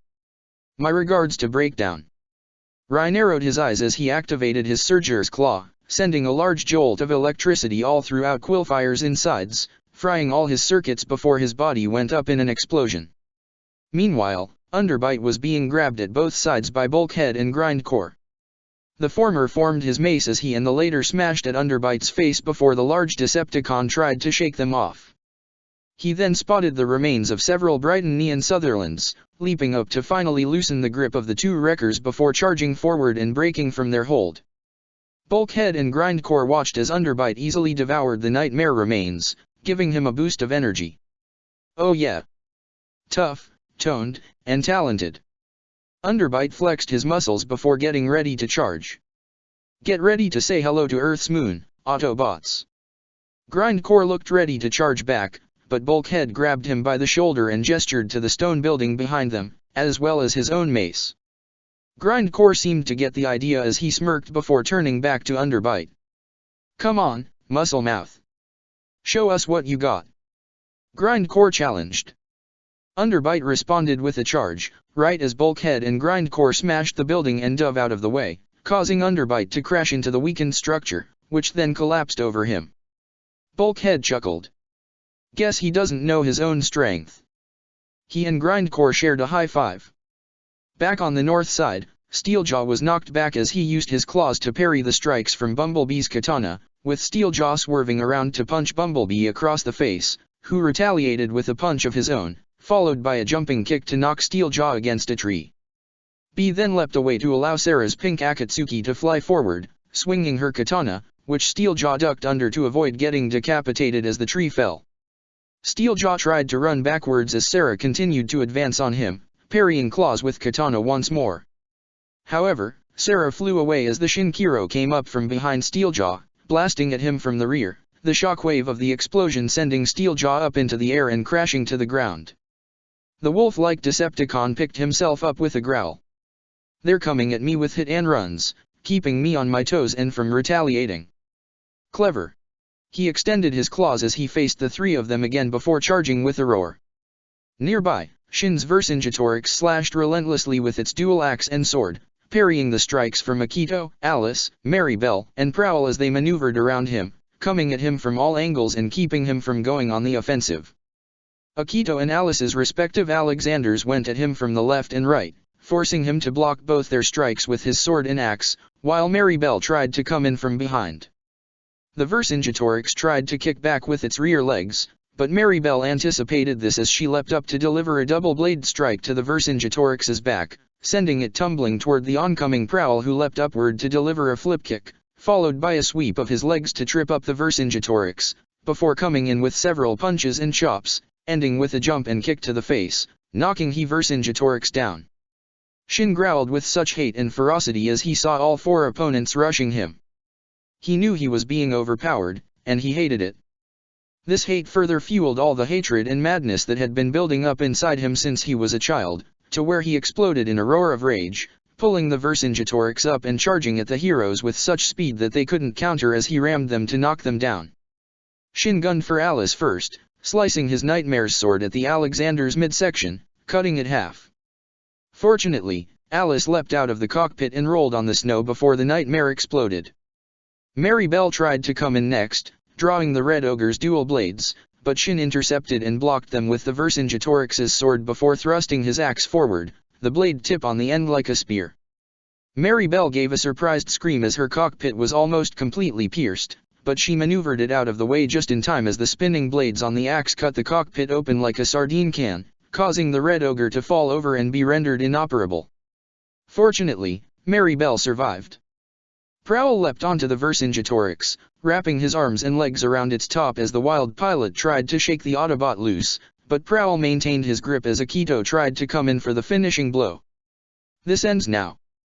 Akito was ready to cut down his brother's Nightmare and end the fight, drawing his Liberté's katana. The look of pure rage on Shin's face continued to spur as something inside him broke. Something that had kept his inner power and malice restrained. Suddenly, two geese sigils formed in both his eyes. Sarah gave a gasp. With Bumblebee and Zero still fighting Steeljaw, she turned back towards the struggle against Shin with a look of fear on her face.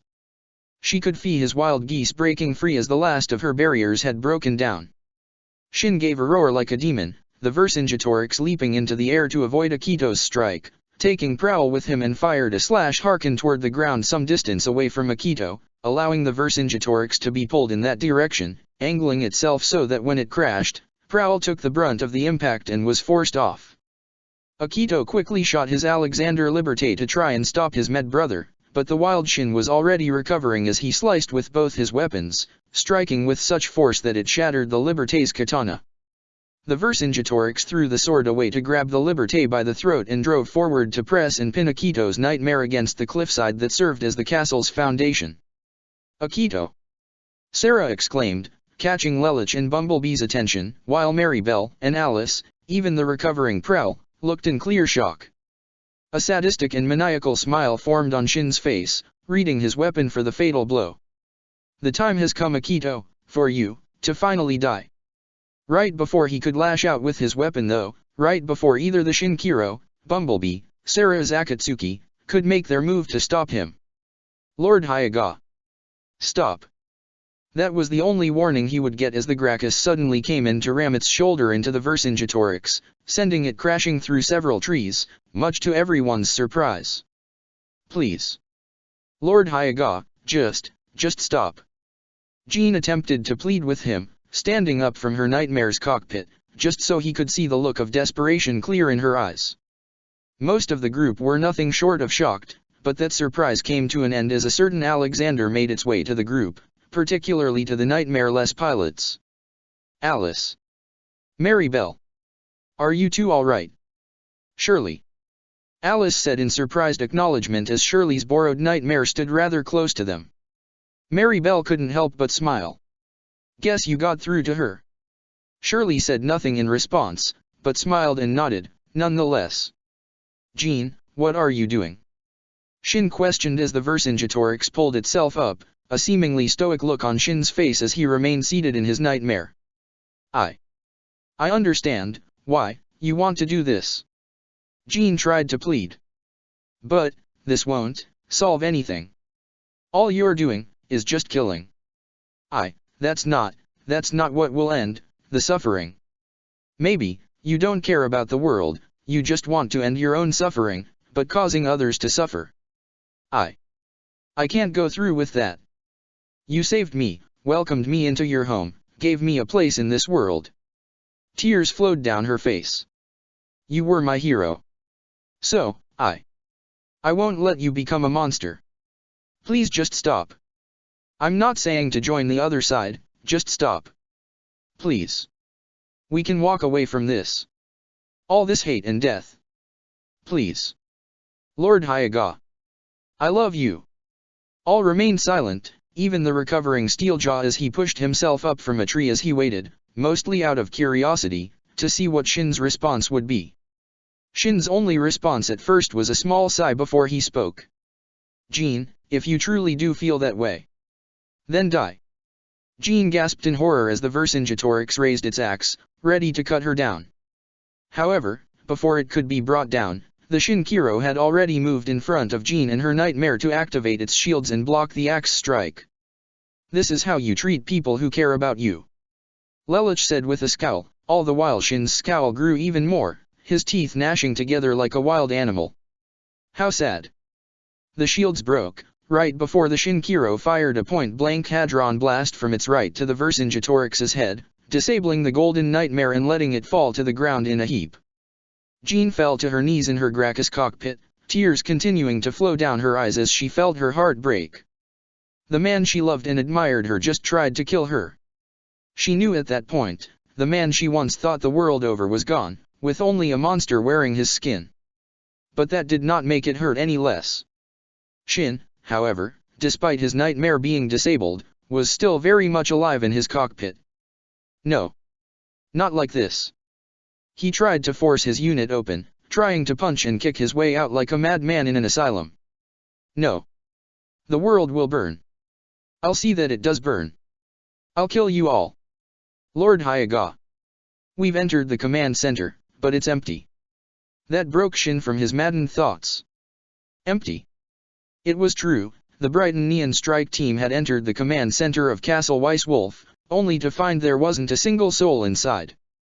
There's no one here, my lord. One of the soldiers reported. Bryska is gone, as is everyone else. We'll sweep the rest of the castle. However, unbeknownst to them, a small camera lay hidden in the far corner near the ceiling, observing everything. Leela watched from the screen, standing alongside Nunnally, on the bridge of the Ark, as the Euro Brighton Neon soldiers had entered the empty command center back at Castle Weisswolf.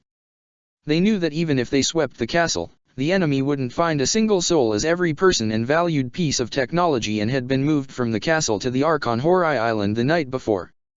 Nina had successfully hacked the anti-ground bridge satellite and, with Ratchet's help, implanted a special code to disable the satellite as well as create a false beacon so that the enemy forces could see it was still online, when it really wasn't. Leela and Nunnally stood close together, Eliza purring against Layla's leg, as Ratchet walked close to them.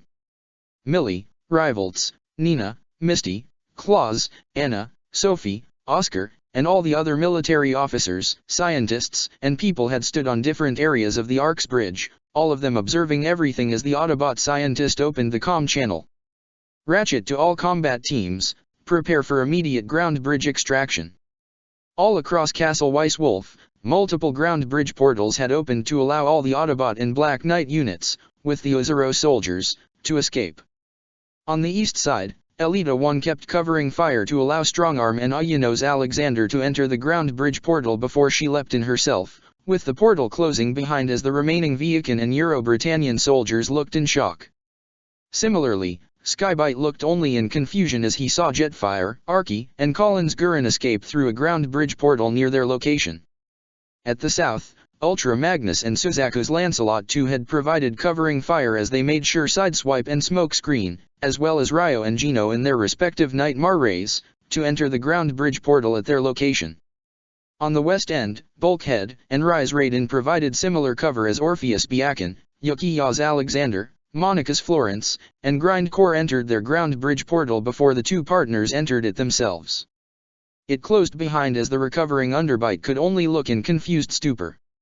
Another ground bridge portal had also opened, much to the shock of Steeljaw and Jean, but the latter was even further surprised as the Shinkiro picked up her nightmare with her still inside.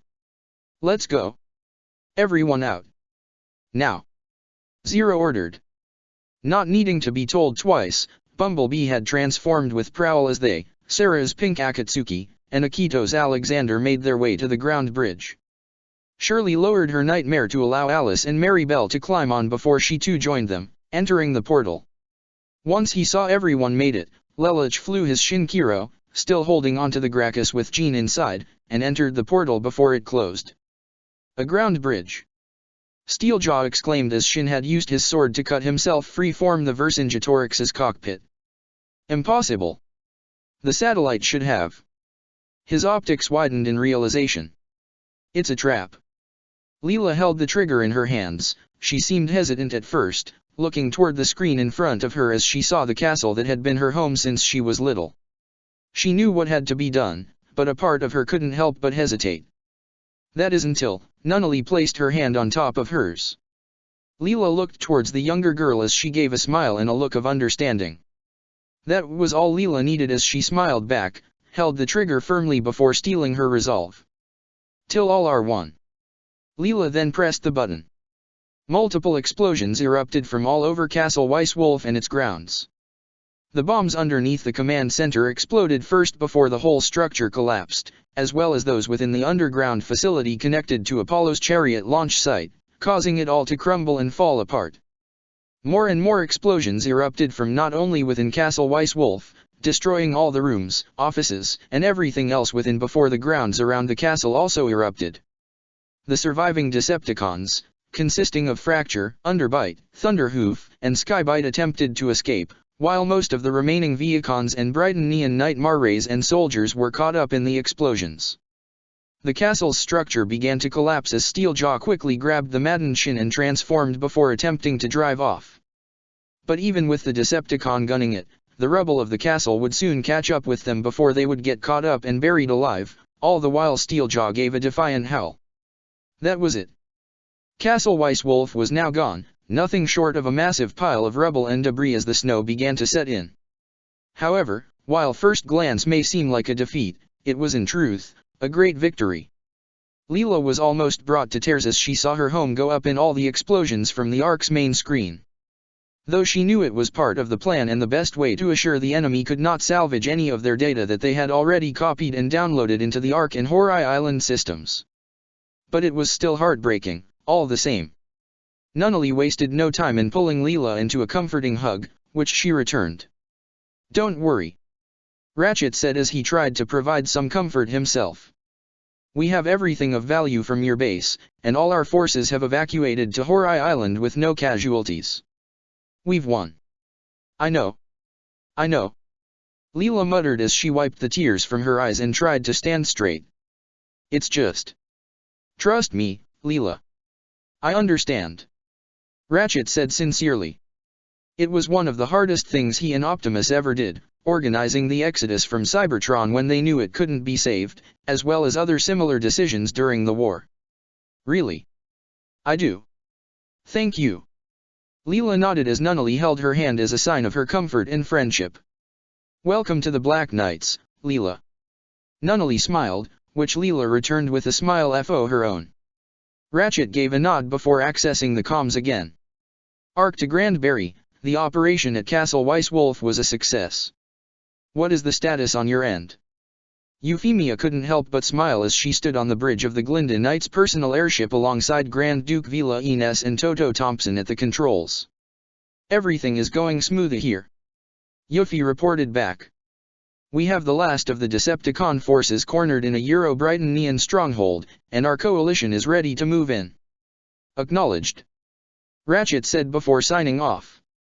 "Well, Euphemia, everyone is waiting for your word," Vila Ines encouraged. Just below the Grand Berry was a large army consisting of a Euro-Britannian mobile base, being operated by Andrea Farnese, with the remainder of the Holy Order of Raphael and their various Knight Marrays all around him, as well as those of the Azura Strike Force and other Euro-Britannian infantry. There was also a massive tank-like vehicle of equal size with the Geist Smilas at the command, being covered by many more Gardmere Knight Marrays. And behind them were several hundred European tanks. Hovering alongside the Grand Berry were multiple European and Euro-Britannian military aircraft and even a few flying Knight Marrays. The only reaming structure under Decepticon control laid in front of them, which was heavily fortified as the various Decepticon soldiers laid bunkered down and ready for a fight. A few years ago, Euphemia would never see herself leading an assault like this. She was a pacifist back then. However, times have changed. She knew the Decepticons would not listen to reason and back down. For the sake of her family, her friends, her loved ones, and for the whole world, she would fight. "All units, commence attack," Euphemia ordered. The Grand Berry then opened as Uldren piloted the Lancelot Grail out with the Glinda Knights right behind her. Just as the Glinda Knights advanced, Ashley led the Azura Strike Force forward as well. "Hey Uldren." Ashley contacted her as the tanks, aircraft, and other military vehicles opened fire on the enemy stronghold, prompting the Decepticons to return fire with their own defenses. "Bet I can take out more cons than you." Uldren couldn't help but smirk at his challenge. "You're on." Chapter 15, A Different Kind of Engagement. The Vermilion Forbidden City appeared to be in a bustle as this was the night before the arranged political marriage between Schneeisel el Britannia, representing the ruling Deception faction, and the young Empress Tianzi of the Chinese Federation, solidifying the alliance between the two powers and allowing the Decepticons full access to the large nation's resources and its people. Despite the truly sinister applications, there appeared to be a party between those decorated of the former Britannian nation, including several members of the now-defunct royal family such as Anticlea, Odysseus, Karine, and Lila, and those who were in favor of the Chinese Federation's high eunuchs who would get a fair share of the profit and power that would result from all of this. Of course, more than a few Decepticons were present as well. Starscream was currently present with the high eunuchs along with Schneeisel, Kanan Maldini, and the reluctant Tianzi. Guarding the perimeter of the gated city were several smaller teams of Decepticons. On the north end was Thundercracker and Onslaught, on the south side were Slipstream and Brawl, the east end was guarded by Swindle and Vortex, and the west side was covered by Blast Off alone. There were also a pair of smaller Decepticon ships encircling the perimeter, each one filled with Viacan troopers ready to deploy at a moment's notice. "Hey, remind me again why we're doing this?" Blast Off questioned over the radio with his fellow combat icons and the Seekers for the sake of conversation. "To gain control of the Chinese Federation. I thought it was obvious," Vortex replied. "Well, yeah. I could figure out that much," Blast Off replied. "I mean, why do we have to do this whole wedding thing? It seems like a waste of time." "Yeah, the whole idea of these fleshies interfacing." Swindle shivered at the thought of it. "I think it's a waste of time, too," Brawl added. "We should just take this whole place over like what we did with Britannia. Ordinarily, that would be the option we'd take," Onslaught told his team. "But given the Autobots and the Black Knights have resurfaced and have made things really difficult for us, throwing all our resources into destroying another superpower is only going to give them more opportunities to strike at us. I don't like it either," Thundercracker added. "But if this can allow us to gain control of this nation's resources, then I'm fine with it." "But you sound rather reluctant, Thundercracker," Slipstream said. "I've noticed you acting that way since we first started this operation. You didn't seem to be so reluctant when we overthrew Britannia." "It's the high eunuchs," the Blue Seeker revealed. Dealing with Starscream alone is enough, but him and those worthless politicians?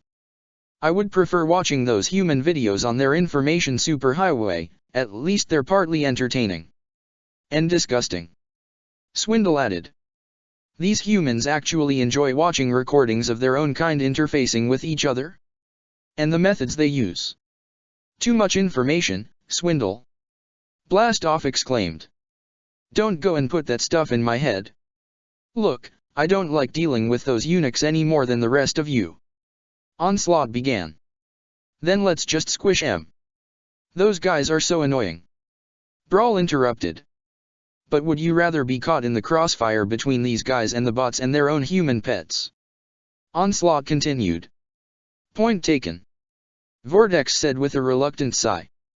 So, keep your optics peeled for any sign of them. Slipstream said. Even with the city secure with our anti-ground bridge generator, we'd be fools not to expect some form of interference from them. With that, everyone resumed their guard duty. While what Thundercracker said about the high eunuchs was true, he left out the part where he seemed somewhat concerned for Tianzi. It wasn't that he'd grown to care about her or anything, she was just so small and helpless, and it seemed unnecessary for someone so tiny to be used as a means to acquire more resources. Honestly, Thundercracker wondered why Schneeisel didn't choose to marry the high eunuchs instead.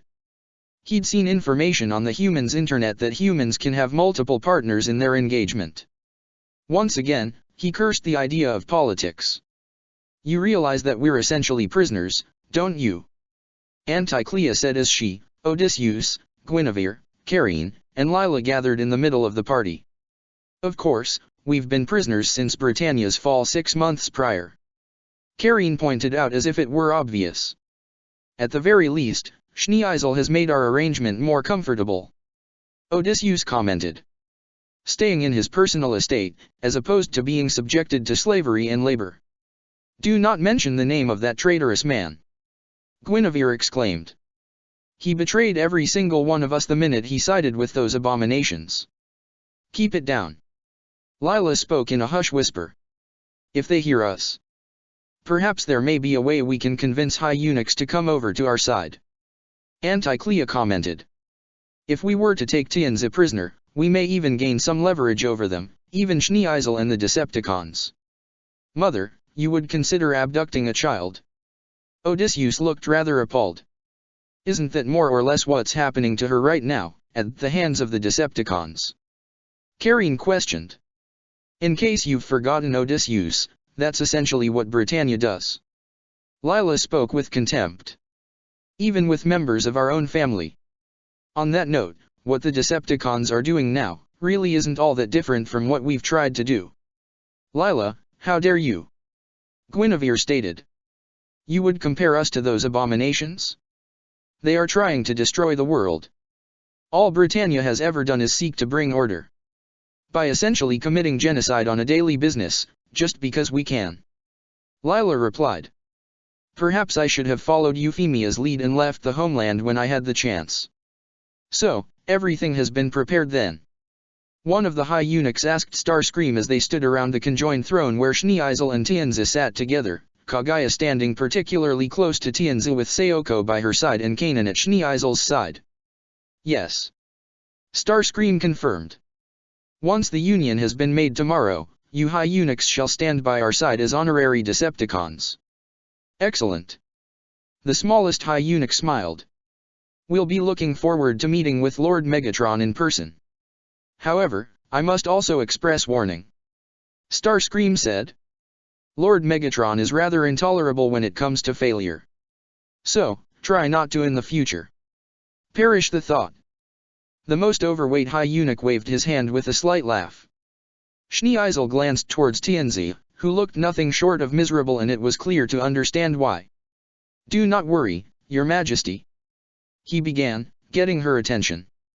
I realize that you may essentially be forsaking your freedom with this arrangement, but I promise it won't be all bad. I'll see to it that you are kept safe and comfortable. You won't have to deal with any more Decepticons after this.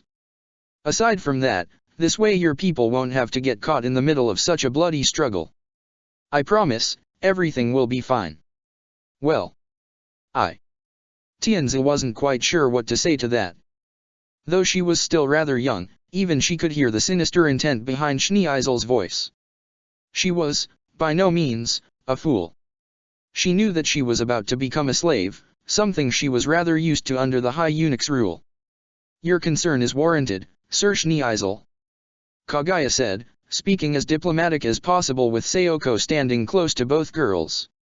But perhaps she'd be more comfortable around someone she actually knows, as opposed to a complete stranger. Of course, a reasonable request. Schneeisel nodded. Which is why I also welcome your company, Lady Kaguya. I will see to it you and your friend, Miss Shinozaki, will be living in comfort as well. Thank you. Kaguya nodded, maintain a face of neutrality. As she spoke, Sayoko kept a small device attached to her wrist, one she was able to utilize with taps of her fingers to send signals to an outside party, deep underneath the consulate. The time is almost here. Zink told his group, consisting of Zhou Zionglin, Honggu, and other leaders of the Qin's Federation military that sided with him. Tomorrow, we'll make our move to secure the Empress and meet with the Black Knights and the Autobots. The Prime Dragon Protocol has forced us to cut off our only means of communicating with them. Honggu said. Can we be certain this plan of theirs will work? What if it was changed in some way? They'll send us a signal of some sorts. Zhou answered. But for now, let us just assume the plan has remained unchanged. Zink knew the risks of this, but it didn't matter to him. All that mattered was making sure Tianzi was safe and that his promise was kept to her. He owed her that much after saving his life so many years ago. Flashback. A younger Zink was forced to the ground in front of the toddler Tianzi, much to her shock as she tried to protest his treatment. But Your Majesty, this man broke the law by trying to save the life of an inmate. Why yes, but I get brought medicine when I'm sick. And the person who brings it isn't punished? Tianzi tried to say. There's no comparing that prisoner with you, Your Majesty. Don't argue, the banquet will be starting soon. A High Eunuch stated. Do as Her Majesty commands. If he's taken to face the law, he'll be executed. That caused Tianzi to gasp in shock. But that's wrong. That's wrong. He was doing something good. And he shouldn't die because of it. Zink could only look up in surprise. Was the Empress going out of her way just for his sake? The sake of a lowly servant? And to his great surprise, he was cleared of his crimes by Tianzi. He owed her a great debt, and he may have an idea of how to repay it. Officer School? The young Tianzi asked as she and Zink stood on a balcony, overlooking the night sky. Yes, that's how I'll use the life that you spared. He replied. I wish to protect you in any way that I can. I would like to go too. She said. To the outside. Outside? Zink asked. Outside of the Forbidden City. Tianzi looked to the stars in wonder. To school, or maybe the sea, where you can find all kinds of hot and yummy foods and lots of friends to make. Zink could only look toward her in sympathy, knowing that despite being the Empress, she was still trapped in her own home. But he would see to it she would get her wish. Yes, very well. She looked toward him in surprise. One day, if you still wish, I will take you away from here, Your Majesty. Really? Tianzi asked in excitement. Zink kneeled down to her level. It's my way of thanking you, for sparing my life. He offered her his pinky, much to her confusion as she didn't know what it meant. This is how we make promises, outside the city. Tianzi looked to her own pinky before locking it with his. An everlasting promise. Zink vowed. For all time. Tianzi vowed back. End flashback. Back at the party, Kanan happened to glance at a shimmer in the sky that didn't appear to be a star. My lord, something is coming. Schneeisel drew his attention toward where Kanan was looking, followed by Starscream, the High Eunuchs, even Tianzi, Kaguya, and Sayoko. The object in question became much clearer the closer it came toward the area, even catching the attention of Onslaught and Thundercracker from the North Gate as they radioed their fellow combat icons and seekers. The object appeared to be a drone-like device that flew toward the middle of the palace courtyard where the party was taking place, drawing everyone's attention as the Decepticons quickly entered the courtyard as well. The drone then projected a large hologram of a certain individual that every person and Cybertronian present recognized. Optimus Prime.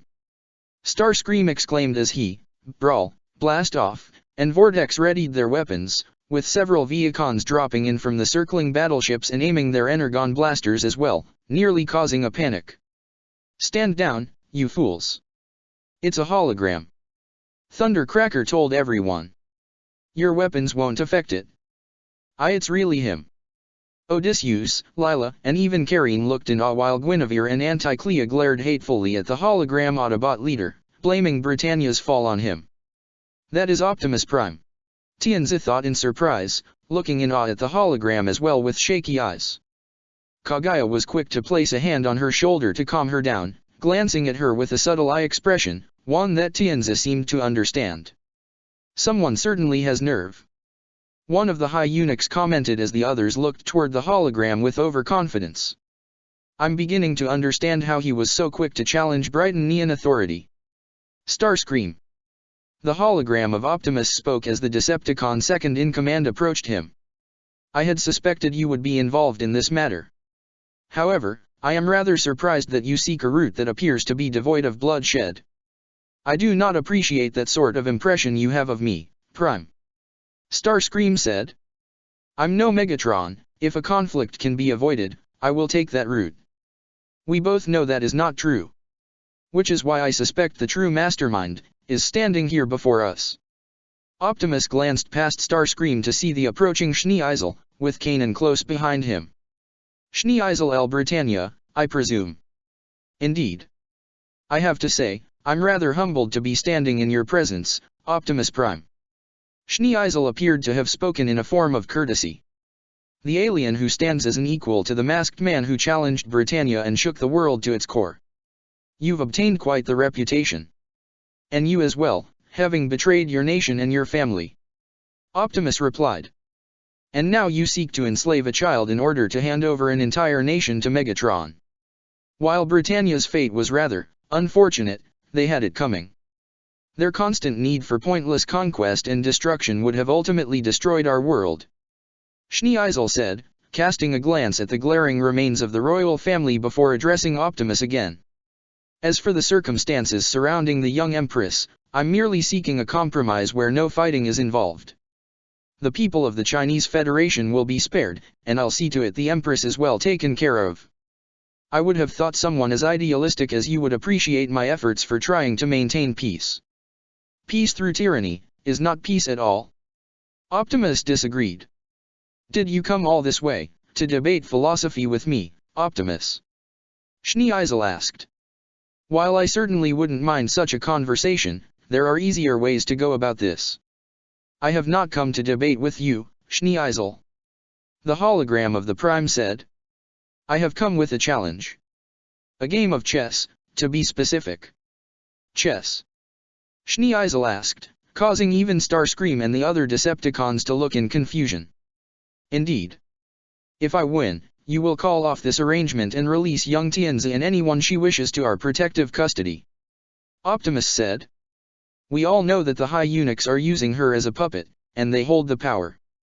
So, you can still come to an arrangement with them, even without the child in their possession. Tianzi looked in surprise, even gasping.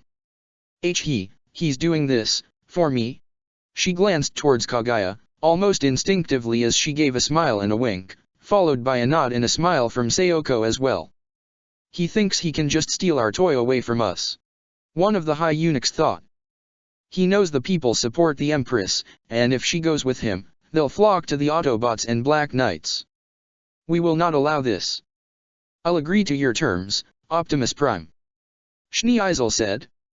However, if we're playing over the custody of individuals, I have my own terms. If you lose the game, you must surrender yourself and Zero to us. I cannot make that promise for Zero. Optimus replied immediately. He is not with me at this time and attending to business elsewhere. I will not make any agreements behind his back. However, I will still offer myself as collateral, should I lose the game. Fair enough, I suppose. Schneeisel accepted. Schneeisel, I feel I must protest. Starscream told his companion. This is undoubtedly an Autobot trick. Perhaps, but we lack a means to prove that. The former Brighton Neon Prince said to the Seeker Commander. Besides, we have the advantage here. Neither the Autobots nor the Black Knights can enter the Forbidden City, and our forces have complete control over the entire area. So, I don't suspect a trap. He turned toward Optimus.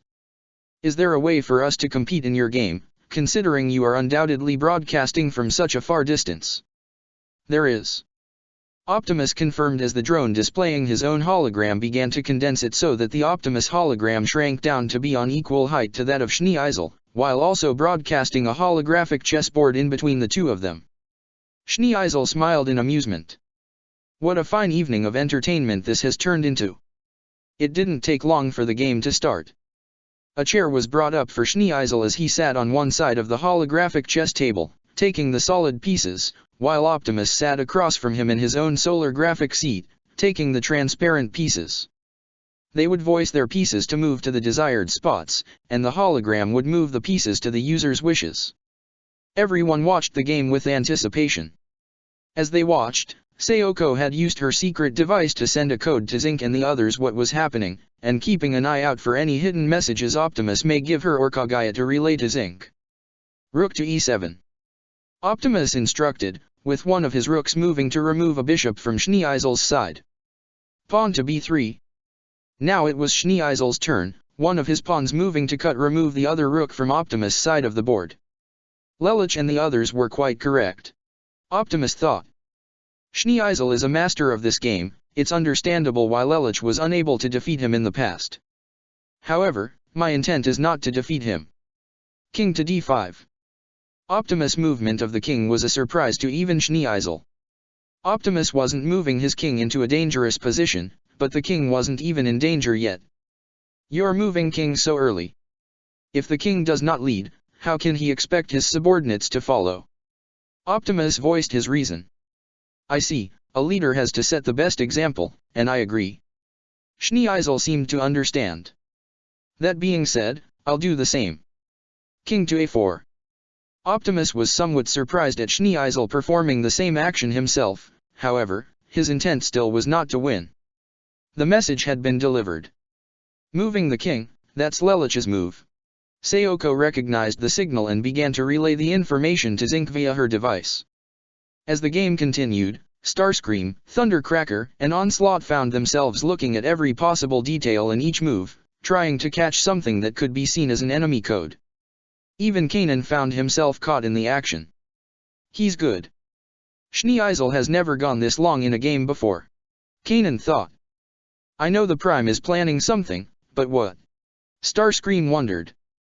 Is it the movement of the pieces? Is he trying to gain an idea of Schnee-Isel's strategy through this game? Optimus Prime is a master strategist. I have little doubt this game is a farce of some sort, but still, for someone to actually match him like this. I'll give credit to Schnee-Isel, he's good. Thundercracker tried to analyze the match himself. This game is practically a fight between these two. I can't honestly tell who's going to win. Onslaught looked rather intrigued. It was a stubborn match between the last Prime and former Brighton Neon Prince. One by one, most of their pieces had been removed, save for each of their kings, and a couple of pawns. At the moment, Optimus' king was separated from Schnee-Isel's king by a single space. So, it would seem neither of us can advance any further. Optimus noted. We'll get into a threefold repetition at this rate. Schnee-Isel muttered. Perhaps we shall call it a draw.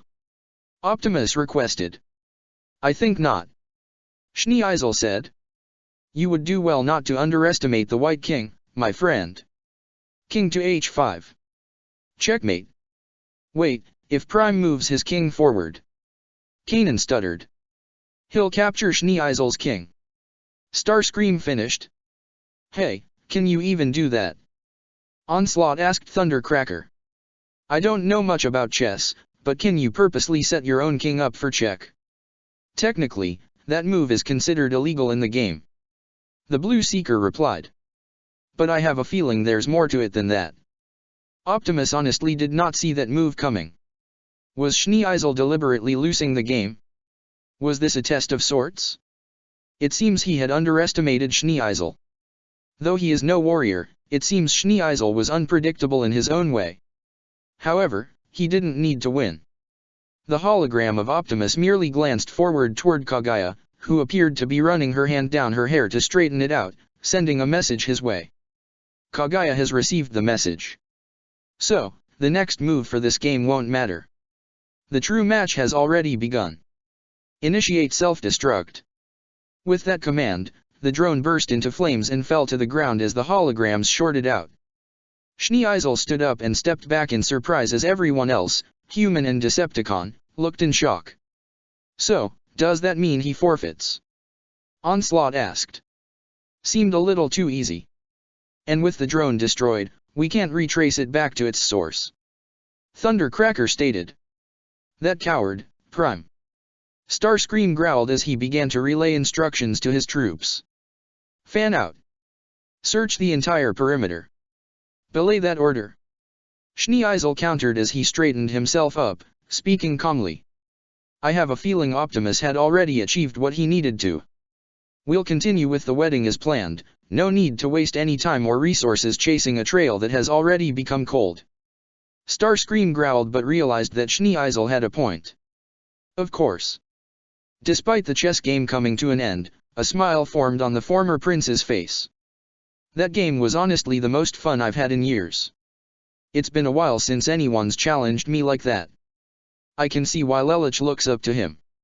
Of course, we both know this match was only the beginning. The real game will likely begin tomorrow. Well, Optimus Prime, it's your move. I've got the message. Zinc received the code from Sayoko and began to relay it to his fellow conspirators. Secure the Empress tomorrow at the ceremony. An Autobot will meet you in the city should the Empress be placed in danger. Once she is secure, I will meet you on the city's outskirts and I ask that you follow my lead. Till all are one. That's it? Nothing else? Joe asked. Zinc, are you certain you're not putting too much faith in this alien? Honggu also asked.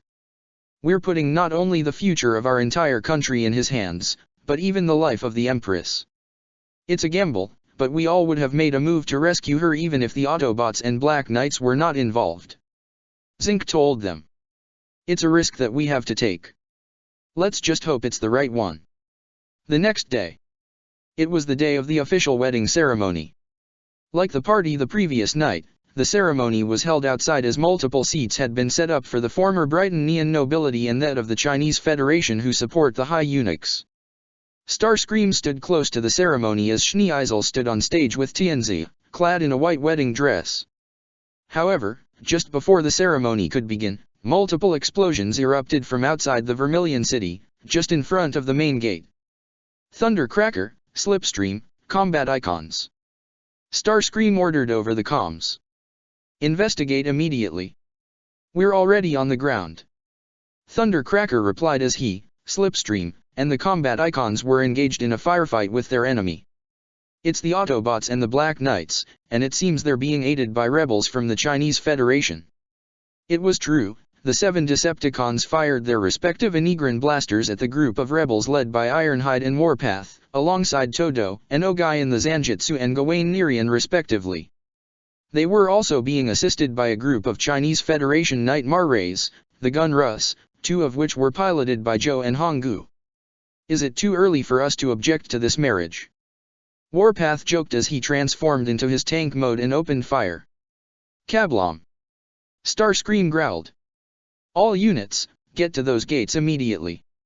Upon his order, the ships circling the Forbidden City flew outward toward the gate as Kanan and the High Eunuchs quickly approached Schneeisel and Tianzi. Your Majesty, we need to get you to safety. Kanan told him. Please to see to everyone else's safety first. Schneeisel said calmly as most of the wedding guests were already in a panic. But Your Highness, what of our deal? One of the eunuchs questioned. We'll work that out later. Schneeisel assured as he gently tried to reach for the frightened Tianzi. My dear, please come with. Suddenly, a kunai was thrown at Schneeisel's shoulder, knocking him down as Sayoko suddenly leapt in between Tianzi and all the men present, catching Starscream's attention as well. You will not lay another finger on this child. Sayoko declared as Kagaya was quickly came to Tianzi's side as well. Schneeisel. Kanan was by his downed master's side. Do not worry, bulletproof vests and all. Schneeisel assured as he was already on his feet, revealing the armored vest underneath his white robe. Treachery. Starscream aimed his energon blaster at the three females, only for his attention to be drawn to a large explosion from a nearby building as a blue and gold Chinese nightmare emerged from the smoke and hovered in the air. We ask this question. The pilot inside the Shenhu declared. By the voice of heaven, the roar of the land, and the hearts of the people. How does this marriage represent the will of the Chinese Federation? Zink, have you lost your mind? One of the high eunuchs questioned. Clearly, he is a sympathizer of the enemy. Starscream was ready to open fire on him, only for the Shenhu to fire a pair of electric/harkins from its wrist at Starscream, the force of the impact sending him crashing across the ground. Already the high eunuchs, along with Schneeisel and Kanan were being escorted away by their guards, but still maintained a relatively close distance to see what was happening as the Shenhu flew toward Tianzi, Kagaya, and Sayoko. It doesn't matter if she doesn't remember our promise. Zink thought to himself. I made an everlasting promise to Her Majesty in return for sparing my life. A vow I swore on my heart. I must save her. I will take her to the outside world. However, before he could get any closer, the Shenhu was blasted back by an energon blast. As Zink recovered, he heard Tianzi's screams as he looked in horror to see the frightened girl in the metallic grasp of Starscream. Your Majesty! Kagaya exclaimed as Sayoko pulled her closer to the Shenhu. Starscream smirked evilly as he aimed his energon blaster right at the girl in his grip. One step, and your precious Empress is scrap. You filthy coward! Zink shouted. Release her at once. Or you'll what? Shoot? And endanger this child. Starscream sneered. How pathetic, even if you aren't truly aligned with them. You share the same sentiments as the Autobots and their Black Knight pets. All the power you can imagine, and yet you value the lives of these weaklings above all else. Zink clenched the controls on his nightmare, wanting nothing more than to end Starscream's life right here and now. But he couldn't do anything without risking her life. What should he do? What should he do? Zink. He gasped in shock as the teary-eyed Tianzi held up her pinky finger. Zink. Zink. Zink. Zink. Despite being held at gunpoint in the literal hands of a giant, she had absolute faith in the young man she had grown so fondly of. She remembers. She remembers. His vow remembered and reciprocated, his strength and will renewed. I'll save her. In my heart, there is no more doubt. The Shenhu aimed its weapons at Starscream. Shut up, you wretched brat. Starscream shook Tianzi in his hands but gave a yelp as he saw the Shenhu reading its weapons. I'm warning you. Not a step forward. Is that any way to treat a little lady? The Seeker leader turned around in shock to see a metallic fist impacting his face, knocking him down and releasing Tianzi from his grip. Fortunately, the girl was caught in the gentler gasp of the female Aerialbot, Windblade. Don't worry kid, I gotcha. She assured with a smile, offering her other hand to Kagaya and Sayoko as they climbed on. Thank you, Windblade. Kagaya nodded with a slight giggle. How did Starscream not even notice you? He was busy monologuing. Self-absorbent guys like him always get distracted by themselves. Windblade joked as she transformed into her jet mode, safely putting all three in her cockpit. Time to go. She told Zink. Right, thank you. Zink said as the Shenhu followed Windblade's jet mode out of the city. Ironhide, we got the Empress. Meet us at the rendezvous point. Windblade communicated. Acknowledged. Ironhide communicated back as he and his team were pinned behind the rocks for cover as the Seekers, combat icons, and their troopers shot at them. The kid's out. Time to go. Got it. Ogai replied as he pressed a trigger, detonating several pre-placed bombs around the entire perimeter of the Forbidden City, not only shaking up the entire area, but also creating a large smoke screen that enabled the Ironhide and Warpath to transform and drive away with the Zanjutsu and Gawain Nerian right behind them, along with their small army of gun RUs. By the time the smoke cleared, the Decepticons looked around to see their enemy escaped. They got away. Vortex cursed. Search the area. They couldn't have gotten far. Onslaught ordered as Slipstream contacted their leaders. Starscream, Schneeisel, what in the Allspark happened? Back inside the city, Starscream pulled himself up with a growl.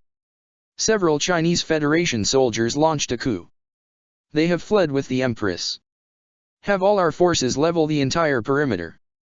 Smoke them out. Belay that order.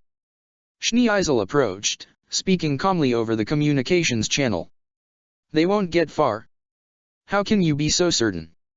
One of the eunuchs questioned as they and Kanan approached him. How could they even get into the city? That anti-ground bridge device should have prevented them from entering. The most overweight eunuch stated. The device has a limited range. Schneeisel explained. More than likely, the Autobots and Black Knights were able to ground bridge as close as they could get and simply used their transportations to close the distance. They likely even have their own temporary base set up nearby. They'll take the young Empress there to see she is secure before returning to their main base. And how would we find said base? Starscream questioned. Because Tianzi will lead us right to it. Schneeisel reached into his robe to pull out a small handheld GPS-like device.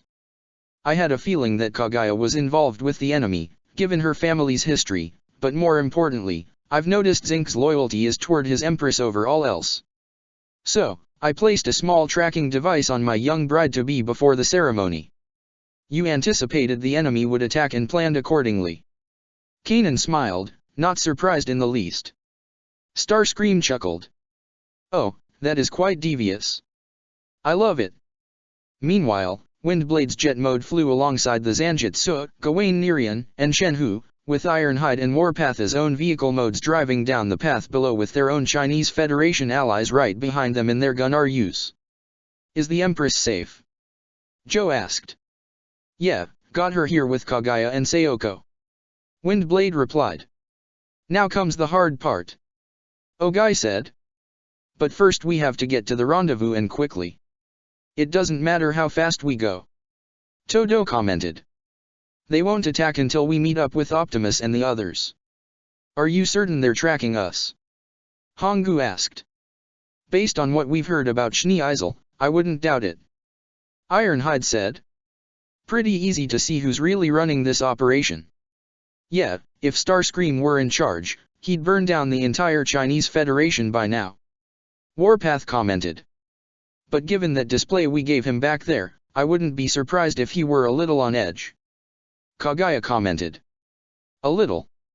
Windblade questioned with a chuckle. That guy has a spaz attack every time things don't go his way, which is pretty much all the time. Makes me wonder how someone like him maintains such a high-ranking position in the Decepticon army. Zink said. Probably just a punching bag for Megatron. Ogai joked, resulting in Warpath laughing. Starscream's no Megatron, but he's far from predictable. We all know not to underestimate him by now. Ironhide said seriously, so let's keep moving. Roger. All the soldiers said as they proceeded down the path. While everyone appeared to maintain a cool demeanor, Tianzi looked more than a little tense, and nobody could blame her given all that just happened in a few seconds from an arranged and forced marriage literally exploding, to being taken hostage by a giant alien robot, and being rescued by other giant alien robots. It was simply too much for the young girl as she held her sides somewhat tensely. Your Majesty, it's okay. Kaguya assured as she gently placed her hands on Tianzi's shoulders. I know they might look scary, but don't you worry. The Autobots are nothing like the Decepticons. We promise that you're safe. Sayoko added. Nobody is going to hurt you. Though Tianzi did know to trust Kaguya, and she could see that if Zink was working with them, the Autobots and Black Knights couldn't all be that bad. But it was still somewhat nerve-wracking. Hey, I heard you spent your entire life in that forbidden city and haven't even left it, right? Windblade asked. Why yes. Well, now you are. Just look outside. Windblade said. Tianzi happened to glance out the cockpit, and gave a gasp of awe as she saw the landscape around her. I'm really outside the city? Outside the palace? Yep. Windblade confirmed. Sorry your dream had to come true under these extreme circumstances. Kaguya said. But look at it this way, now you've got a whole new world to explore. And tell you what, kid. Once this whole mess here is taken care of, I'll fly you across the skies so you can get a good view of the world. Windblade said. Really? You mean it? Tianzi asked in amazement. Promise. Windblade assured. Assuming your bodyguard is okay with it. So long as the Empress allows it, I'll follow her to the ends of this world and beyond. Zinc said, communicating from his nightmare, his face appearing on the screen of Windblade's cockpit for Tianzi to see. Zinc. You kept your promise. Tears of joy were already in her eyes. I'm so happy. Thank you. Don't thank me yet, Your Majesty. This battle is far from over. Zinc told her. It wasn't much longer before the group made it to the rendezvous point. It was a man-made structure built into the base of a mountain. This was the mausoleum of the 88 Emperors. Optimus Prime stood alongside a gathering of Black Knight Nightmares as he saw Ironhide's team arrive on the scene. The Autobots all transformed as they, the Zanjitsu, the Gawain Nerian, the Shenhu, and all the Gun-Ryus allied with them met up. Mission success, Optimus. Ogai reported. Good. Optimus nodded as he glanced toward Windblade, who helped gently set Tianzi on the ground with Kaguya and Sayoko. The young Empress couldn't help but gasp as she looked up at the Autobot leader for the first time. Though she saw his hologram the previous night, it didn't compare to the real thing standing before her. Yet, despite his imposing figure, he bore a kind and gentle smile. Hello, Your Majesty. I am pleased you are all right. Optimus said. Why, Yuri? Optimus Prime. Even though he was physically imposing, the way he was speaking to her in such a gentle tone, and the look in his fierce yet caring eyes told her that he was a warrior with a strong and noble heart. Despite being different eyes entirely, they carried the same spark as Zinc. The spark that said they would always do the right thing and would not let anyone else tell them otherwise. That look is what endeared her to Zinc in her toddler years, and now it endeared her to Optimus. She couldn't help but smile in his presence. Kaguya, Sayoko, please escort the young Empress inside and to safety. Optimus requested. Of course. Come along, Your Majesty. Sayoko gestured to her. But. It's all right. Zinc stood up from the cockpit of the Shenhu and gave the small girl a smile. Go on, Your Highness, we'll handle everything out here.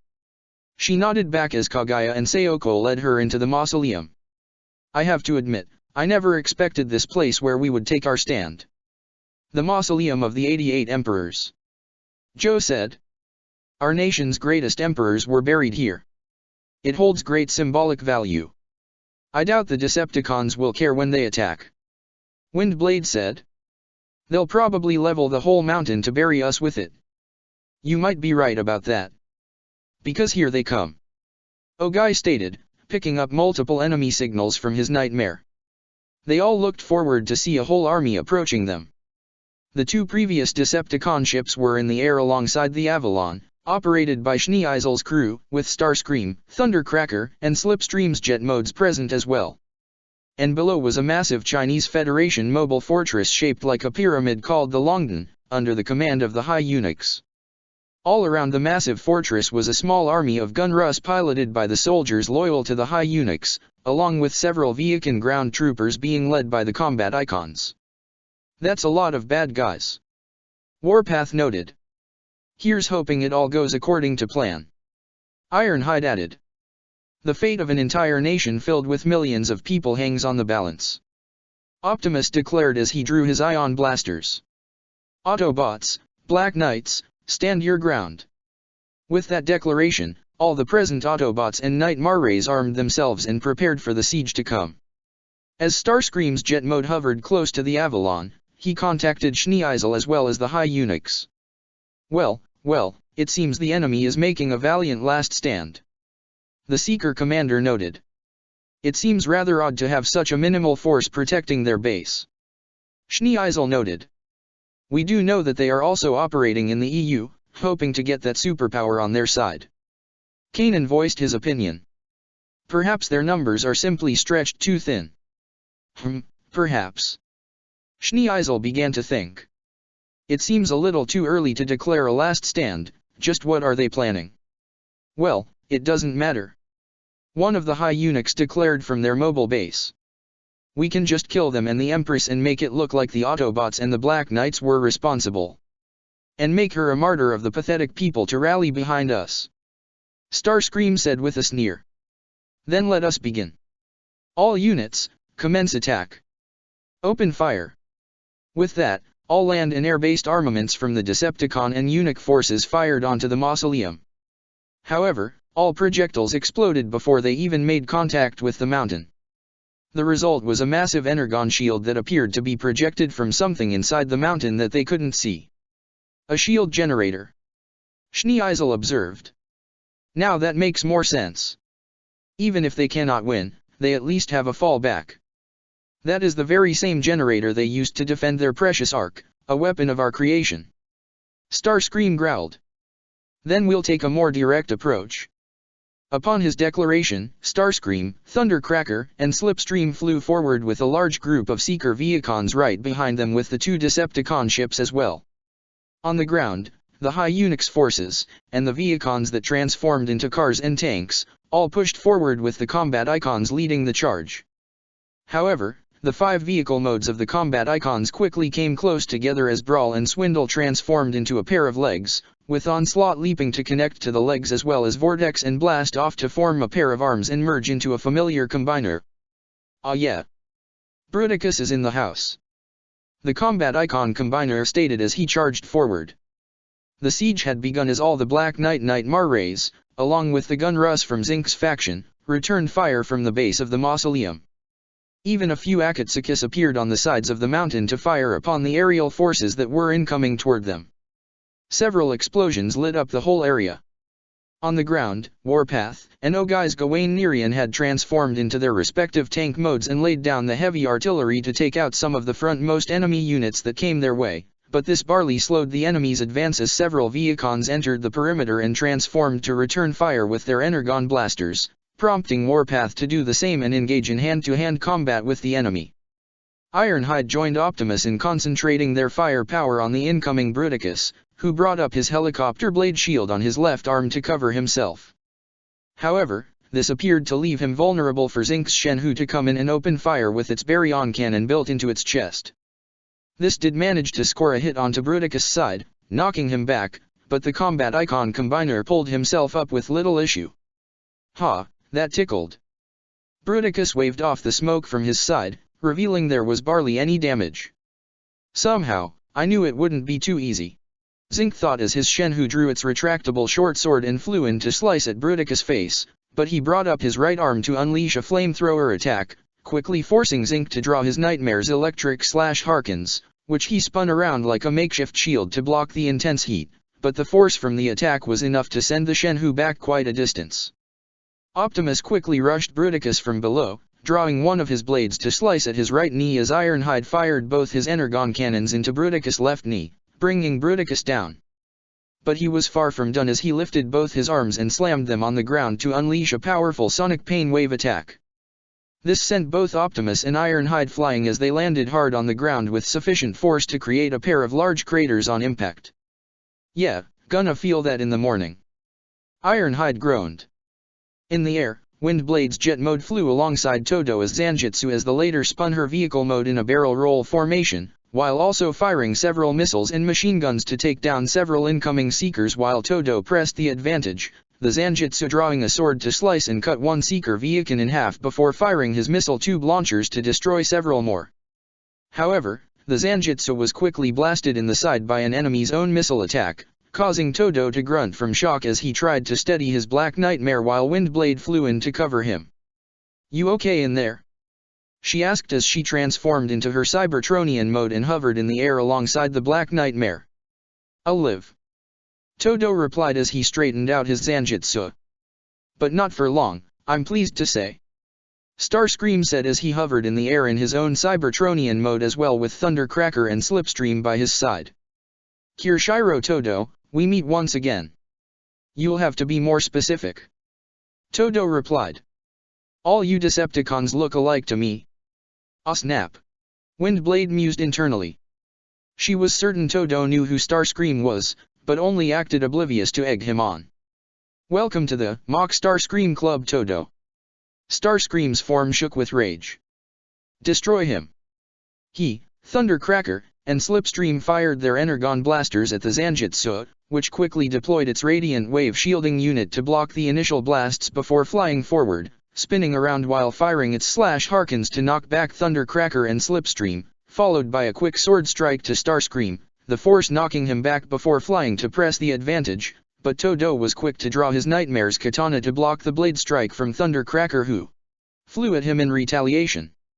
Windblade meanwhile had transformed into her jet mode to fly and gain some distance from Slipstream in her own jet mode, who fired her Energon blasters at her, even as Windblade flew straight up towards the clouds.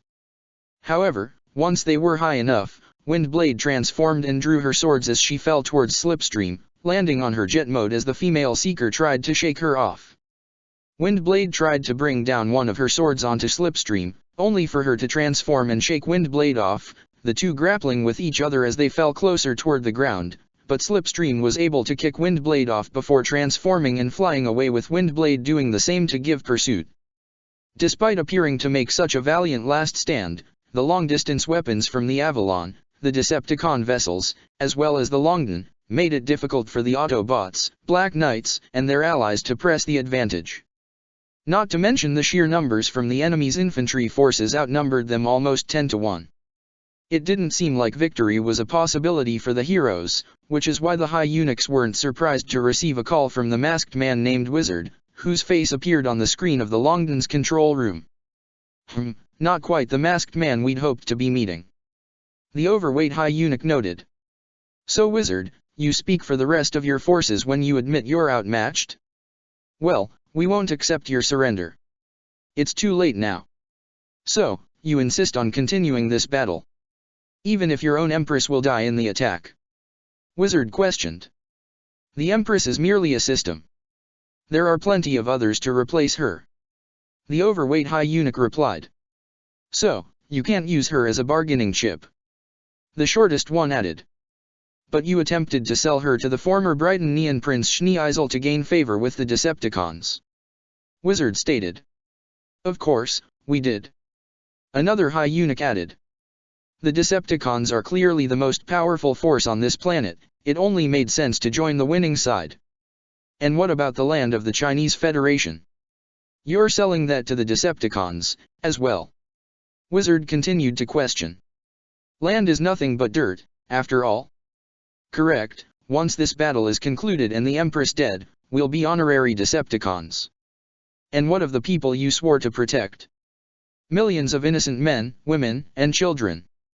Tell me, Mr. Wizard, when you walk down the street, do you worry about stepping on the ants? You throw away paper that clings to your bottom, don't you? It's the same thing. And what of young Tianzi's parents? The former emperor and empress that you swore to serve. You would betray their memory.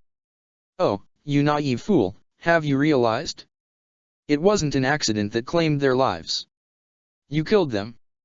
You killed your own emperor and empress, now you're about to kill their only child. Sell off their land and people. All for power. Oh, an idealist. I wasn't aware your ranks had any. There's no room for such foolish things in this world. Indeed, masters and commoners will always breed. Like insects. A eunuch said as they all laughed maniacally. Bruticus swung his arm toward the Shenhu with enough force to knock it out of the air and send it skidding across the ground, close the opening of the mausoleum, which caused the young empress to gasp in horror. Zink. She ran from her spot back outside, even as Kaguya and Sayoko tried to stop her.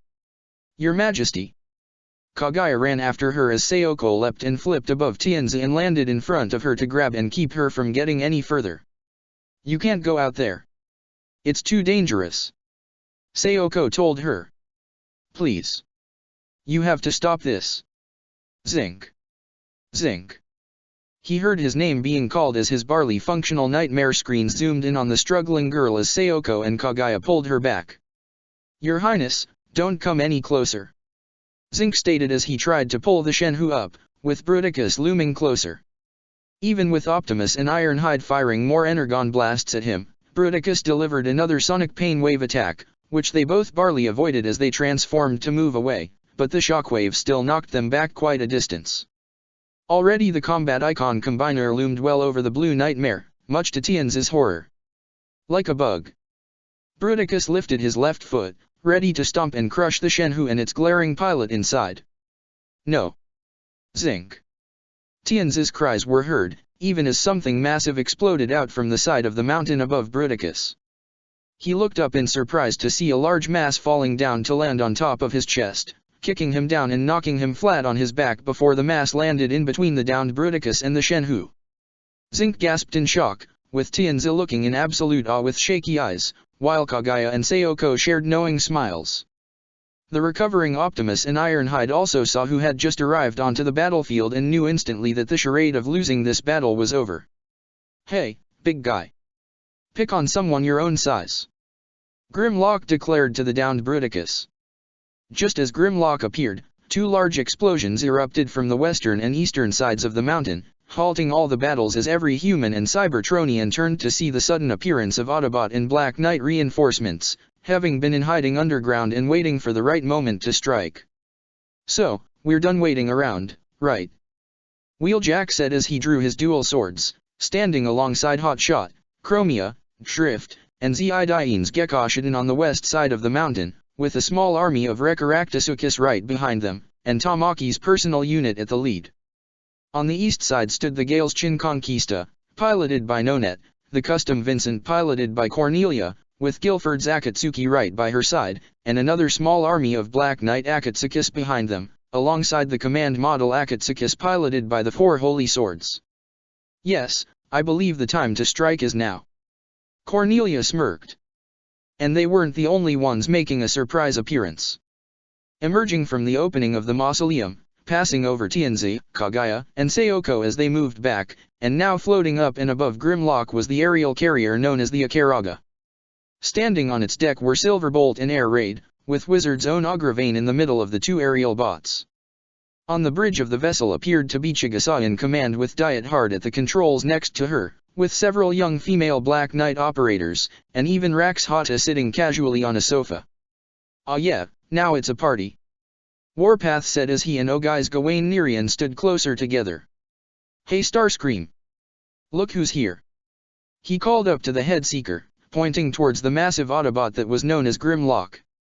The second Starscream saw him, his face paled, instantly being reminded of the beatdown the Dinobot gave him after trying to persuade him over to his side. "We have to get out of here." He accessed his comms out of pure fear. "All units, prepare to retreat. Reinforcements. Now!" one of the high eunuchs exclaimed. "But we had them. How could they have mobilized a counter-attack so quickly?" Another eunuch questioned as they received an immediate and sudden alert on their radio, which one of their soldiers intercepted. "Emergency alert. Riots have broken out in Shanghai. Street riots. They're rioting? In Shanghai. It's not just Shanghai. Beijing. Burma. Islamabad. And there are 14 other areas that we're still confirming. People are rising up everywhere."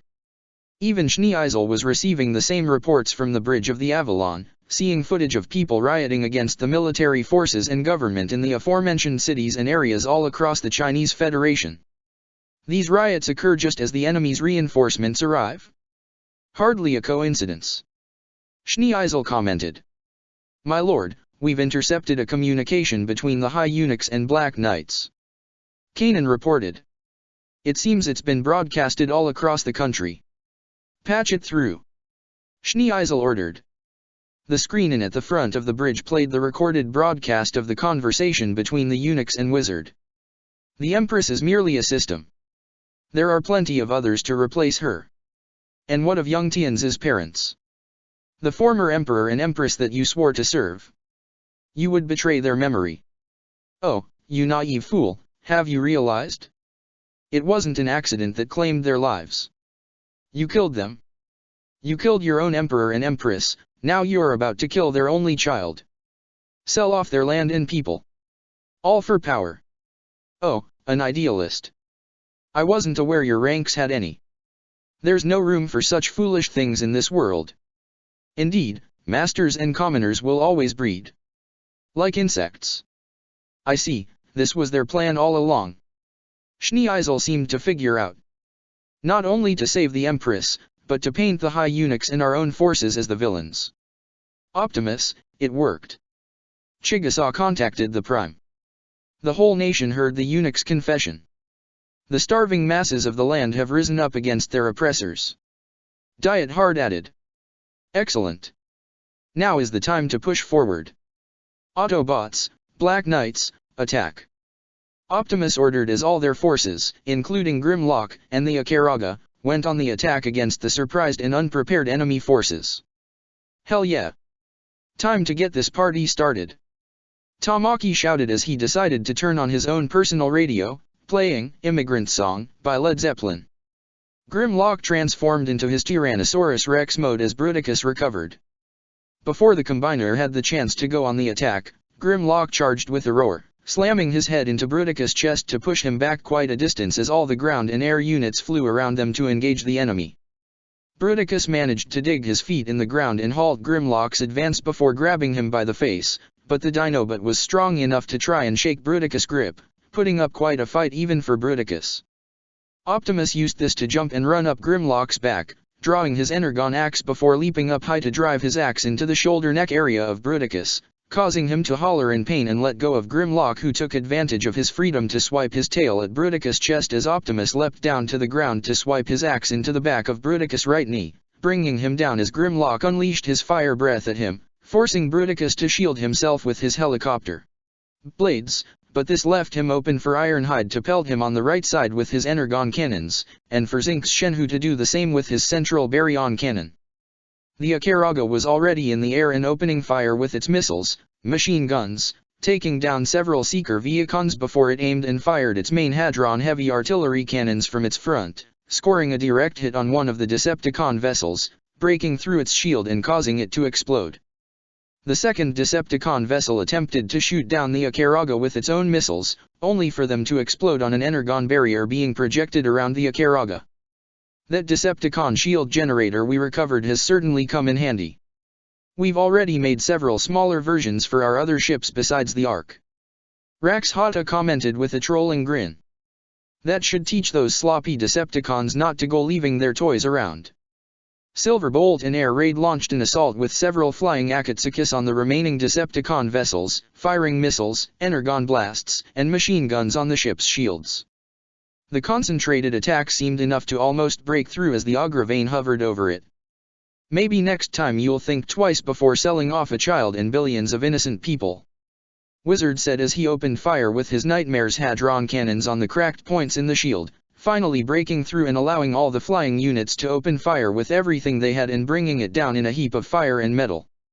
From the west side, Chromia used her sniper rifle with pinpoint accuracy to take out the guns of the enemy Nightmare rays close by, allowing Wheeljack, Hotshot, and Drift to drive in their vehicle modes and ram down several enemies before transforming. Wheeljack and Drift drew their respective blades to cut down the Decepticons and Gunrus that attempted to surround them, while Zidiene's Gekka joined in the fun with its own swords, as well as Drift deployed Jetstorm and Safeguard with Hotshot relying on his fists and Energon blasters. Tamaki and his army of Wrecker Akatsuki also provided covering fire with a barrage of missiles to blow away a chunk of the enemy forces. On the east side, Cornelia and her forces charged forward with her and Guilford joining the four holy swords and carving a path through the enemy with their Nightmare's respective blade weapons.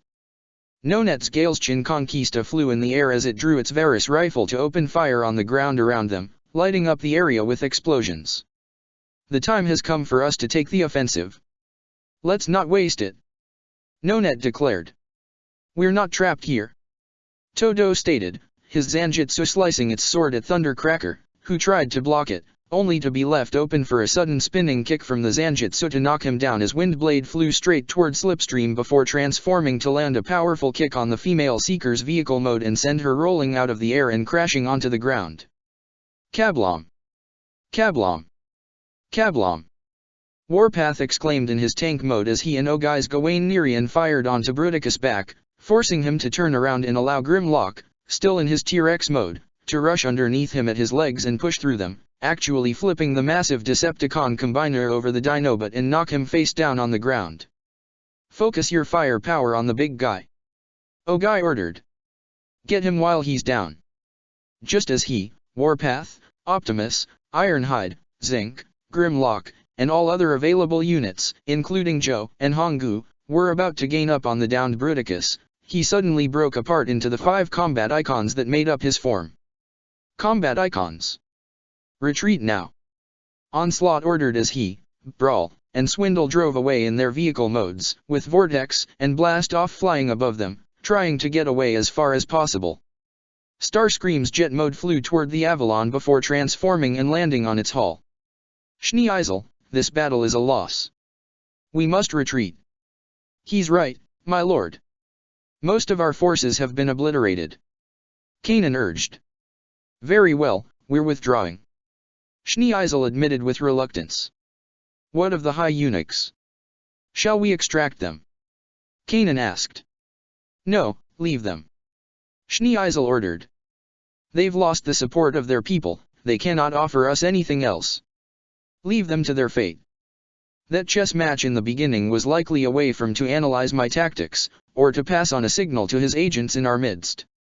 He suspected that we'd have a way to trace Tianzi and prepared an ambush. He even anticipated the eunuch's overconfidence and turned it to his advantage, exposing our intent to the people.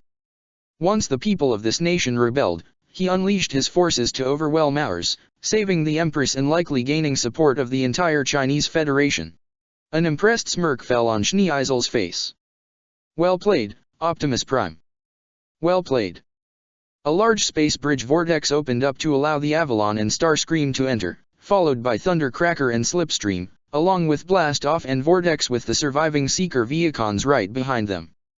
At the same time, a smaller space bridge portal appeared on the ground that allowed Onslaught, Brawl, and Swindle to retreat as well with the remaining ground-based Vehicons.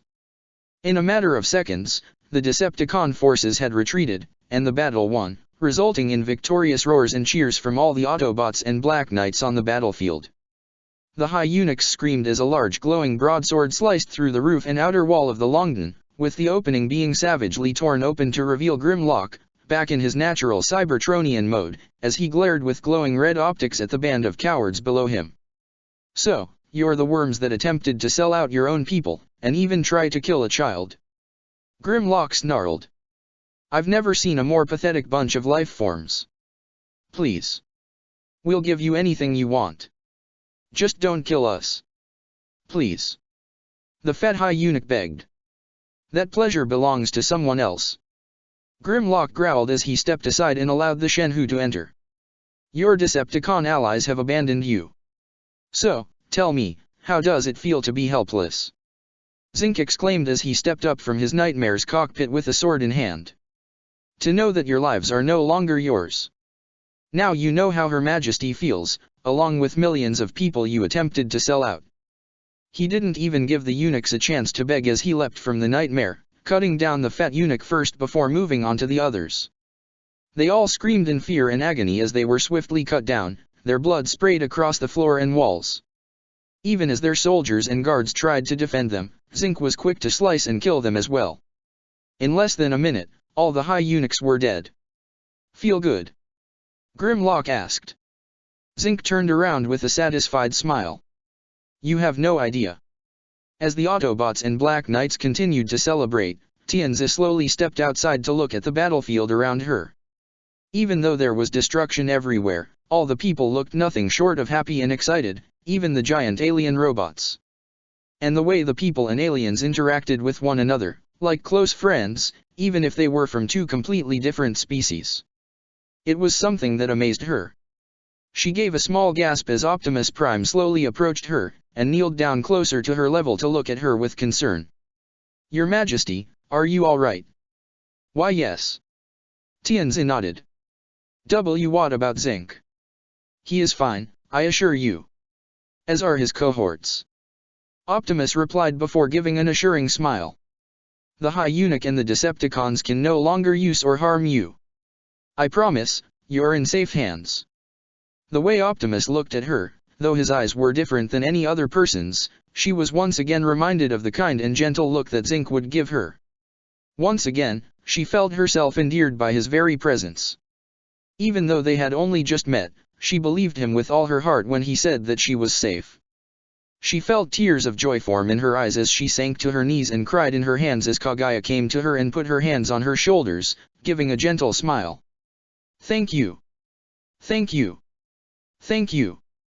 Tianzi cried in joy as Kaguya consoled her with Sayoko at her side as well. Kaguya looked up toward Optimus with a smile and a nod, which he returned as he stood up fully. "That was pretty crazy," Ogai said as he walked up by Optimus' side and looked toward the Autobot leader with a smile.